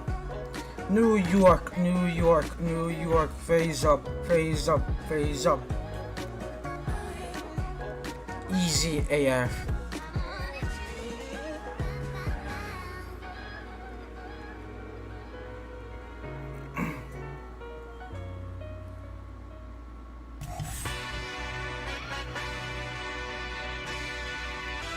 Hold on. Yeah, let's see how you do under pressure. Ain't no errors, baby, it's a new era. I wake up early, feeling rich like I'm Kesha. I get to the paper, boy. Extra, extra. Work with me, you know that I got it. Come with me, let's take a trip to the islands. We up on the jet, we'll do more than just fly on it. Stand on that hill, you gon' die on it. Back with a vengeance, I show you the ropes. I like the Salium intro, bro. It looks sick. Hell yeah. King Cobra. Mr. MVP in this bitch. CEO. Draza. All right, Alan. First Blood Reaper. One more match today. A BZ. And we'll figure out who's gonna face Optic King in the Cobra. winners finals. So help me set the stage. You guys MVP ready to go one more Salium. time? Without further ado, make some noise for the New York Subliners and Atlanta fans. Trash! Trash! New York's trash. Both of these teams considered in Holy the top bro. 4, and both of them with a win on the Damn, board. bro. One side of the stage Salium. has felt much more comfortable since the beginning of the season. Come on, Salium. Fighting for their life, New York Subliners made a roster change many called some question marks about, but have paid off here, looking to go back-to-back once again. It's an 100% stat that Atlanta FaZe will make it to the winners finals, but stats and records are meant to be broken. It's the final match of the day. Take it away, Blaze. Thank you so much, Allie, and I agree. Stats and records are meant to be broken. Phase up and stand clear. It's time to get this winners matchup started. Miles, Chance, let's go. Let's go. Let's go, FaZe. Ready to roll. Last Let's match go, of the day. FaZe. Here on Friday, but a FaZe 3 now. match indeed. Two of the heaviest races we've got here in the CDL. Oh no, I It's a said that rematch as of true. the last majors final, and they've got a long and storied history. Actually, against each one other. now. Absolute juggernauts, man. They battled at champs last year. Every single major, especially at the end of the year, they always match up. And it's the type of situation where, in my mind, the maps don't matter. You could play 5 hard points, 5 S&Ds, 5 controls. These two teams are going to be getting after it. It is about who has more confidence on the day. That's the only thing we really. Optic really versus metric that FaZe has in the seemingly finals. no Winner for value, bracket. but always seems to come Low. to fruition between High these two. key. Confidence. It is key, folks. We'll find out who's got it. It's spades, and that stage, it reeks of excellence. They've been whizzing it all morning. We're going to find out who gets to go to that winners final against Optic. Our Monster Energy matchup, folks, it is going to be a treat. And you need the confidence to steamroll through Optic potentially, because the crowd right now has been the MVP. So you're going to need a little bit This was so extra to try to unpredictable. take down that green wall. And maybe Yeah, even more D-Real up importantly, there if and you Sender, lose this okay. series, you drop down Where's into the grasp where's of replays Toronto at, man? A killer right now sitting in the losers bracket. So this right now, the most important match of the tournament. You need that extra edge. Set yourself apart, because again, it could be a grand finals match between these two squads. You need the confidence. You need the extra edge. Indeed. Well, that's the coaches leaving the stage. Sender and D-Real for the New York Subliners and Crowder for Atlanta FaZe. We'll see a slight change there when it comes to the coaching staff in S&D. More on that later. Oh folks. wow, Now, Rio it's for time FaZe. to go into Rio for map number 1. This should be an absolute blowout. Again, both teams incredibly well rehearsed on the map and mode. Monster Energy pregame there for the New York Subliners. Eyes on the hard point. It's been looking pretty good so far, right? I mean, more than pretty good, phenomenal. 18-8 record, but not only have they improved their rotations, their hold as well. And this is a map that is going to be played at absolute light speed. This might be the slowest man on the map, but he's going to be having a lot of square ups with Celium, and he's going to be doing weird stuff the entire time. Let's go, FaZe. The best of the players Let's I've go, seen. FaZe. Well done, Skies. Opening nades here for the New York Subliners. Some tricky stuff. But the same thing could be said there on the point as Oh, Hydra, Sim, and shit. Skies all find theirs, and it's only Celium to battle back to face. And it seems almost, you know, to fruition that it's Oh, Hydra no. taking down Sim for that first blood. Oh, It is no. the MVP of this year going I'm against the heartbroken. MVP of last year. So Why are you little heartbroken? time as heavyweights Bro, getting this after is it, and New losing York it. Subliners inside the hill, able to hold for the moment. But those steps no. have been a dagger. no. Hydra, last man standing. Oh, That's who you no. want in the spot. No! Mr. MVP I'm gonna cry. brought down, keeps the New York Subliners trainer rolling. Celium, a Nah, difficult man bro. to kill. Face is losing it all. Hardpoint once again back in the hands of New York. It's been a slippery one. FaZe have done everything they can to battle in, but there we go. A big break, 5 seconds to go. Rotation already underway. Yeah, not able to flip those spawns though. So Subliners are at least going to have the quicker reinforcements. You can see Hydra taking his time. He knows when to play fast. He knows when to slow it down, and knows when he got a gun. Celium off of the head. He can't get it done. Draws it for the final kill, and you might have this spawns, but right now, time for Atlanta. They're keeping him in bed. Shots as well. Cell runs right into it. Here come the No. reinforcements for the Oh, New no, York FaZe. Subliners flying towards no, P2. FaZe. FaZe working no, on the FaZe. comeback. The opening hardpoint was so productive there for New York. We're about to see that lead change. Skies looking for the reinforcements. Nobody home. Celium there on the time, cleaned up. An open hardpoint. And here comes the counter. That's so patient as well. He was waiting a year for Sim to go in that spot, but the fact that Subliners had these spawns in Atlanta FaZe. Let's go, FaZe! Just bullied them off the hill. That Comeback is season. fantastic work coming in One from dead. Atlanta. Teamwork on point. And Oh! shots coming through there from the Drazo, that was insane! And that just means final 15 That was a seconds. freaking insane, That is Draza. easy scrap time for Atlanta on the rotation though. Hydra making sneaky plays. No one from Atlanta able to sneak their way through. Subliners, they're going to get the pure hold as the hill pops. Lovely shots from everyone there. The Subliners winning the ones. Gonna be easy to get one at least. Come on, Yeah, Simp! he does. Can he get Wake two? up, Simp! We'll find out in a second. Wake up, Simp! Towards the new point we go though. Far left-hand side of the mini-map. New York Subliners once again first in. They won P1. Come on, MVP FaZe win Simp. P2. Let's see what happens with P3. I mean, this is just complete aggression. Atlanta FaZe has spent the first 20 seconds just to try to get nearby the hill. Subliners absolutely setting pace, but on the retake, at least you make it to two back doors, 50. two back doors. Can't get it done. Subliners clean house, and that was a massive effort from Atlanta FaZe to get absolutely nothing. Well, second One go. dead. Simp Oh not able to my get the two-piece God. over there once again. Strong on the defense. Beautiful work again. This It's a might be two-piece for the French crazy. Phenom. 10 and 6, This oh, is 10 and serious right 7 overall here. At P3, very solid for the Subliners so far. I mean, yeah, a near perfect hold, and yeah, Celium gets caught, red stun lands on his face, and you're trying to set yourself up on rotation as well. Atlanta FaZe, they're gonna have to chalk that time. They will be here first, and we talk about the rotations and holds. Both these teams phenomenal, maybe looking for that first break. Garage now open. Simp is going to be the man inside it as FaZe starts to get themselves back into this, and it is a wonderful back and forth hardpoint. Simp looking to make the entry. No oh, Keep the run shit. going. Simp and Draza find theirs, but New York, one man in. No! He was still one shot. Now you're looking for the trade. Good shit! Roll through, selling with a nice MVP little cover. Celium. Atlanta FaZe just have the numbers. 4 versus That's 2 three dead. around the point, and Sim, well, might not have got the extra little flashy That's kill, four. but they have done enough. This has been a dagger right now of a hill over Watch by Zig, Garage. Zig. And these Watch teams your back. literally taking turns. Whoever's watching the back back. and forth, Watch your trading back, team! It is wonderful work. Okay. That's a lead change FaZe now in control. 20 seconds to go. Hydra over the top. Trades are done. New York are in. Late break. Great work. That's going to give them the lead.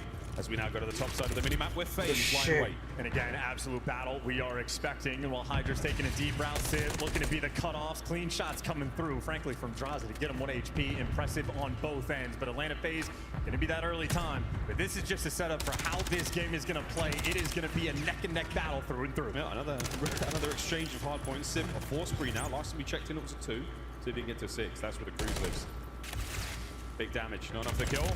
BZ though picks up where his teammates left off on a Hydra. Wake up, Sim. Wake up, Sim. Keep the boys out of it. Nice work. my The God. Phenom continues to go at 16 and 10. He has not slowed down. Yeah, he is a terrifying force. He is ready for the second gunfight before the first is even finished. And now he's playing nerd spots. When he needs to play fast, he can do it. He does everything right. His instincts on point. And if not for the blitzkrieg speed of the BZ, Hydra killed everybody. How you not see him? BZ built different as well. That's a 3 spree to go and break this hill. Hey, lovely work there. there, FaZe. You managed to slow things down just what you needed. The subliners were starting to pick up speed there. But now, with 10 seconds to go, we say goodbye to the first set of hard points. In for a neck-and-neck battle, this is the hill where you can set yourself apart. It is that second set of rotations over towards P1. Atlanta FaZe have the right side spawn and initial control of the time. But subliners immediately. Sid didn't even need that. Let's go!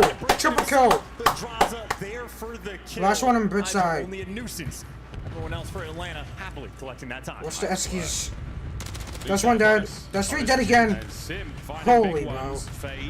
It's a Let's go, Simp. Wake up, Simp. Yeah, this is the most Simp is waking up. they've had of the map the entire time. Subliners need to regroup to break it down. And they find the regroup. Nice 2 piece from Simp that gives you the numbers over to the point. You now fly back and forth. Trades done. New York in control. And that's exactly what it takes. A single over chow on Sib. And Sib, one of the best shots in the league there to drop him. Abizi might get the trades, but at least for New York, you break the hill, and instead of giving away a full 60, you keep things close. Shot, guys. One shot. Behind enemy lines. Instead of taking gunfights, go new. Gotta go new. Sneaky, so Hydra, you talk about an MVP battle, high IQ plays. Atlanta FaZe, if anybody falls, they'll spawn across the map. Oh, keep it on that mini map in a moment, but for now, there you go. Subliners far and few away from the hard point. Lead change once again. FaZe rocking it. P2 up and about. Last time was an absolute contest. And this is the decision making. Nobody on his team is getting any kills, so we had to wait to make his move. But as soon as he strikes, it's 3 down in the feed. He's not actually there to block the spawns, but they're there to get the time. Time now ticking away. New York subliners are in it, and we're going to see another lead change. You know what's going to look great? Chance that game flow at the end of this map. It's going to look absolutely insane. Intertwined between both teams.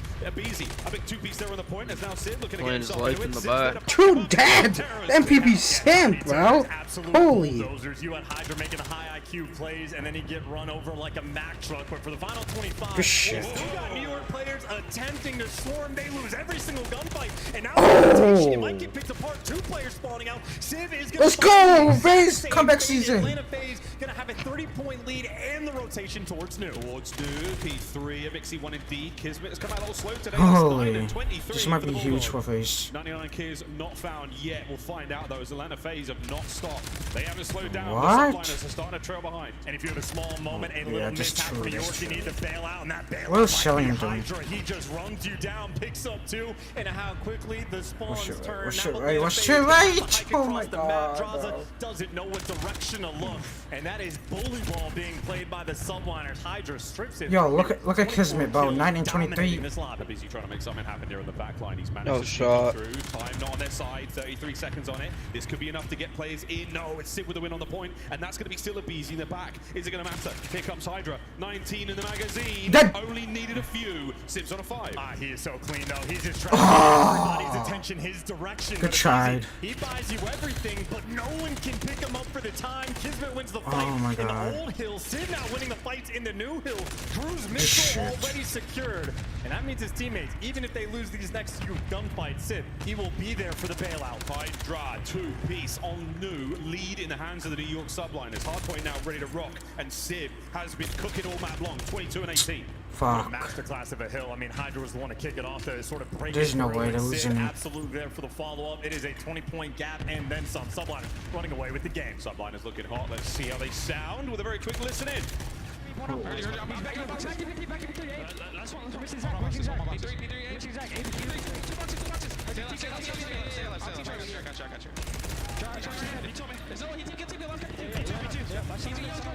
Holy bro. Flashbacks,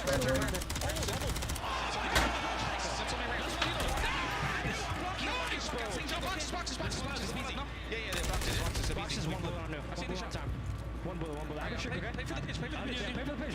He's already here. They're in the back of me, guys. Whoa. Is he weak? No, right side of me. Right side of me.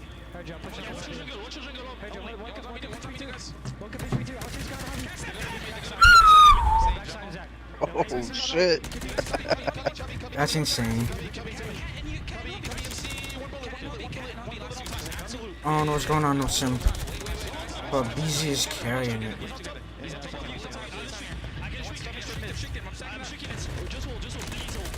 Oh my god.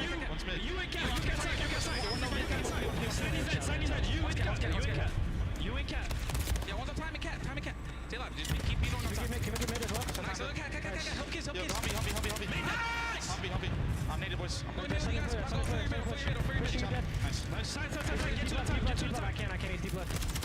You went towards mid. MC, watch out, back left. Two of them. They're both one shot. No one there, back left. Okay, mid on me. Back left side, MC. Nice. That's insane.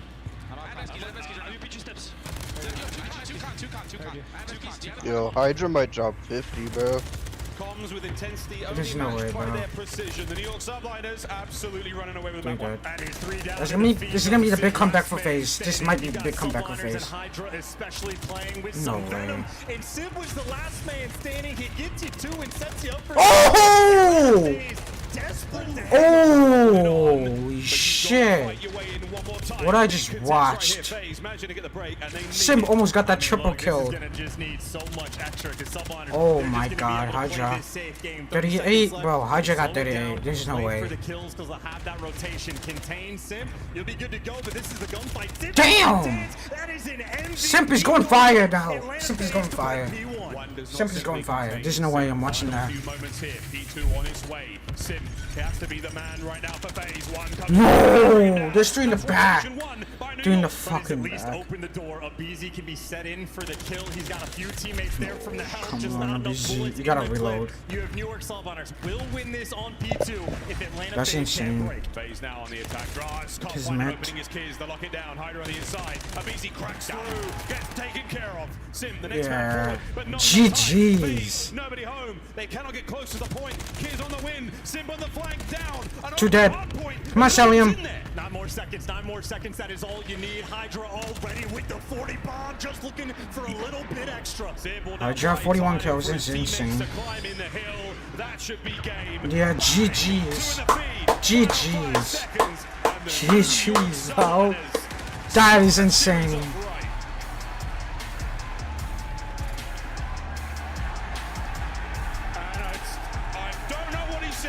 Holy shit! Hydra's fucking mad crazy.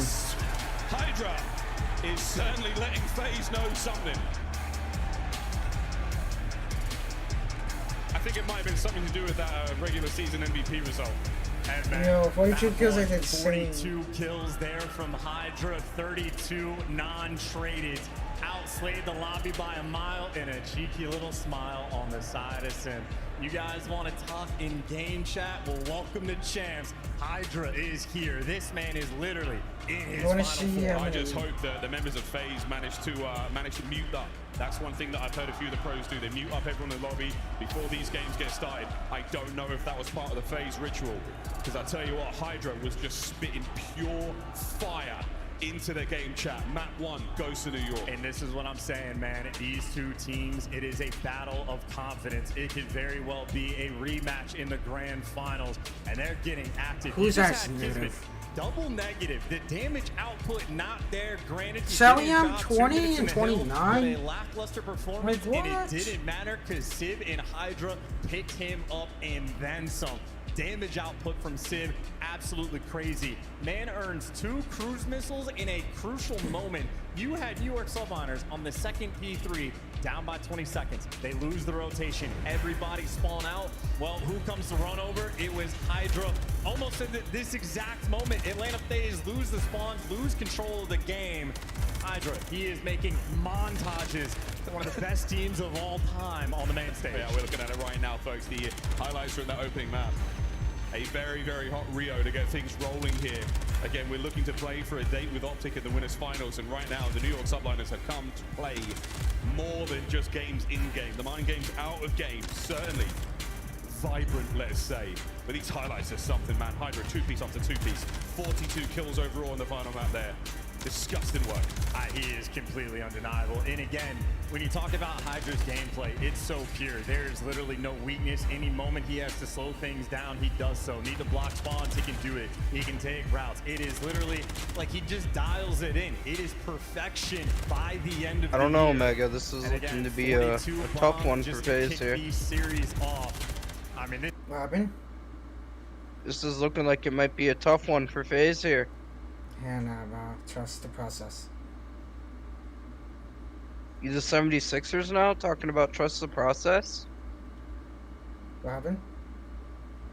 It's a basketball reference. The 76ers, their motto is trust the process.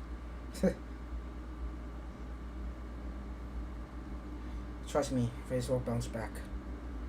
Up. Is that a mega guarantee I'm getting? Yep. My phone. It's a Mega Man guarantee? I'm losing hope. Alright. If you won't lose hope, I won't lose hope. Yes, sir.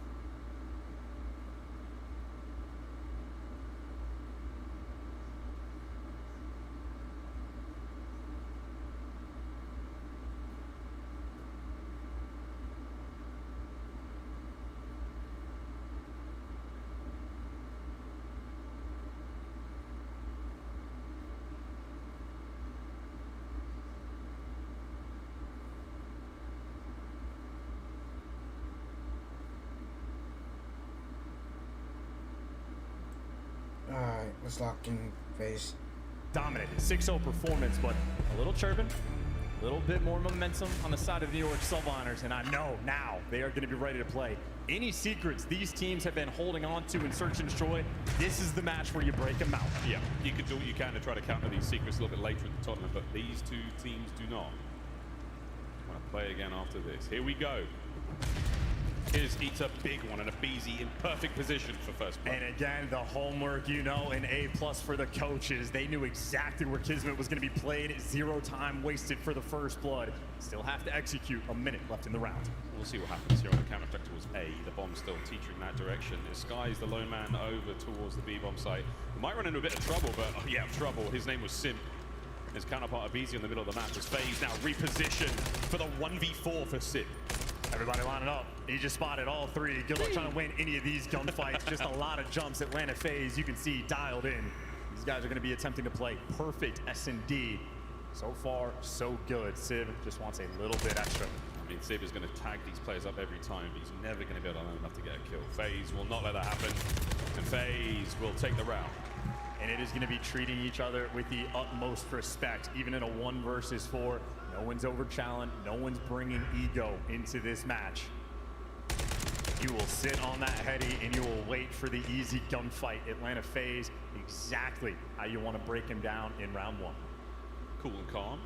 Well, Hydra's having a great time. Oh, he's been sat next to the DJ booth for like 30 seconds. Of course he's bumping like that. Vamos. I wonder how loud his game sound was. That would have been quite annoying. He'll be deaf after this weekend. Hi there, guys in the front row. Hope you're having fun. We sure are. Let's see if the New York Subliners can have some fun on defense. Well, New York Subliners, nobody's there on defense over towards the B side, so it's about how quickly Atlanta FaZe can identify and get this bomb down. Abizi, most aggressive player, maybe in Call of Duty history. No time wasted. Uh-oh. And bomb goes down, but you don't get the first blood. Atlanta FaZe trying to hold on to the 3 versus 4, and Kismet, that's a dead body. 3v3. Bad news, Civ now has to try to get in there. Anybody home? 3v3. Oh, Abizi flying through the air. He soars, he shoots, he scores. And they've also never spotted Sims. Sims the island player for this squad, but he's already cleared out so much map space. Everybody can turn. You know it's the flank. Yeah, watch out for that. Smoke check. Hydra all tagged up. Whoa, a win! Over to Sim. Can he find anything here with 15 seconds on it? Hide and seek. Oh my good God, what a round. It's not done yet though. As Celium now sends it over towards the bomb. Nice. Yo, Celium. Chill out, Celium. after Hydra's sensational two-piece. I don't know how many times I've ever seen a BZ get absolutely gunned, but Hydra showing extra love there is Celium showing the extra love for the stamp on the round. It was a nail biter where they're just chasing a ghost. And I know things got spicy, but if Simp had not made the play to clear out the entire side of the map to force it through on the flank, Celium would not be in that spot. So well orchestrated, plan of fate, they're having to work for it. These are good rounds. Round 3. New York on attack. Square up. Here come the nades. There are the trophies. That didn't last very long. We're going to be sending it, folks. Concussions are out. We've still got a smoke and a frag to play with here for Draza. Will he be able to get a kill? Hello! There's a lot of New York Sublines players there. Trades are done. It's not quite over yet. Here comes up Beezy. Finds one. Can he get completed on the trade? Wow! Sky's over the top. 1v1. Look at this, guys. He has not lost a single 1v1 all year. Now he's going against the MVP. Well, technically it was one, but this time he's now going against the MVP. A minute for these two to dance around each other. Good trigger discipline as well. Simp just knows he has to have this bomb down. Yeah, keep an eye on that rotation towards the new bomb site. B might be the play. Quick recovery from Skies, and we're looking towards A once again. The question is, how long do you wait for the bomb plant? Wow. Sky spotted him. So now we just reposition real quick. Patience now from either player as 30 seconds elapse. We're all enjoying the DJ here, but no one's enjoying the tension. Bomb now planted, the fight truly begins. And Simp's going for the information, knows he does not cross off to the right, looking for the chow. How well can you read this? Doesn't see any barrel whatsoever, and there you go. Skies is on the hunt, Skies is on the prowl. Here's the 1v1! And it's enough damage to make it nearly impossible. But that was a mind game for nearly 40 seconds between these two. Skies does not lose his ones. Yo, Mega. Why he is on this team. He was You're an the best. S&D kid You're the way best. back in the day. Now he is a world champion with ice in his veins. That was a great indicator of how tight this search and destroy is going to be, folks. FaZe first 2 rounds, explosive. What a round there from New York. And again, Skies has been one of the more criticized players. Even he himself, after Major 4, said, I don't know how we won that. My teammates are gross. I was playing like Simply crap. shaking. Well, these are the moments where he delivers, stops the bleeding of the rounds. 3 members of New York Sublines right through the middle of the map. The Island Man Sim once again towards the top side. Draz is now moving in a reinforced. The spidey sense is more than tingling. They're over-challenged. They're just It's a over-challenged. huge wound there for the Subliners as Hydra manages to stay alive. Do you really want to chase Hydra into the pit, though? That- There was yo, a thought New to York try to is jump on over-challenged. it, but instead it is once again a wide open B site. Beezy again with the bomb, taking things slow, but able to get the bomb down for a 4 versus 3. Quick plant by B. Faster rotation there from the New York Subliners. They are there and ready. I don't think anyone from FaZe really able to move out of position. Sim, the first man to strike. The smoke is here. An awkward gunfight. Hydra walks away the victor. How quick do you hop the bomb? Sally not in the picture for the moment either. They're waiting for the flank. You see number 3 in the minimap, Sid. He keeps turning forward, but the timing not on his side. Tries to give you the extra. Now he needs to stay alive and get Celium back in the mix. He does his job, but he didn't get the kill. Doesn't get the kill, managed to get a lot of damage. Celium! No, he can't win against Skies. Another 1v1. 15 on the clock. All the grinding, but now you're going against the kid. Here we have it. Draz waits for the peak, has to check something here in Skies. Got the timing. He might not lose it. That's the round. FaZe 3-1. Skies might not win the... Good shit! And that's a Joshua big with the one for pistol. FaZe. Hey, Come on, let's you go, know, that's Jazzy. man advantage. That is a Jazzy, 4-3 that just gets so spicy. New York Subliners. You see what I'm saying, Riley? lethal Don't give up on hope. these So hop it, retakes. hop it, Sans, It's hop just it, the hop it. bloods Oh that my. kind of problem. Capable of making moves, capable of making things interesting. Always but never Draza, the ultimate lose hope. grinder in the league. Hard work pays off. Knows the timing in the end. 3-1 advantage right now to FaZe. And we need to get Kismet on the board as well. 99 kills has yet to be found. It's had a decent turnaround there in the hard point, but Bro should have hopped it. 0-4 doesn't do you a whole lot of favors. We've seen some stats today, some not necessarily records broken, but let's see if we can't get on the board. I love it. Abizi's one shot from the nade just holds the irons. Slow but surely. We go over towards the backside of the B-bomb site, wide open for now. Sim again with an aggressive angle as well, so he is taking so much map space. And he's got the early drop on Skies, but wisely needs to back down or gets caught. Look at that stun grenade. Skies built different. Skies holds it to get the massive work there. The whole Subliners roster appears out of nowhere. Oh my, Celium now 1v4. 1v3. Come on, Cell. 15 left in the mag. How about this? Potentially a round won by a stun grenade unless Sully can do the impossible. They're behind you, Cell! And literally a stun grenade that wins you that round. That's huge. Yo. What's up with that? Desperate bounce back there. So You're the best. Not to see that round? What happened? Skies absolutely guarantees the bomb plant unless Cell. What you said?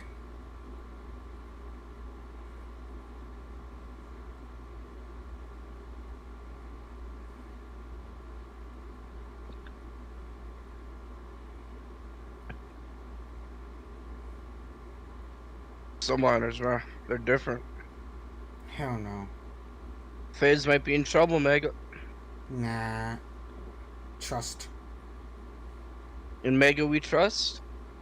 Yes, sir.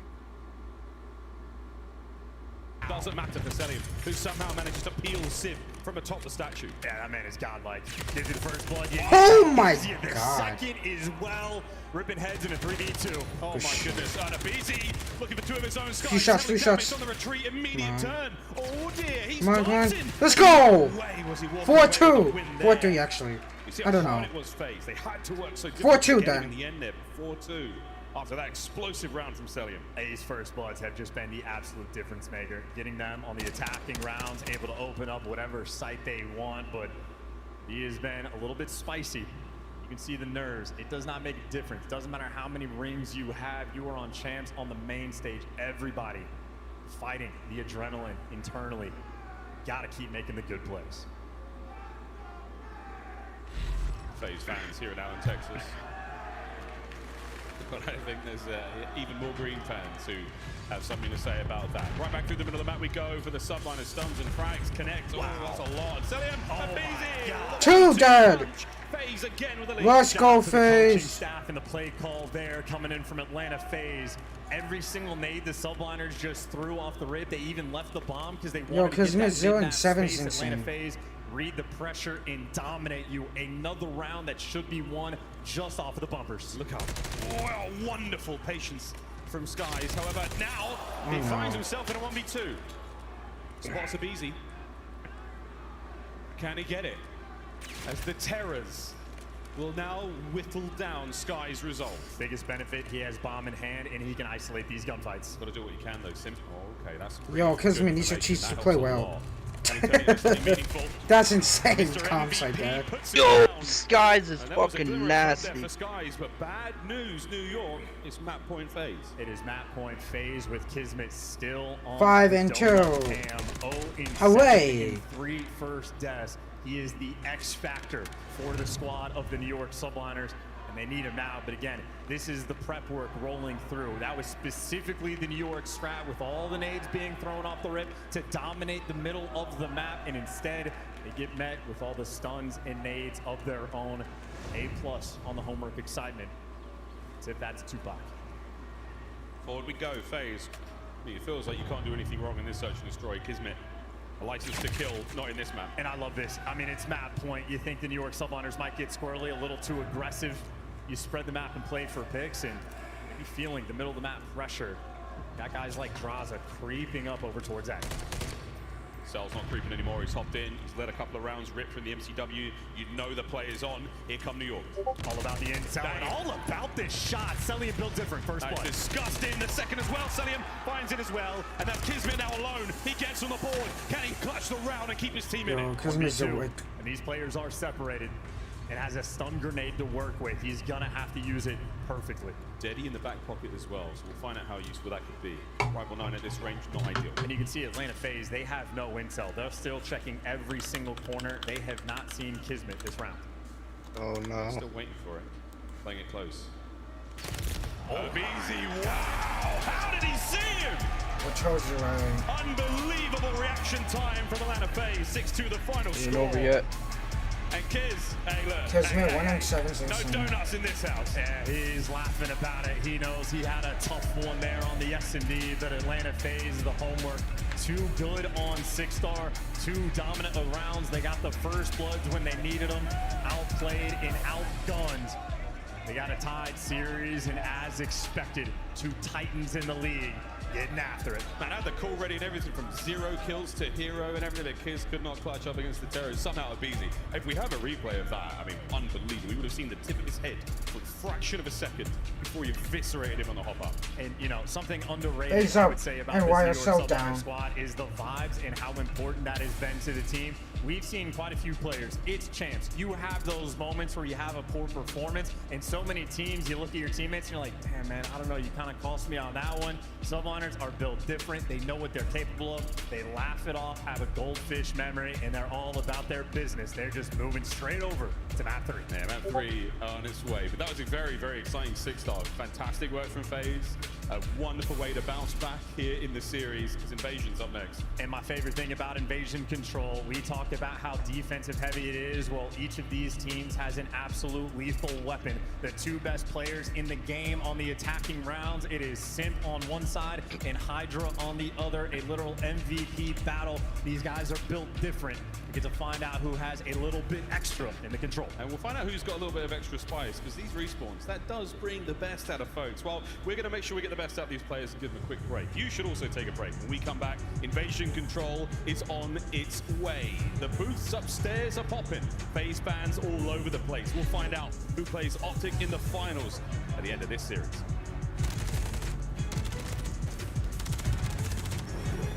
Yo, Mega. What's up, brother? You're the best.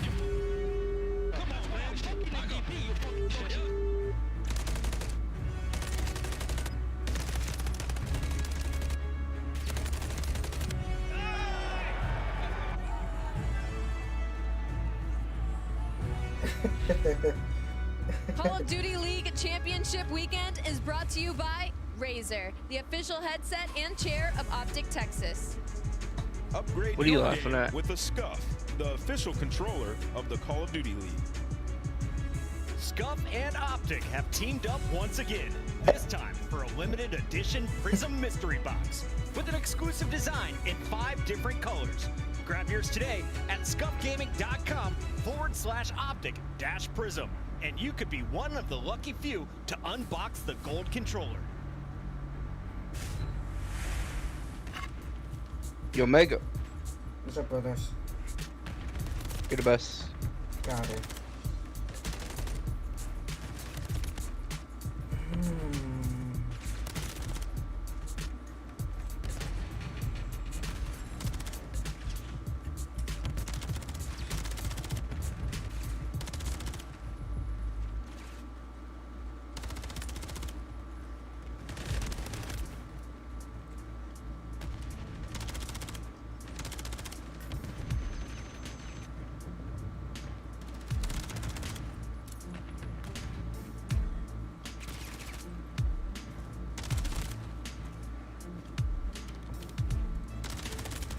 Yo, Mega.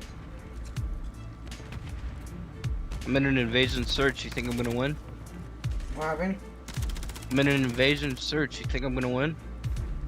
Who, FaZe? No, me. Hell yeah.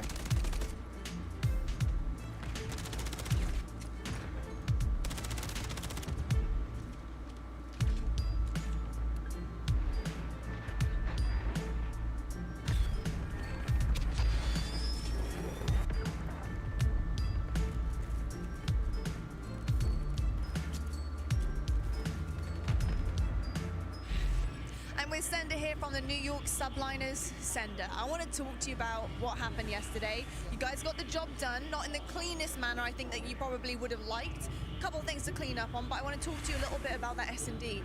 Round 11, you went game 5, of course, with Surge. Round 11, things were a little bit shaky, even with some individual superstars kind of even popping off there on that mode. Talk about the cleanup. What happened afterwards? What were you talking through in order to kind of clean things up for today? I feel like it's just a lot of our situationals that we're not playing super confident and decisive on. So that's like one of the main focal points that I feel like we talk about. I feel like for us, our scrims are always kind of iffy sometimes. So we go from a tournament, we win the event, and we go into scrims, and sometimes the flow just isn't the same. So it's about trying to get back into that flow and like confidence and just our decision making, how we're adapting situations. So, you know, I say like play confident, be decisive, don't play desperate. Like we don't have to do anything crazy. We just have to make sure we're playing our game and just focusing on adapting when we need to. So On that same token, yesterday we saw a big Kismet bailout in Invasion Control. That round 1 was crazy. And I kind of want to talk about the fact that you guys could have decimated them on defense on that first round. It was insane. So what are you guys doing right now to work on taking those opportunities and capitalizing on them, especially as we get deeper into champs? Well, I feel like all these guys have insane pop-off potential, so I feel like going into a lot of these matches, we're not really thinking like that. If it happens, cool, but if not, we don't want to try to win off just bailouts alone. You know, these guys are all super talented. I feel like going into a lot of these pressure situations, we won champs last year, we just won the last event, everyone's scared to play us. So we're going to a lot of these matches with the confidence that nobody's messing with us, you know, so. I love that confidence, Sender. I absolutely love it. Last question for you is just talking about how to rework things. You guys are such an experienced team. You have accolades under your belt, like you said, coming into this off a win as well. How hard is it to rework things during a tournament? If you see something that the team needs to really try to expose or work on, what is it like to do that? Sometimes you just gotta play devil's advocate and look at your own gameplay instead of just watching other teams and just really see how you can counter yourself. And I feel like that's really how you nitpick certain things or like work on certain things that you feel like could be better or could be more consistent. Or basically how you play the game, like how you elevate the strategy, how you set the meta for a lot of the situations. So I feel like we're really good at doing that, and that's what keeps us ahead strategically, like against other teams, I would say. Amazing. You want to hear something, Mega? Your wise words and confidence for the subliners. Think you're the best. You're the best. Thank you. Wise words there from Sender as our teams now get back to the stage, back to the ring in the middle of the arena phase.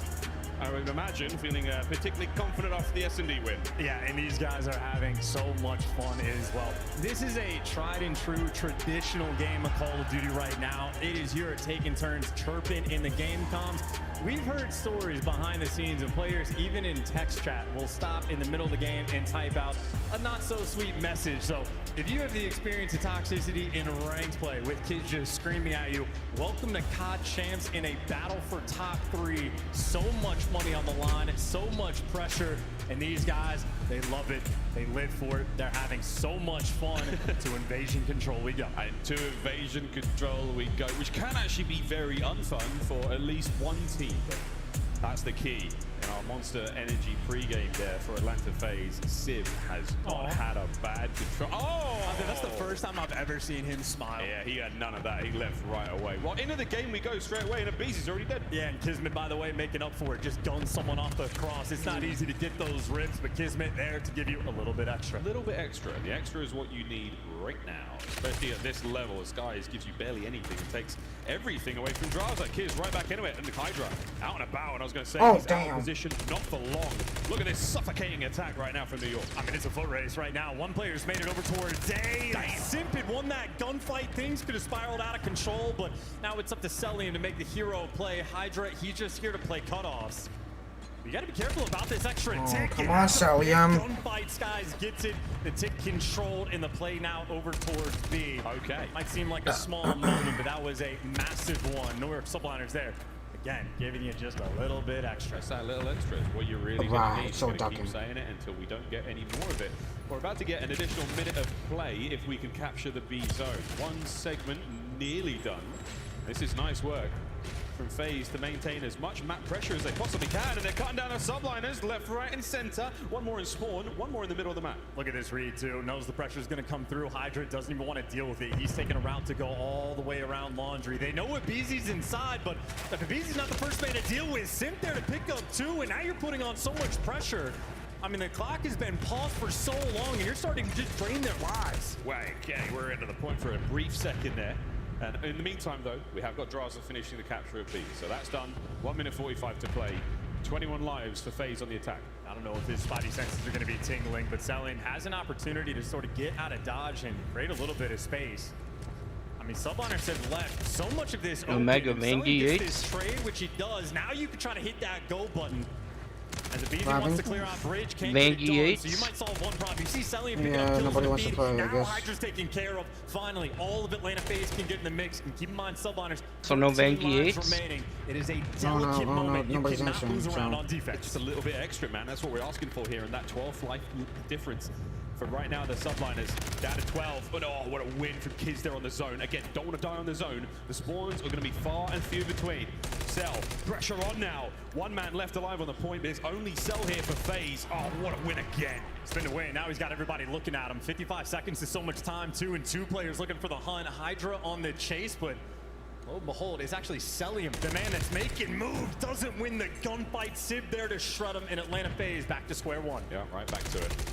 8 lives, take on 12. New York Subliners are doing everything they can with the little they've got. Speaking of little, 35 seconds to go. You got to be on point right now. Might not be a life game as well. And they just can't win any more gunfights. Subliners have stabilized on the defensive end, and now they're able to just play the credits. Trades rolling through as well. Draza, last man standing aggressive on the map. Nowhere he can go. Standard round of invasion control. No funny business in this one. No, not at all. Final 10 seconds. FaZe should not be able to get close to the zone. All these kills are lovely. Oh, why? 3, 4 nearly in the feed, but that's it. The round is done. A brilliant attack from FaZe, but not enough. New York, they take the first. And this is when pressure, again, is at an all-time high. Celium starts making moves on the flank. There's a point where 2 players started to make that chase. You think that opens up the floodgates for the rest of the team, but everybody does their job. Civ especially 2 massive kills over by Blue, basically able to stop that bleeding. So nice and stable. Yeah, everything's standard. Only 3 ticks rolling through. Now it's the Subliners' turn to attack, and again, these are the 2 best attacking teams in the game. If you make a mistake, either one will punish you for it. New York, let's see what you got. Creeping towards the B zone, first and foremost. The 2 players through mid, any kill you get is going to be a big win. Draz really went for the reach out, but it wasn't going to be enough. Now 1 man standing between you and the A zone, but that man is Celium, and at times we're often wondering if he is a man at all. Oh, that stun might be the dagger, just enough to catch him on the cross. New York Subliner still pawing over towards A. I mean, Hydra creeping up the map. He's getting the intel. Good trigger discipline. He's looking to make a sort of hero-esque play. Look who's picking it up, though. Draza. Easy reads there coming in from Atlanta. Staying ahead of the game. Yeah, they're big wins. 10 and 10 out of Kiz. You say what you will about his search and destroy performance. He's very involved in this game so far. Draz winning another big one there against Civ. We're up 5-1 in the search. That's the single segment in the bag. Alright. Kismet is just the guy. I'm up 5-1 in the search. You're the freaking Tells his best. teammates what directions to look, and he is sort of the safety net to make Invasion, sure you you're the can best. guarantee the B zone. A little bit pressure on the flank throw, so Atlanta FaZe attempting to swarm, and this is where Kismet has to be on point. Headset working, extra 2 kills rolling through for him. Wanna know who else the best is? Easy there to shut him down, and over towards B. That'd be Atlanta you. FaZe give you the little bit extra you're looking Yes, for. Now you can win this game 1 of 2 ways. If you stop him over towards B, it'll be a thing of beauty. Subliners, pressure's on. You got 30 seconds to get through. Great coverage there, able to get skies forward. Here we go, right back under the zone. Draft's got to go absolutely huge here. Trophies in play, going to help out reinforcements in the form of a BZ right up the street. Celium's got the mid-map coverage, and that's the slow and steady capture, not a head to be found. And you see how respectful Atlanta FaZe are being on the defensive end and still trying to flood through the pressure and push past the B zone. They're worried about any sort of A hit rolling through. So paying respects to your opponent, playing a standard game, and Draza with the 2-piece, and Draza not quite for 3, but now Kismet's last man standing. 12 seconds on the clock. This is desperation hour for the Subliners. They managed to stop it. Here come the reinforcements. And BZ's got to takes go absolutely no damage when I shoot him 4 Doesn't get it, times. and that might be the B zone in the bag for New York. I mean, things got desperate. One last hit. The pressure is still on. Hydra stopping the clock. Less than 10 on it. He's got to win this fight, and he doesn't. Civ has to run. Dive under the zone. Nobody's there. Stops it. 5.9. Turns into a minute 5. Damn, By bro. the hair of their chinny chin chins, Atlanta FaZe maybe a small missed opportunity. And now on the life count, you still have the extra edge from New York Subliners. This is the moment to try to push the pace and see what you can find. New York trying to roll off the momentum. Quick capture there. Immediate counterattack. Fly through the middle of the map. Do what you can, but FaZe pump the brakes, fill the corners. There's Celium, the master. No one can track him down, and now the New York plays stunned. Yeah, funny enough, Celium actually had a moment of blindness too. Couldn't quite see Kismet land in the corner, but picks him up and finds that second one. 30 seconds left. You can see how much Subliners have slowed down the pace until they're grouped up together. The go button has been hit. Final 30 seconds. We're back in the reds. 25 to now roll. You're looking for 1 good kill, and then you get on the A zone. And you got a BZ watching the flank, and you got Celium in the depths of his spawn. But now it's a BZ on the cross. Big responsibility here. It needs to get at least 1. New York know they need to find at least 1. 2 would be absolutely ideal. A BZ is going to be a problem. Problem dealt with. Hydra now flying forward. They managed to keep the zone safe. Siv now on the roll. Hydra going to the point. That could be the round. This attack is far from over. The more ticks you get right now, the better. It is a 9v5. You only have 1 trophy on the zone. 2 trophies now in play. The car blows up the back line. The garage is full of points. Dive onto the zone. Selling with a nade. Drowns with a wall bang. The contest. Oh my! 2 seconds. FaZe save the round. And they know they got lucky in that moment. Teammates, the second trophy my team's was looking a like they're about to massive choke one a for the 5-0 lead, Subliners bro. to have to stop those extra grenades, and they get 2 extra ticks. And again, that's a big moment. We're looking at the setup from Atlanta. Abizi is basically forced to have to get at least 1, and the shots on Skies were clean. It was simply not enough in Subliners. The teamwork and coordination and timing was perfect. 2 ticks might not seem like a lot, but this is now a massive advantage they have on this invasion control. And a FaZe forced to respond. Wow. Well, 1-1. We told you the attacking rounds were good. Nobody does it better than these 2. Celian battling for his life in the middle of the map. Hydra takes it from him. That first blood, we'll see if it accounts for much. It's the battle for both of these sort of streets. The top and bottom side of the map so important. Abizi cut down. They got a bit of space to play with here by B and Draws. What a 2-piece that was. Yeah, big 2 as well. Now it's going to be Skies trying to pierce that setup. He gets cut down as well. And Draza, time to fly, time to die. Gets caught by Kismet, soaring in with the Renetti. And this is so much more pressure being put on the B zone. Atlanta FaZe have 2 players leaning towards A, and it's only Skies here for the defensive. If Abizi wins 1 gunfight, pressure is going to be on, and you don't have to win it if you just sneak past. 2 different styles being played, and Skies on point, tags him up, and Hydra there to take him down. And this is Subliners looking for the dagger.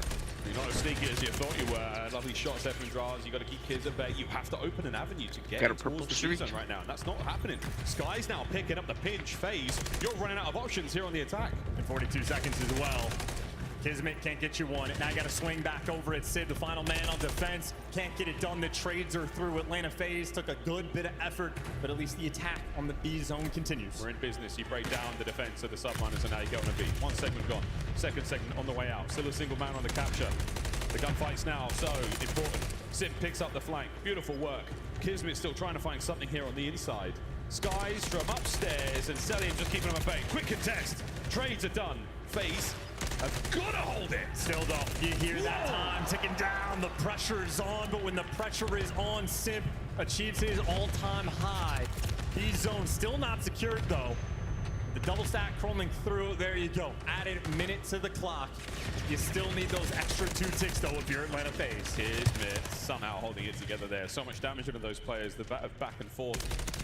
And there we go, top side of the map. A little bit safer for now. New York spawn very close though, so there we go. Down to the A side, that street full of FaZe. And Simp's gonna be able to get to the zone. There's the car bomb for the explosion. He's got 1 trophy in the zone. He needs 2 extra ticks. Simp now looking for his first. Empty your pockets onto the A zone, lads. That's gonna be the game plan off of spawn. Absolutely send it forward. Simp will now get nearly the first segment. Nice work from Kiz there. They finally break down the trophy, and now they're inside. Yeah, and you're playing a little bit passive, trying to watch him on the cross, basically forcing Simp to win that first gunfight, but he gets overwhelmed. And now Celian is just playing a spot where he's waiting for his teammates to make moves, and Abizi doing exactly that, has the pressure on the flank. 1 life differential may not matter. 45 seconds on the clock. Big wins here from Abe, cutting his way through spawn, desperately trying to get on this one. Kismet, he's doing everything he can, but FaZe push the pace. FaZe now onto the zone. And how many trophies do they have? It's not going to be enough, and the gunfight's rolling through. The first un going to connect, and Celian trying to stay alive. The explosion start to connect, and it's only a single tick before Subliners clear the point. FaZe still need a little bit extra. You're happy to take at least one of those, but for now, 30 seconds and not a lot of lives here in the final moments of round 3. This is a game that is going to be won by the thinnest of margins. This is the round that sets you apart. 20 seconds. Red dot. Chased. Sim flies forward, takes a bit of damage. He's managed to make it in, and he has a trophy to play with. They got 3 down. 3 down. Is anyone able to get there? Sim sends it. Mr. MVP finds another. Trophy now in play. Here comes Draws over the top. Hydra opens an avenue for the reinforcements. Go, New York, go. And the tick is one thing. How about the round of 4 versus 2? They're going to get it done. You soar into death in Atlanta. Let's go! Holy shit. Chirping, letting them know. Fucking go, FaZe. Jeez, that guy's lit. Yes, he is. That guy is lit. Not as lit as these boys are. Sim 26 and 19. 0 lives to Wake 4 up, FaZe. there Let's as the fucking go. zone doesn't actually get captured, so for now, FaZe, ruthless determination, trying to close out the control. Yeah, well, you just forced New York Subliners to do the most difficult thing in this game to accomplish, to win an attacking round of invasion control. It's worse than Gavutu. It's worse than Al-Bagr Fortress. This is the map that has set the good and the great teams apart. A moment where you need greatness for the Subliners. It's simply to take the lead in this matchup, winners bracket final on the other end of it. Hydra tagged up, nearly doesn't matter. A wonderful amount of work done early on there, but New York, they're making their way over towards B, trying to get it done. Sim, his mere presence has forced somebody to get off the zone. I mean, you just have arrows on the minimap scattered all over the place. Skies is keeping that continual pressure over towards Bridge, and Atlanta FaZe have a bit more of a respect-based style. They don't stack the B zone as much, but as soon as Skies falls, now you can just run him over towards B. Hydra, nice and careful. He's playing passive over towards Broken. This set of gunfights are going to be massively important to set us up for the round. And that's it. Over towards the B zone, we now try to fly. 2 kills are great. Can you get 2 more and make that side of the map totally safe? Reinforcements for the Subliners. They've still got to contend with Celian, who's keeping them pinned in their spawn. He gets a 5 spree. He's finally brought down, and it's a Beezy. Keeping this side of the map very, very much unsafe for New York. Hydra, the savior. They just cannot find Hydra. He has been alive inside of Broken for so long in a 4 spree when you need him the most. Atlanta FaZe could have called game right there, but Hydra doing everything he can to keep his team alive, but they need a trophy as well. He couldn't stop those nades. Couldn't stop draws either. Couldn't stop Cell, who brings him down. Big work there from Skies just to push right back. Oh, to win onto a Beezy. My goodness. Halfway through the B zone, the New York Subliners zone are still being cut down. Final 20. And what direction do you want to go? You got Kismet trying to make the play over towards A. He's going to have a 1v1 against the Beezy over towards the B zone. Sith shreds you. Kismet manages to get in towards A. Stops the clock. 14.2. Who's that? A Beezy. Turns around, easy read, a little bit of good timing. Anyone close enough towards the B zone. Final 10 to go. The extra edge in this series, it is Atlanta FaZe. They are chomping at the bit. Here we go, final stop. You have to capture the zone, but nobody was watching Dark. Draza gets a freebie. Here comes a nade. That's going to be a problem. Trophy in. Second point. Can they finish the capture? This is to stay alive. With the absolute depths, and now Hydra calling out theirs too, and they've got the B zone. Problem is, they now have 10 lives remaining to capture Red. So it's a bit of an advantage there. Lovely shots from Kismet. FaZe nestle in for the defense. And Atlanta FaZe have gifted them some space on the map as well. So when we're playing potentially a game of effective TDM, New York Subliners are now looking to strike and swarm in the moment, but they lose the first blood. A dire situation. Not a huge amount of time remaining. You have to be decisive in the kills. And Hydra is now behind it. Eyes are on. Kiz finds it. Can they? No, they can't. Track down Celian. He brings down another kill. Draza finds his. 27 on the clock. And you just need this perfect coordination. You're looking for a clean 3 or 4 down. Kismet looking to start, but the trades are there. Atlanta FaZe holds strong. Sib's trying to just maintain position. That big kill on Uabizi helps. 15 seconds now to go. Send it forward, New York. You've got a lot of damage in the Sim. Anyone there to clean up? No. Celian on the flank, causing problems. Spawners now from FaZe are going to be to keep you out of this one, and that should be the map, folks. Let's go, FaZe!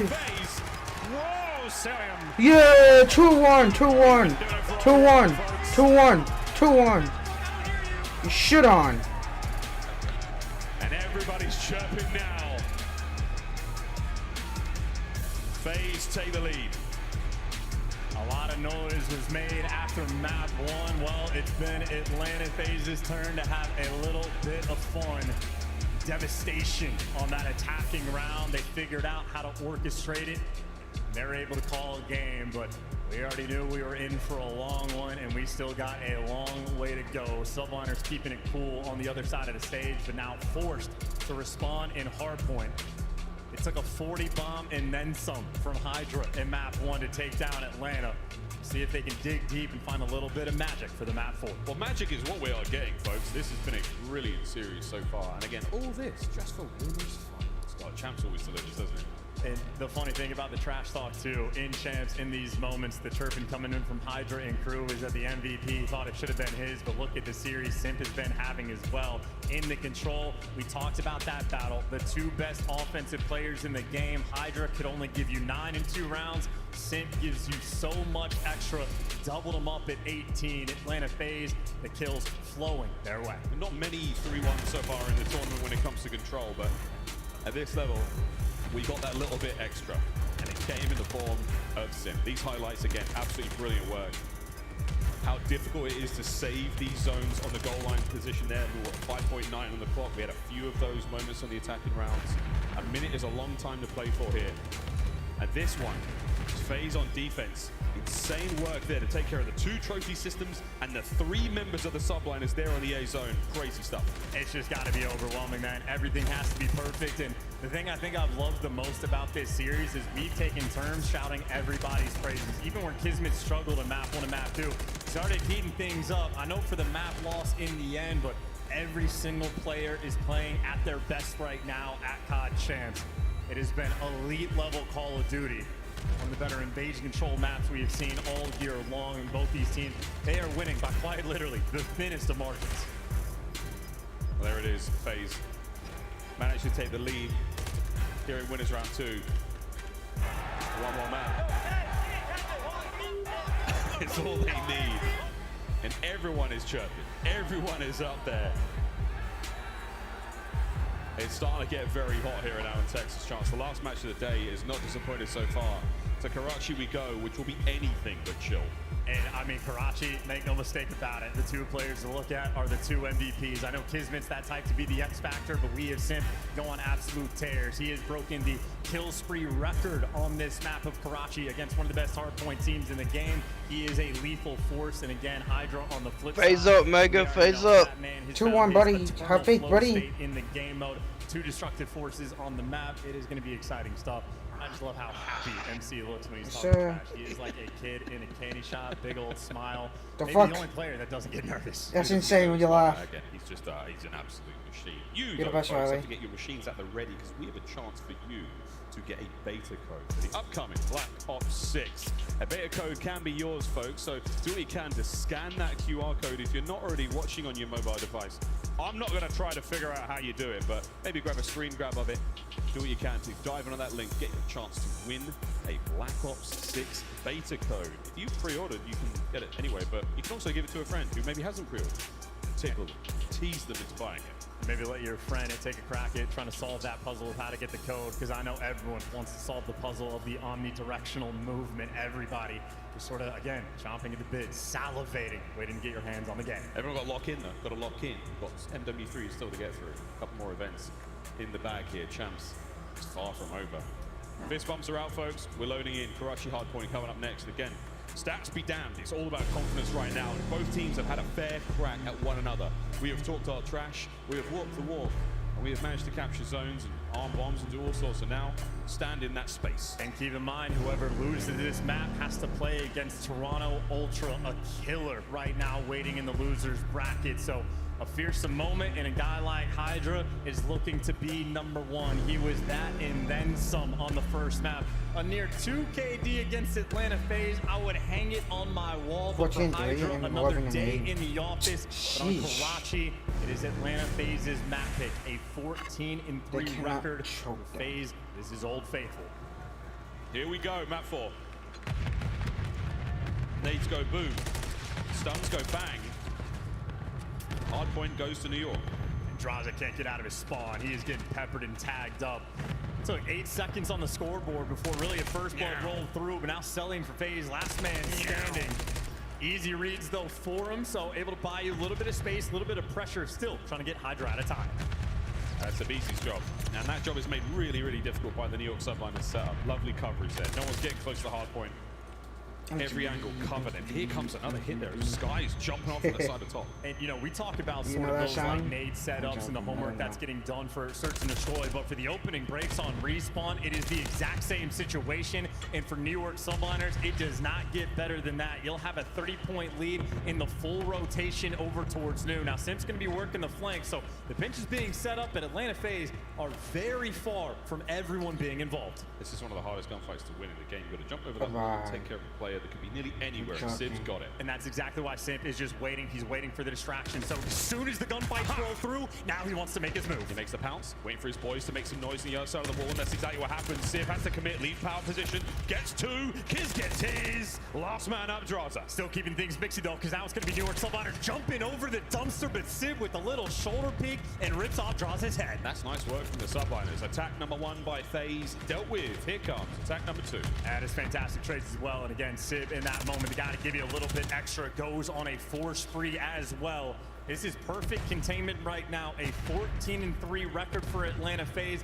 Their single best map that they have. And right now, Subliners picking them apart. Looks like attack number 2 got stuck in the mail because they did not manage to get there in time, and that is why the scoreline is so big. 92-7 going into P3. And he just got met with every single stun and nade in the game, and now Atlanta FaZe pushing pace and getting those cutoff kills. Kismet, nice movement. Maybe to see if he can find just the timing to get through. Ace being watched though, a BZ heads-up gameplay. Atlanta FaZe, the whole perfect thus far. So far, sweet, and they really needed to get back into this one. Sim, your order is up, and he's not going to get it. Skies backs away, waiting for the teammates. Another angle of attack here. Kismet making the middle of the map all good, and you're looking for those little spots to find Sim. Draws take him out. Skies, just enough space for Kiz to get in. Sim versus the world as well. He's remained behind enemy lines. You got 3 players going to hunt him down, and well, you see in the feed, Sim there to give you 1, can't get the second, but again, he just plays his life so effectively, get his teammates back in the mix. So that's New York Subliners. They got a break, but only for 5 seconds. But Atlanta FaZe on top towards the end. Subliners chipping away at it. Nice little break moment in a 70-point gap. Draws a 3 in the feed, looks sweet, but already Kismet roaming over towards new. Nice work from Draza. That 3 spree certainly helps. Again, slowly but surely, FaZe crawling back into this. 1 fight at a time, and this hardpoint has not been great for nearly any team throughout this entire season. Wide open hill. Let's see if FaZe can find some of that time and get back into it. And they're going to need to as well. Right now, this is a perfect opportunity to get back in the game. Subliners going to be spawning on the deep left side of the map, and a moment maybe to watch Hydra on the minimap if he wants to take a route and flip those spawns while his teammates collect the time. That is exactly what he's doing. So the minimap is telling one story, and Kismet telling the other right now. Atlanta FaZe letting these Subliners players through. This is a strange look. Now they're all down and out. Spawns are going to get crazy in a mode. And again, you are looking in the close spot. That hard point comes to a close. In all those routes taken, though, no one actually went there to block this spawn. So 2 players got through, but Atlanta FaZe still have those spawns for new. FaZe still fighting tooth and nail over towards the new hard point. They've managed to get secure. Set up now in position. The New York Subliners coming through the middle of the map. And I think that could be a punishing mistake, though, not actually taking the route to go get those spawns, because, again, it's a massive lead right now for the Subliners, but, I mean, 1 extra gunfight win from Simp. If they just catch Hydra, and they do, this could be Atlanta FaZe's route to get right back in this game. It's a single point of failure on the hard point, though. Here come the reinforcements. FaZe should be fighting fit now for the next attack the Subliners have got for him. Trophies, 1 in position. Draza with a nice shots there. He's keeping these players on the inside of red. That's exactly where you want them to be. Don't let them get that player out the point. And you just have New York Subliners trying to like take their time and get everybody in the mix, but everybody just keeps falling. They can never win these entry gunfights, and everybody else falls like dominoes. That was the route for Atlanta FaZe to get back in the game. Still a deficit, but we got ourselves 4 MCWs, bro. Can't get the 6th kill. Nice work, though, and we have certainly got ourselves a hard point right now. First set done. Second set begins now. What a comeback from FaZe. Yeah, BZ though getting caught over towards Bridge. It's that battle for the control, but Sid gets caught sprinting as well. You see how much pressure they want on it, because if you have bridge control, you get the power positions, and Skies fighting Draza for it, and he's gonna get it. Skies, the overseer from up top, keeping Hydra safe inside the hill. Overseer and overachiever. Beautiful work there. The 3 spree right now, and Celium spots him, deals with it. Over towards the point we now go, and Hydra, a lethal force on the inside of that point. Over a minute of hard point time accrued. FaZe now 1 by 1 fighting their way in. And now you got Celium able to push through and maybe look for a couple of these cutoff kills. Rotation to New going to be important, but he's going to get gunned down. Renetti OP, but inside the point of BZ. No trades rolling through. Sid Bull sends it without the backup, and Subliners after it. Everybody starts to fall. Uncharacteristic mistakes rolling through. Atlanta, they are turning up the heat. Turning the heat up now and desperately trying to take the lead back. FaZe, the gameplay's not bad. Let's see how good the comms sound. Dante's already help me out, Tyler. Yeah, well, I'm coming. So what do you think? I can pinch you all them, see. Like, I see him out. I'm waiting for you, Tyler. I'm gonna pay for you, okay? Or pay for me, I have an air. It's fine. Caesar could be really playing. Hey, Mel, I had him once. Nice, good one. I need this. I'll take him. Hey, look, nothing wrong. Ali, Caesar. Ali, come here, watch out, Ali. Side doors. Long. I'm stunning long. He's deep. He's not watching Cox. You can work it. I'm here. Listen, give me time. I'm here. He's back alley, Eddie. Yes, it's done. Give me back alley. I'll see him long. I'm gonna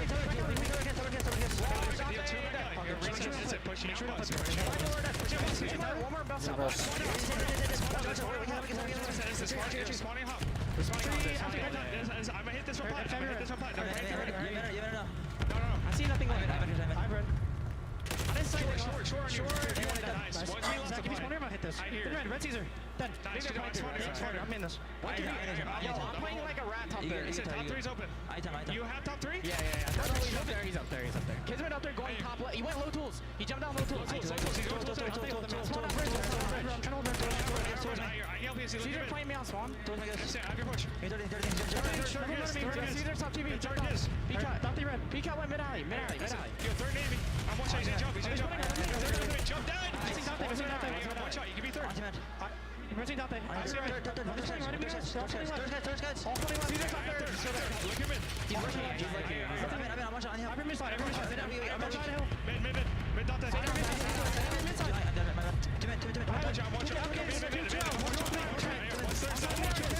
What's bricks? Give him the time. Bricks in out time. Jump down again.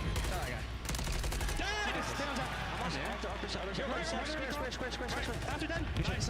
Let's fucking go.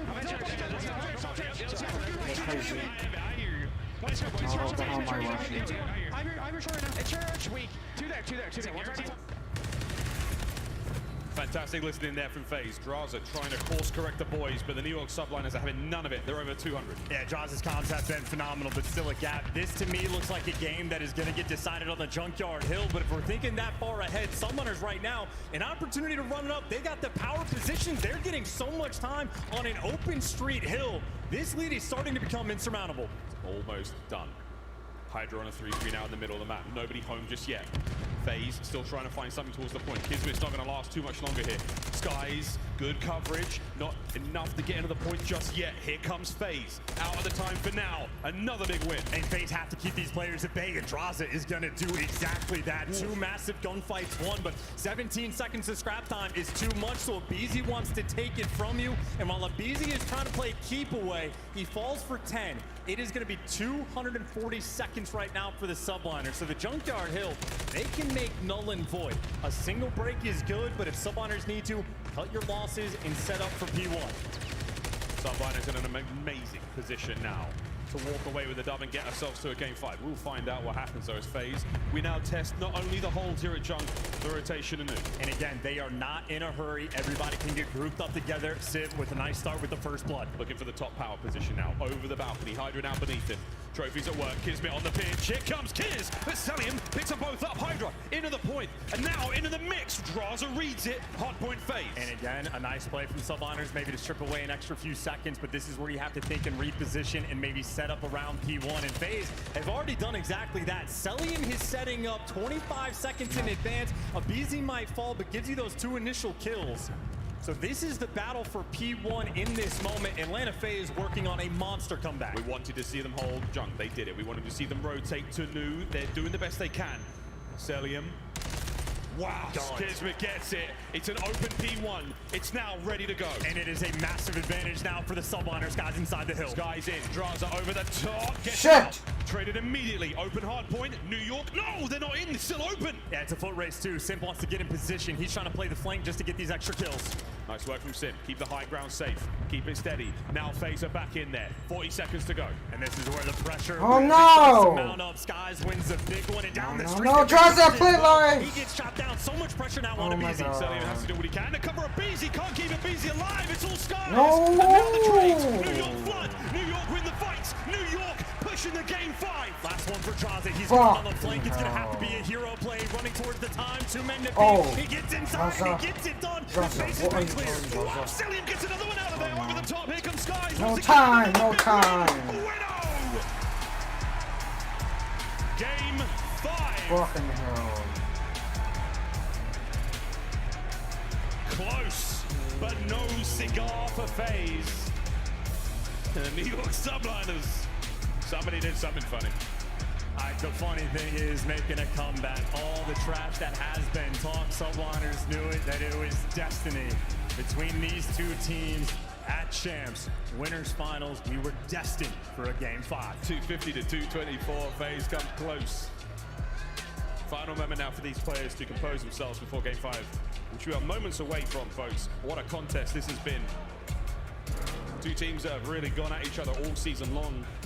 Of course, Major 4 finals goes the way of the New York Subliners. Now they've got another chance to fight through this series. Game 5, we're going to Invasion. Yeah, and I tell you, those P2s on this hill were something special as well. I mean, if you're looking at the kills column, Atlanta FaZe just outslayed them by what, maybe 15 total kills, but look at the New York Subliners coordination. Outslayed, but still win the map in 2 near perfect full 60s on a P2. Atlanta FaZe just couldn't get it done in so many small moments. The first go around, Atlanta FaZe had the perfect swarm around the hill. Sims waiting over back dumpster, but Sib slams them with a 4-piece on the hill.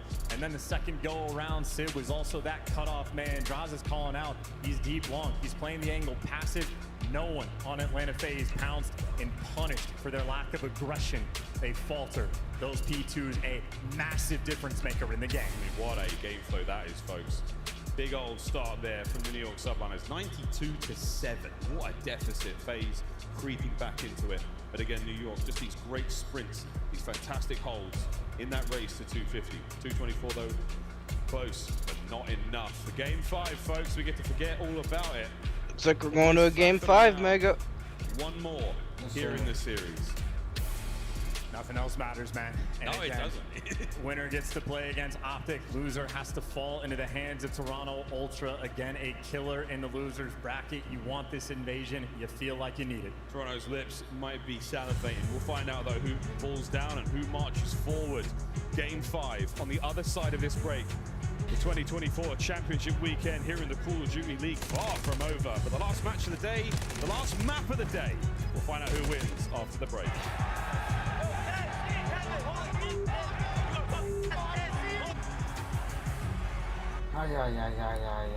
This might be scary.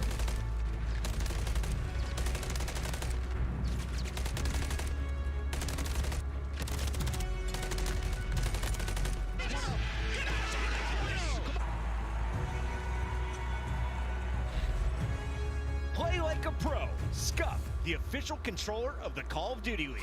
Visit scuffgaming.com for all your gaming needs. Scuff and Optic have teamed up once again, this time for a limited edition Prism Mystery Box with an exclusive design in 5 different colors. Grab yours today at scuffgaming.com/optic-prism, and you could be one of the lucky few to unbox the gold controller. The Champs Tracer Pack is available now. The bundle includes the Reaper Operator skin, Ripper Weapon Blueprint, Death Stare Weapon Blueprint, Cuts Deep Charm, 2 calling cards, 2 emblems, and 2 weapon stickers. Use these items in both Call of Duty Modern Warfare 3 and Call of Duty Warzone. Available in store now using Call of Duty points.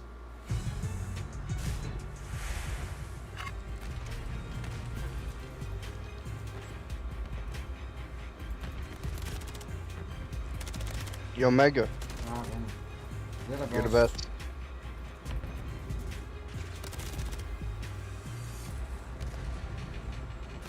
You know what's crazy, Riley? What's crazy? I just need 2 new subscribers today. You gained 2 subscribers today? Yeah. I don't know There you how. go. I don't know how, but thanks to the fans. Oh yeah, thank you, fans. You're the best. You're the best. There's the code. Code is MYSL takes map 5. That's the code. That's crazy. That's fucking crazy.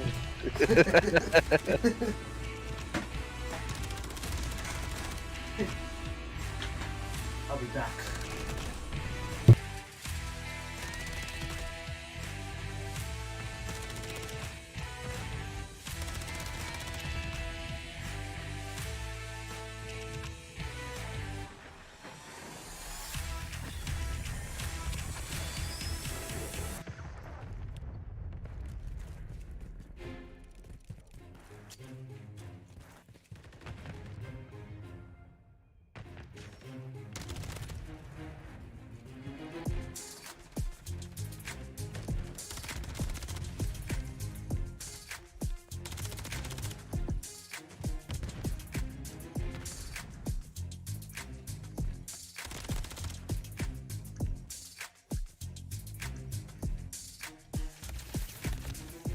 I'll be right back.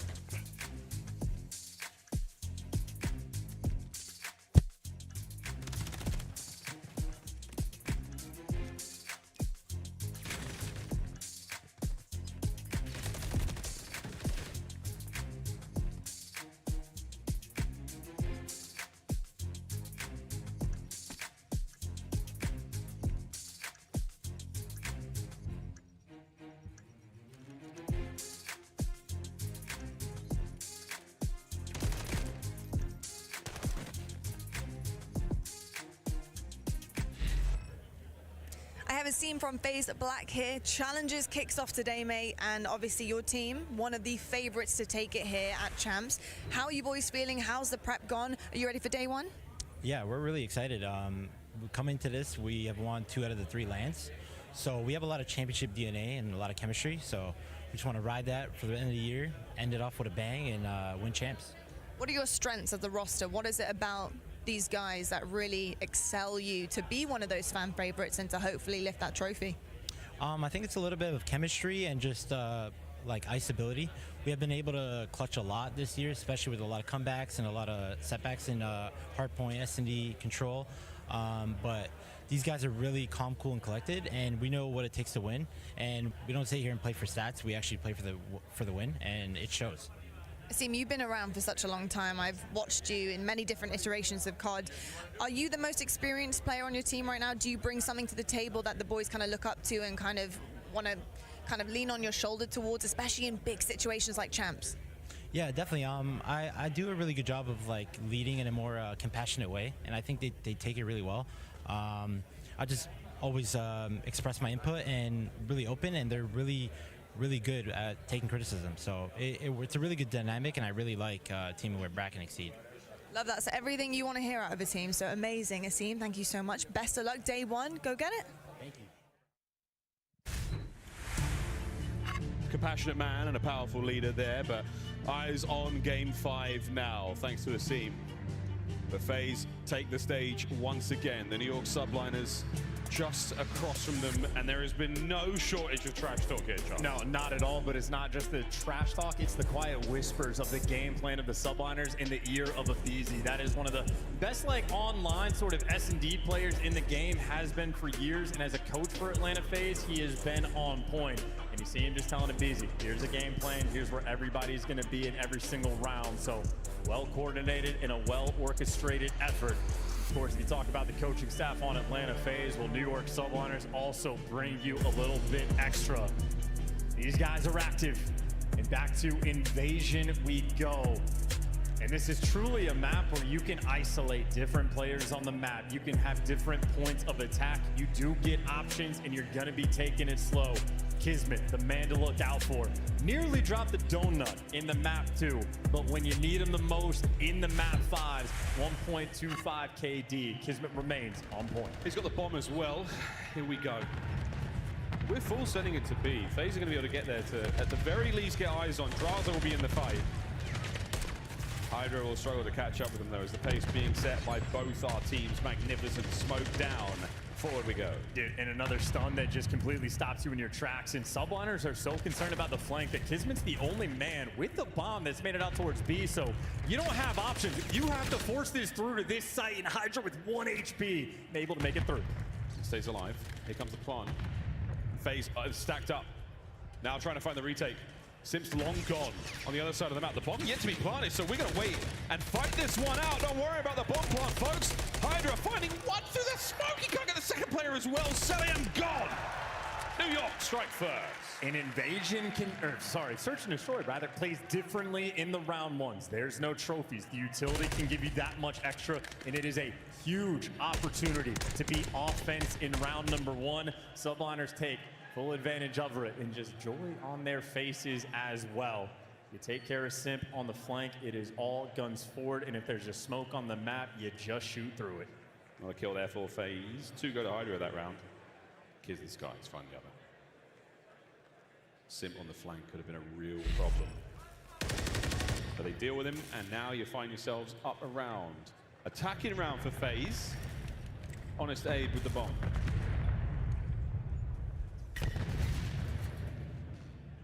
In Atlanta, they are no-showing everything. No crossing to Broken, no crossing over towards Showers. They are playing in the depths of their spawn. How antsy will New York be, though? They're not going to push too far forward. Oof, Abe's not getting far forward either. Also, you have a guy like Hydra in depths. This might be a setup for the wallbang spot. Keep in mind, Subliner's very creative. They got wallbangs set up on both sides of the map. So if Hydra's in his spawn, number 2 and number 3, Kismet and Sib, big responsibility on this B side. Sib, once that door cracks, anybody home? Not just yet. I'm not sure if Draza picked up on that. Hydra is in position for the wallbang. And this is about Sib getting the angle. And yeah, the second Sib sees someone on the cross, and now with Land of FaZe, you got to figure out where you want to plant. You have to find a way to deal with this as well. Try and get the bomb down. Double nade on the outside, nobody home. And Sib still in position to hit something here, 20 to go. And the second he sees somebody, the bullets are going to ring through. Wait for it. Wait for it. Patience. The flank is safe. Here we go. FaZe, send it. Oh, it's a death trap.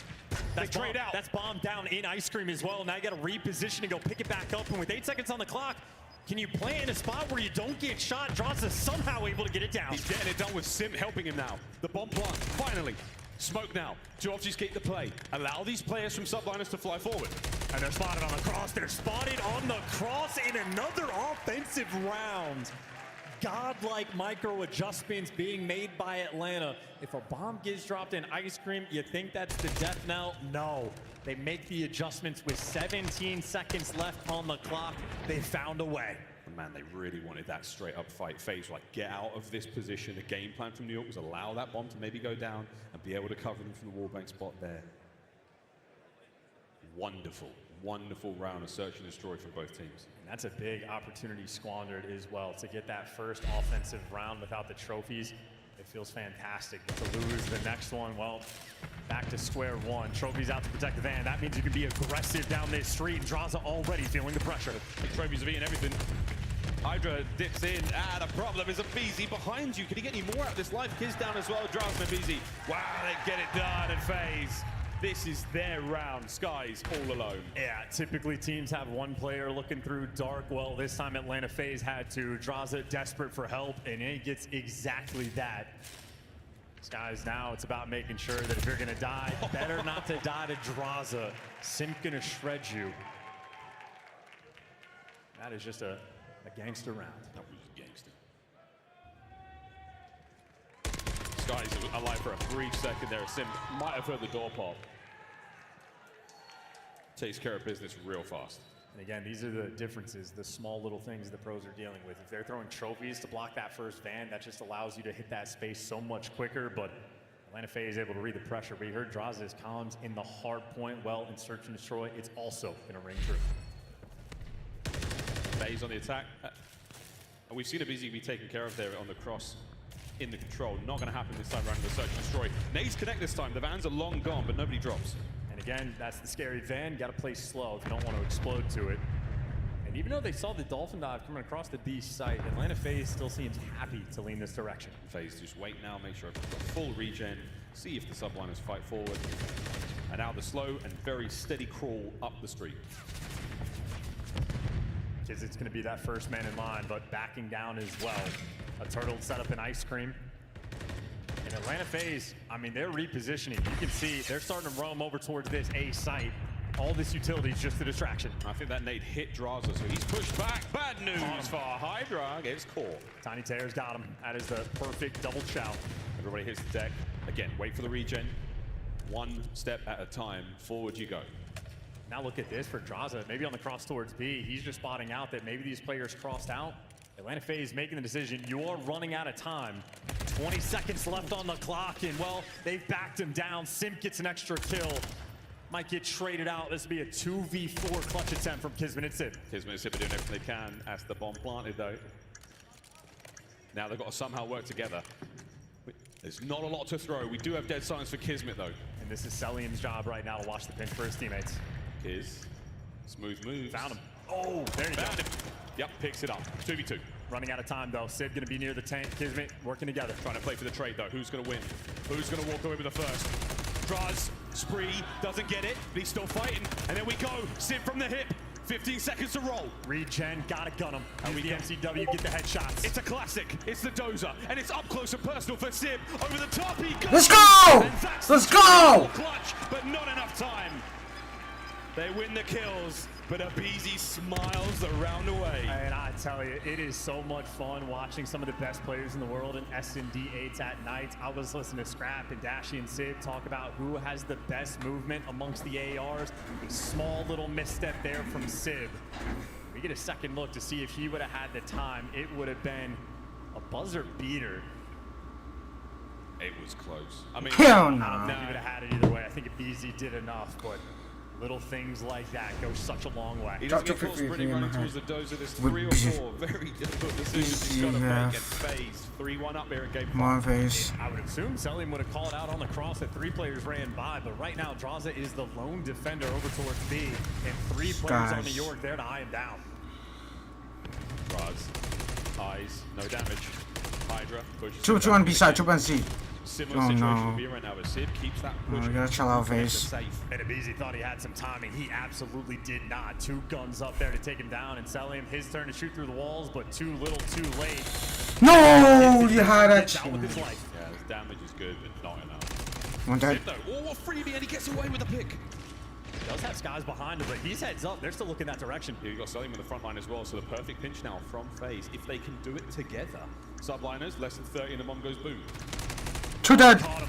Oh, he absolutely caught him, and the trade's gonna roll through. They do. Skies actually team kills a 1v1 Bercel. Skies now over towards the bomb. Come on, Skies. The man who rarely loses them versus Celium.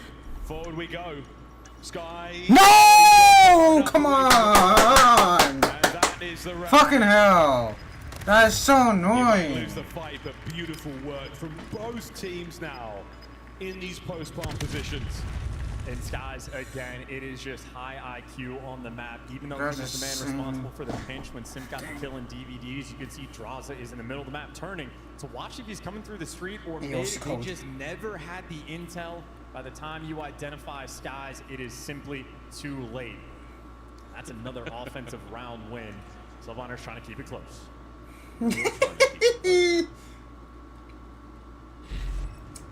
One round differential.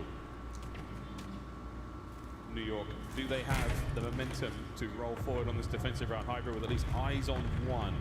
Nobody in rugs, and I doubt he's going to be able to spot Draz up top blue, but he's on the lookout for it. And you got Simp as well, watching the deep end. He is playing the depths of his spawn, so if Kismet ever peeks out this door,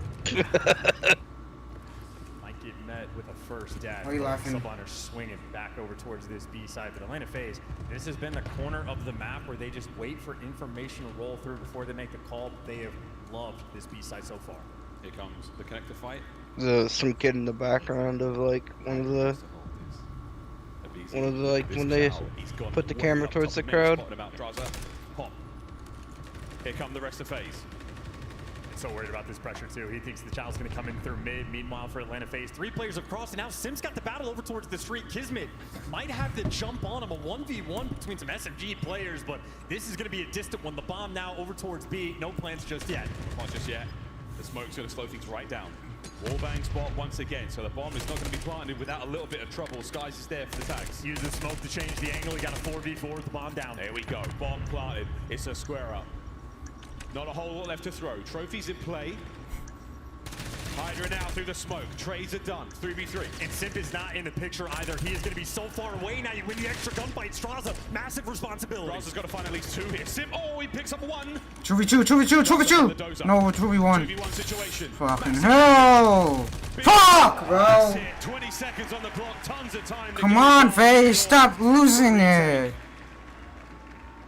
And we're not joking now. I saw a lot of it. Oh my god, bro. That is a huge retake as well. When the bomb gets planted, it feels like just the absurdly tall task to clear these players off the tanks, off the dozers, out of square.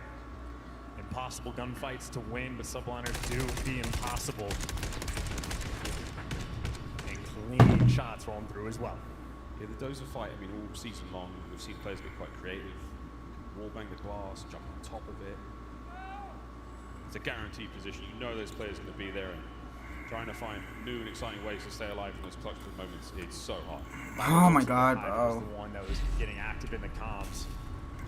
He saw something. He wants to make a play, and him and Kismet going to be leading this charge. Straight past the van. I don't even know if they chucked out a trophy. These guys want to set pace. Trying to get there immediately.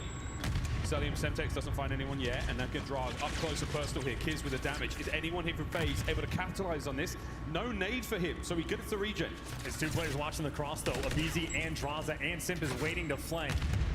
Simp and man, all about the IQ. If you find the timing, he'll make the move. In the meantime, the bomb over towards B. Bomb makes it way through with Hydra backing him up as well. So now FaZe have got to try to retake the inside of their construction site.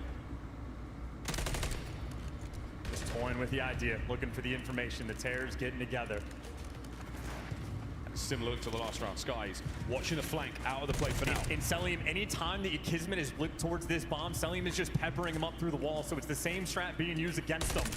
Can New York subliners, the same way Atlanta FaZe did, make the adjustments to break this setup down? And he doesn't know the bomb's been planted. Cell wasn't there. Fucking hell, bro. Another. Yo, stop doing that shit. Just focus on shooting. Can FaZe do it? This is so stressed, bro. Here we go. Guns up. Suppression right on through the smoke. The one way. Doesn't go Yes, the way sir. you want it to. FaZe find the advantage. One man up. Yes, sir!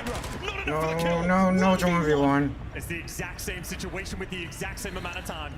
Will lightning strike twice, and this time Sky's long gone. Are we going to see a change? Sky's playing it exactly the same way, and that is. I don't think he has the time. No! Come on! Come on, bro. Celium needs 7. That shit's annoying. Seconds. He was shy. Holy shit.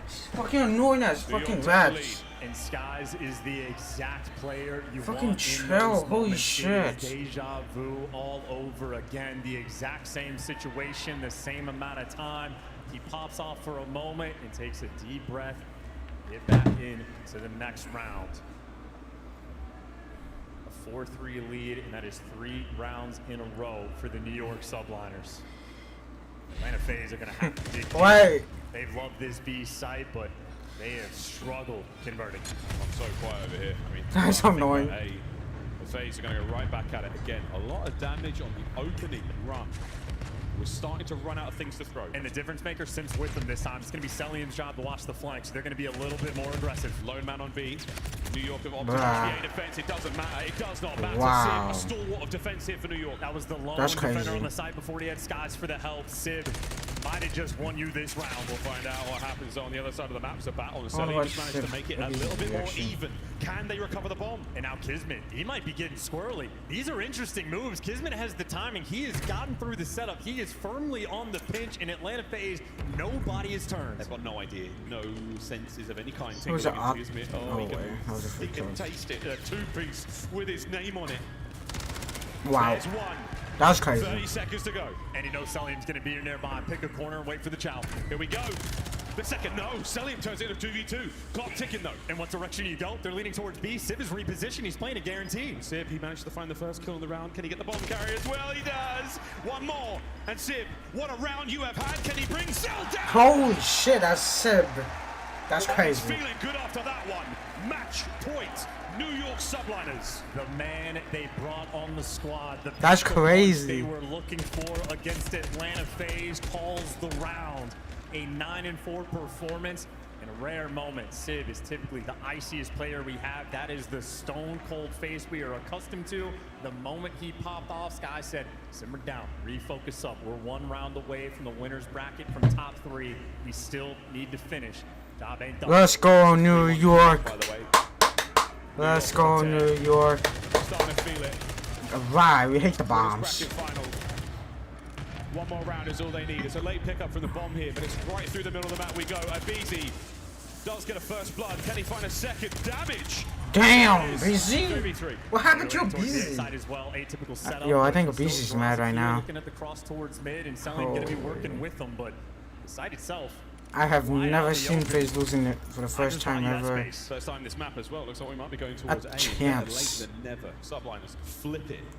Like real early, yeah. Uh-oh. You have to finish. Yeah, they lost. They lost. They lost. That is unbelievable. No way. It could be the that is crazy. crazy. Can Celium save it for FaZe? The MVP is down.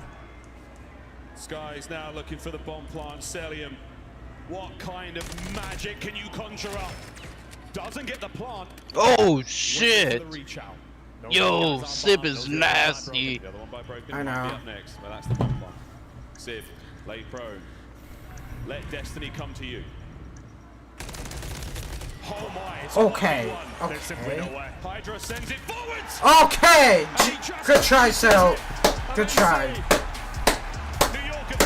Good try. FaZe in Optic. I mean, Optic in New York. Bro, Optic better win this shit, bro. I don't care.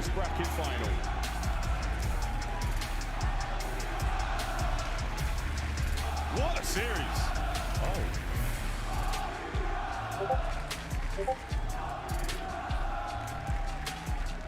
We play Vanguard 8. Vanguard 8. Guess so. FaZe will now play Toronto Ultra in the lower bracket.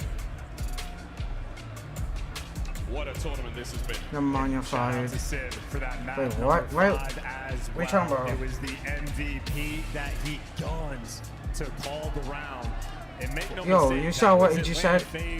He said you're fired. What do you mean? What do you mean by? I have no idea. A nearly record-breaking performance, and it was simply not enough to handle the heat that the Subliners just brought. You had the opportunity in Major 4. Atlanta FaZe 3-0'd them. Sent them into the losers bracket. Well, Optic wins this tomorrow. Optic wins this tomorrow. Time and time again. New York Subliners looking to against Ultra, bro. back-to-back championships at the world stage. Unbelievable stuff right now from New York. We may be calling it a little early, but it has never been done before, and the Subliners are poised. Optic stand in their way tomorrow. Yo, Mega, you good, bro? Yeah, I am. Wow, for sure. That was 6-3, the final score in Invasion. 3-2, the final score in the series. New York take a bow. What a play that was. And again, 5 first bloods from Abizi, only 4 total there from the Subliners. The scoreboard looks even across but the they're board. able to answer here in winners round 1. Oh my God! Right there, baby! Holy! Hold that shit! Oh my God! You do them! You do them! You serious? That's zero! That's zero!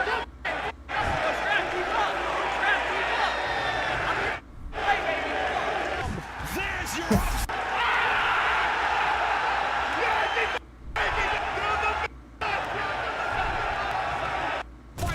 Damn!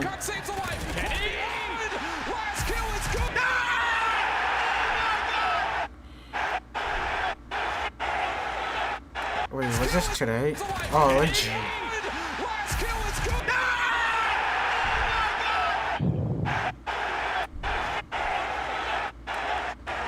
But they're able to answer here in winners round 1. Hi, Emily. I heard that should you build?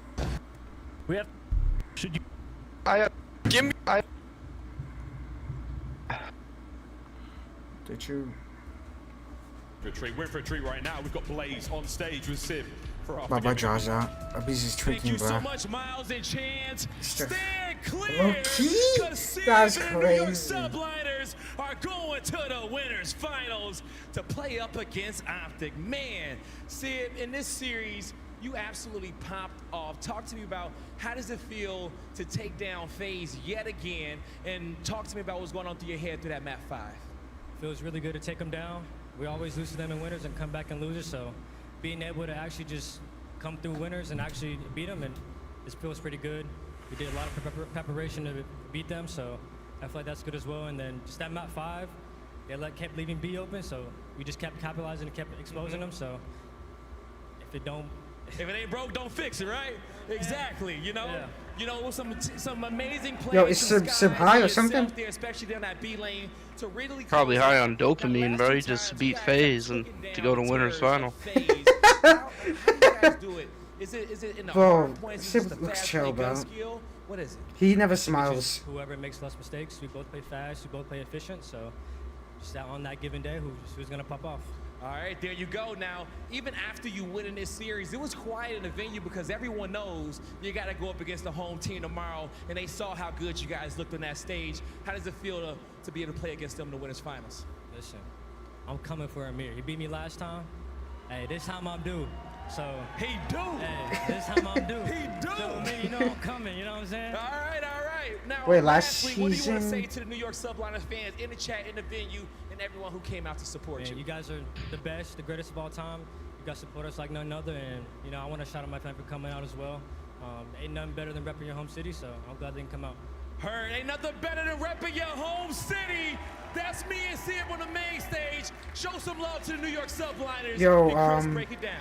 Thank you Yo, so Riley. much, Blaze. Congratulations Yo, Mega. to the MW2, Subliners. They right? will Sid face was off in against Seattle, Optic for a spot right? in our championship match. Oh, They're in guaranteed Vanguard. top 3. And what I'm excited Bro, about is Sid MW2, just where touched was on he? it. I forgot. We get to see the former duo Where was he? now go Yeah. head to head with He was on the Surge. Still, right? Yep. And Pred, right? Yep. That's crazy. I don't remember, bro.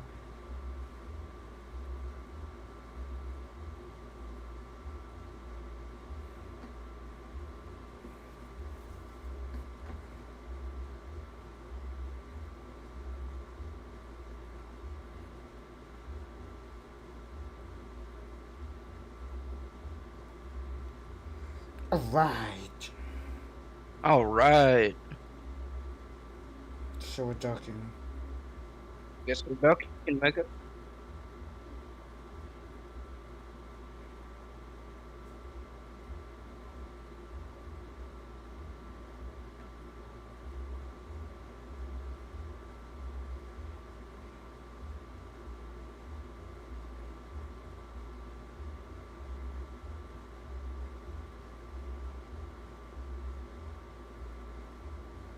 What the? Ran out of the digits, we ran out of money.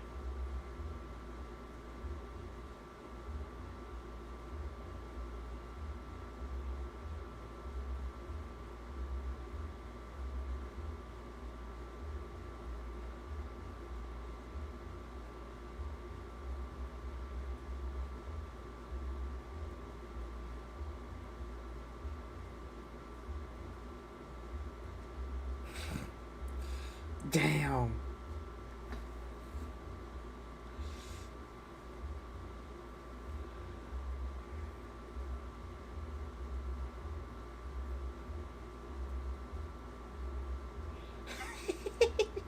Nah, bro, that's a troll right there.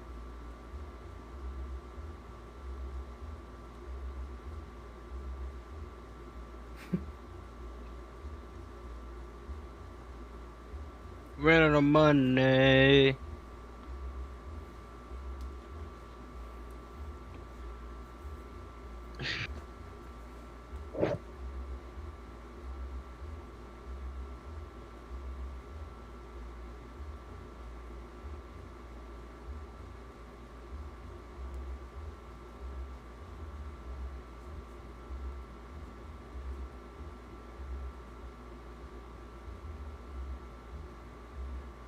Let's see. It says.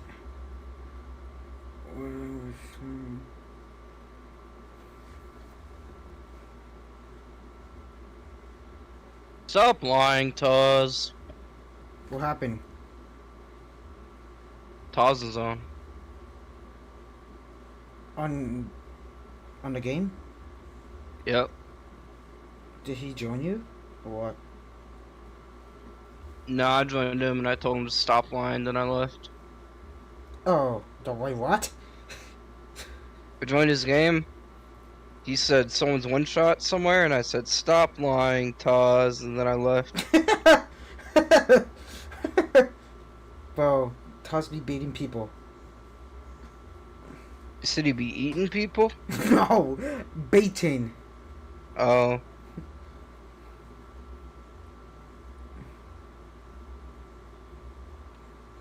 Anyways, you're the best. I know for a fact the my name goes watching my stream just to find the clips of me getting mad. How much you want to bet? I know for a fact it's gonna be true. Watch. Maybe. But they're not gonna find it because they're in range.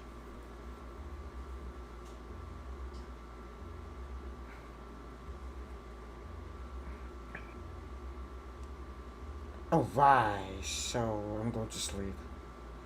You on to bed? What happened? Yeah, I don't know, to be honest.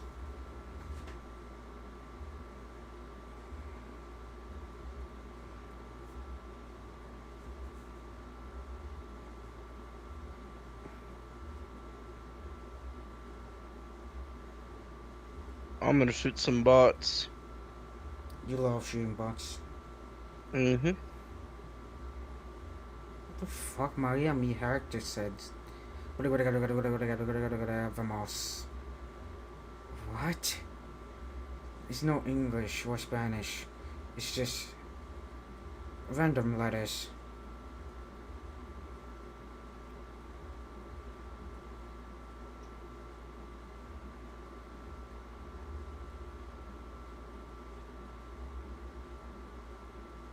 Do you have your FaZe jersey on, Mega? No, why? You should have had it on. I know. I took it off because I had to use the restroom. Oh. And I came back and watched it. That's what happens.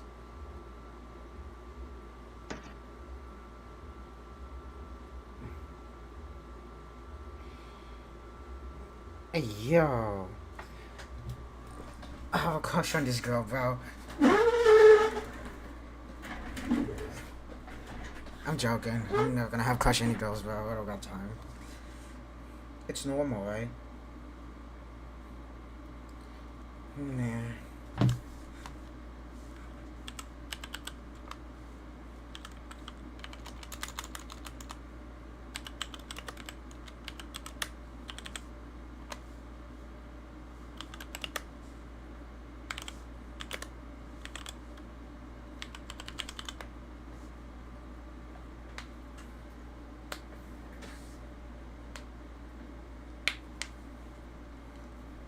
I'm not doing the H because I know for a fact I'm not waiting for 2 hours.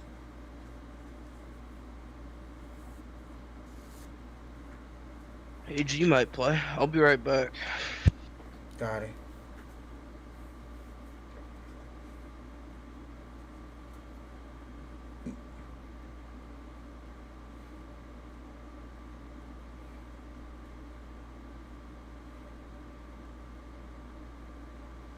Alright, so we're talking.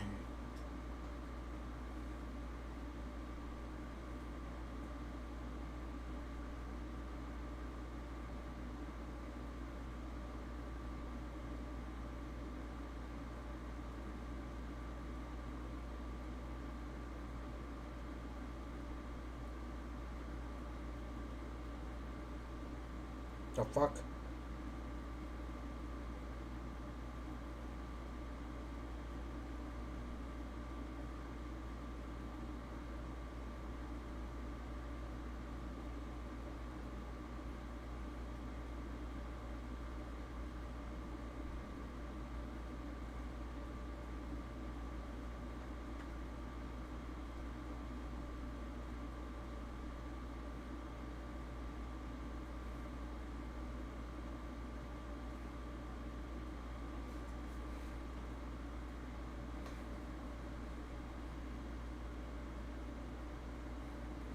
1 for Rise, 2 for Riley, me, Lefty.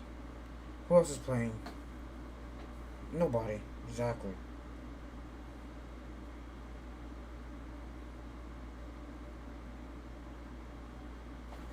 What about Bonds? Yeah, nobody's playing.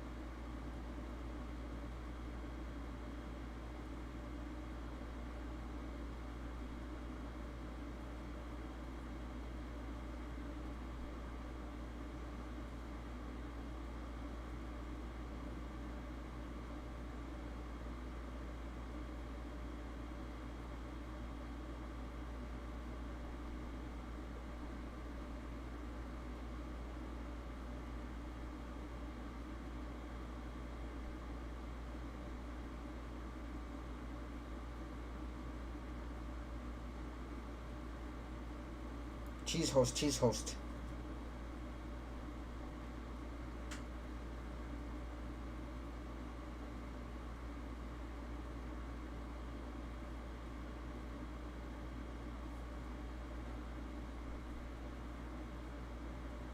Alright.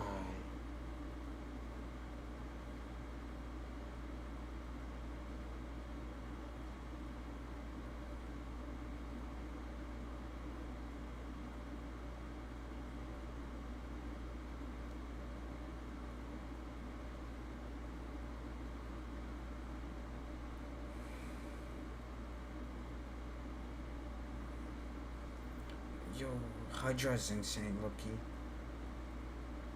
The fuck is that? What the fuck? Oh, it's alright. What's up, Mega? Not much.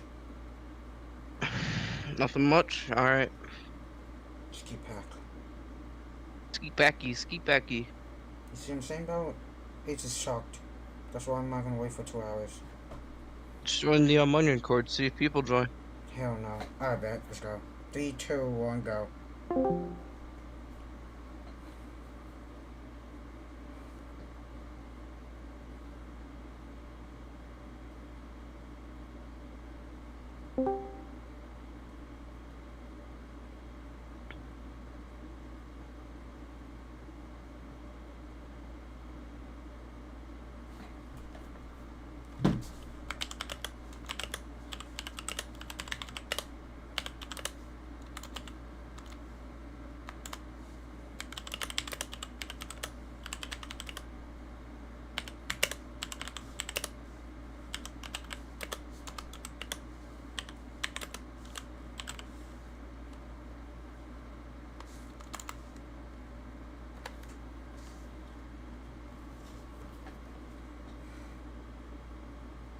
Yo, you should type down, that's what Mega said. Yo, those beats look sick. Wait. Oh, it's probably the... I don't know that thing called.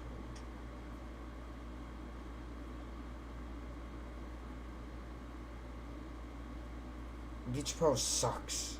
That's all I gotta say. Fuck.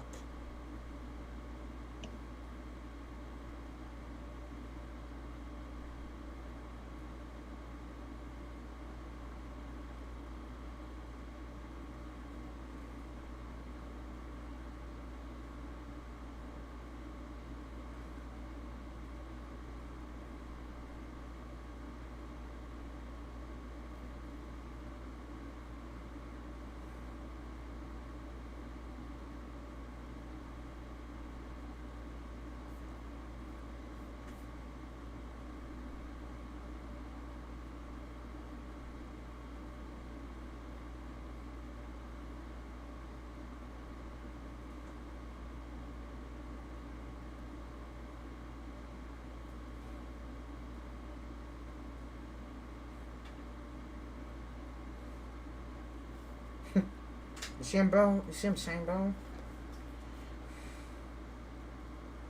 What you saying, bro? I'll play. Just at mute. I can't voice chat right now.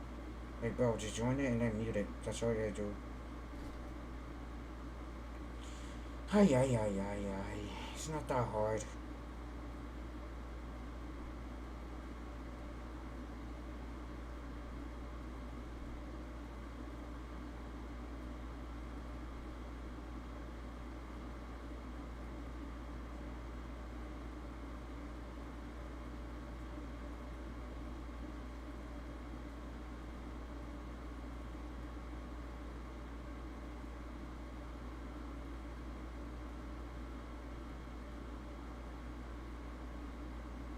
Video call code easy.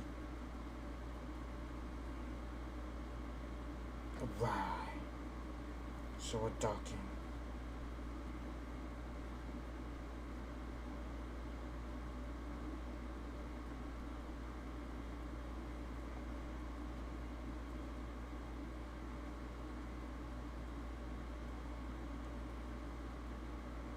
If I see that bit, bro. No shot. The fuck am I looking at? Alright, so we're ducking. Got it.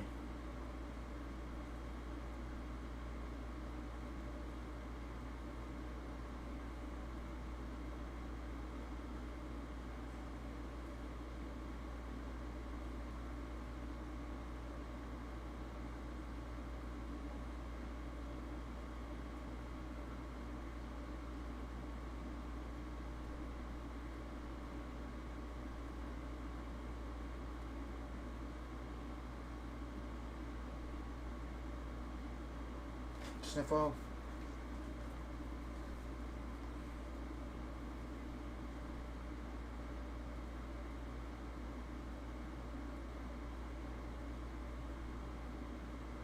God damn.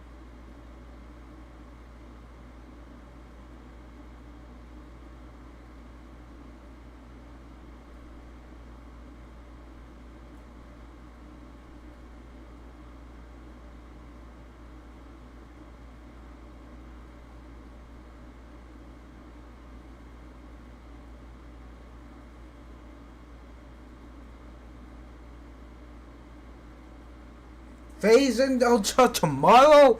The first round? Oh, nah. That is insane. They play the first match tomorrow? Yeah, FaZe and Ultra.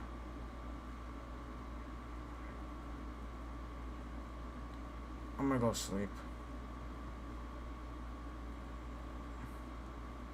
Holy, bro. This is annoying.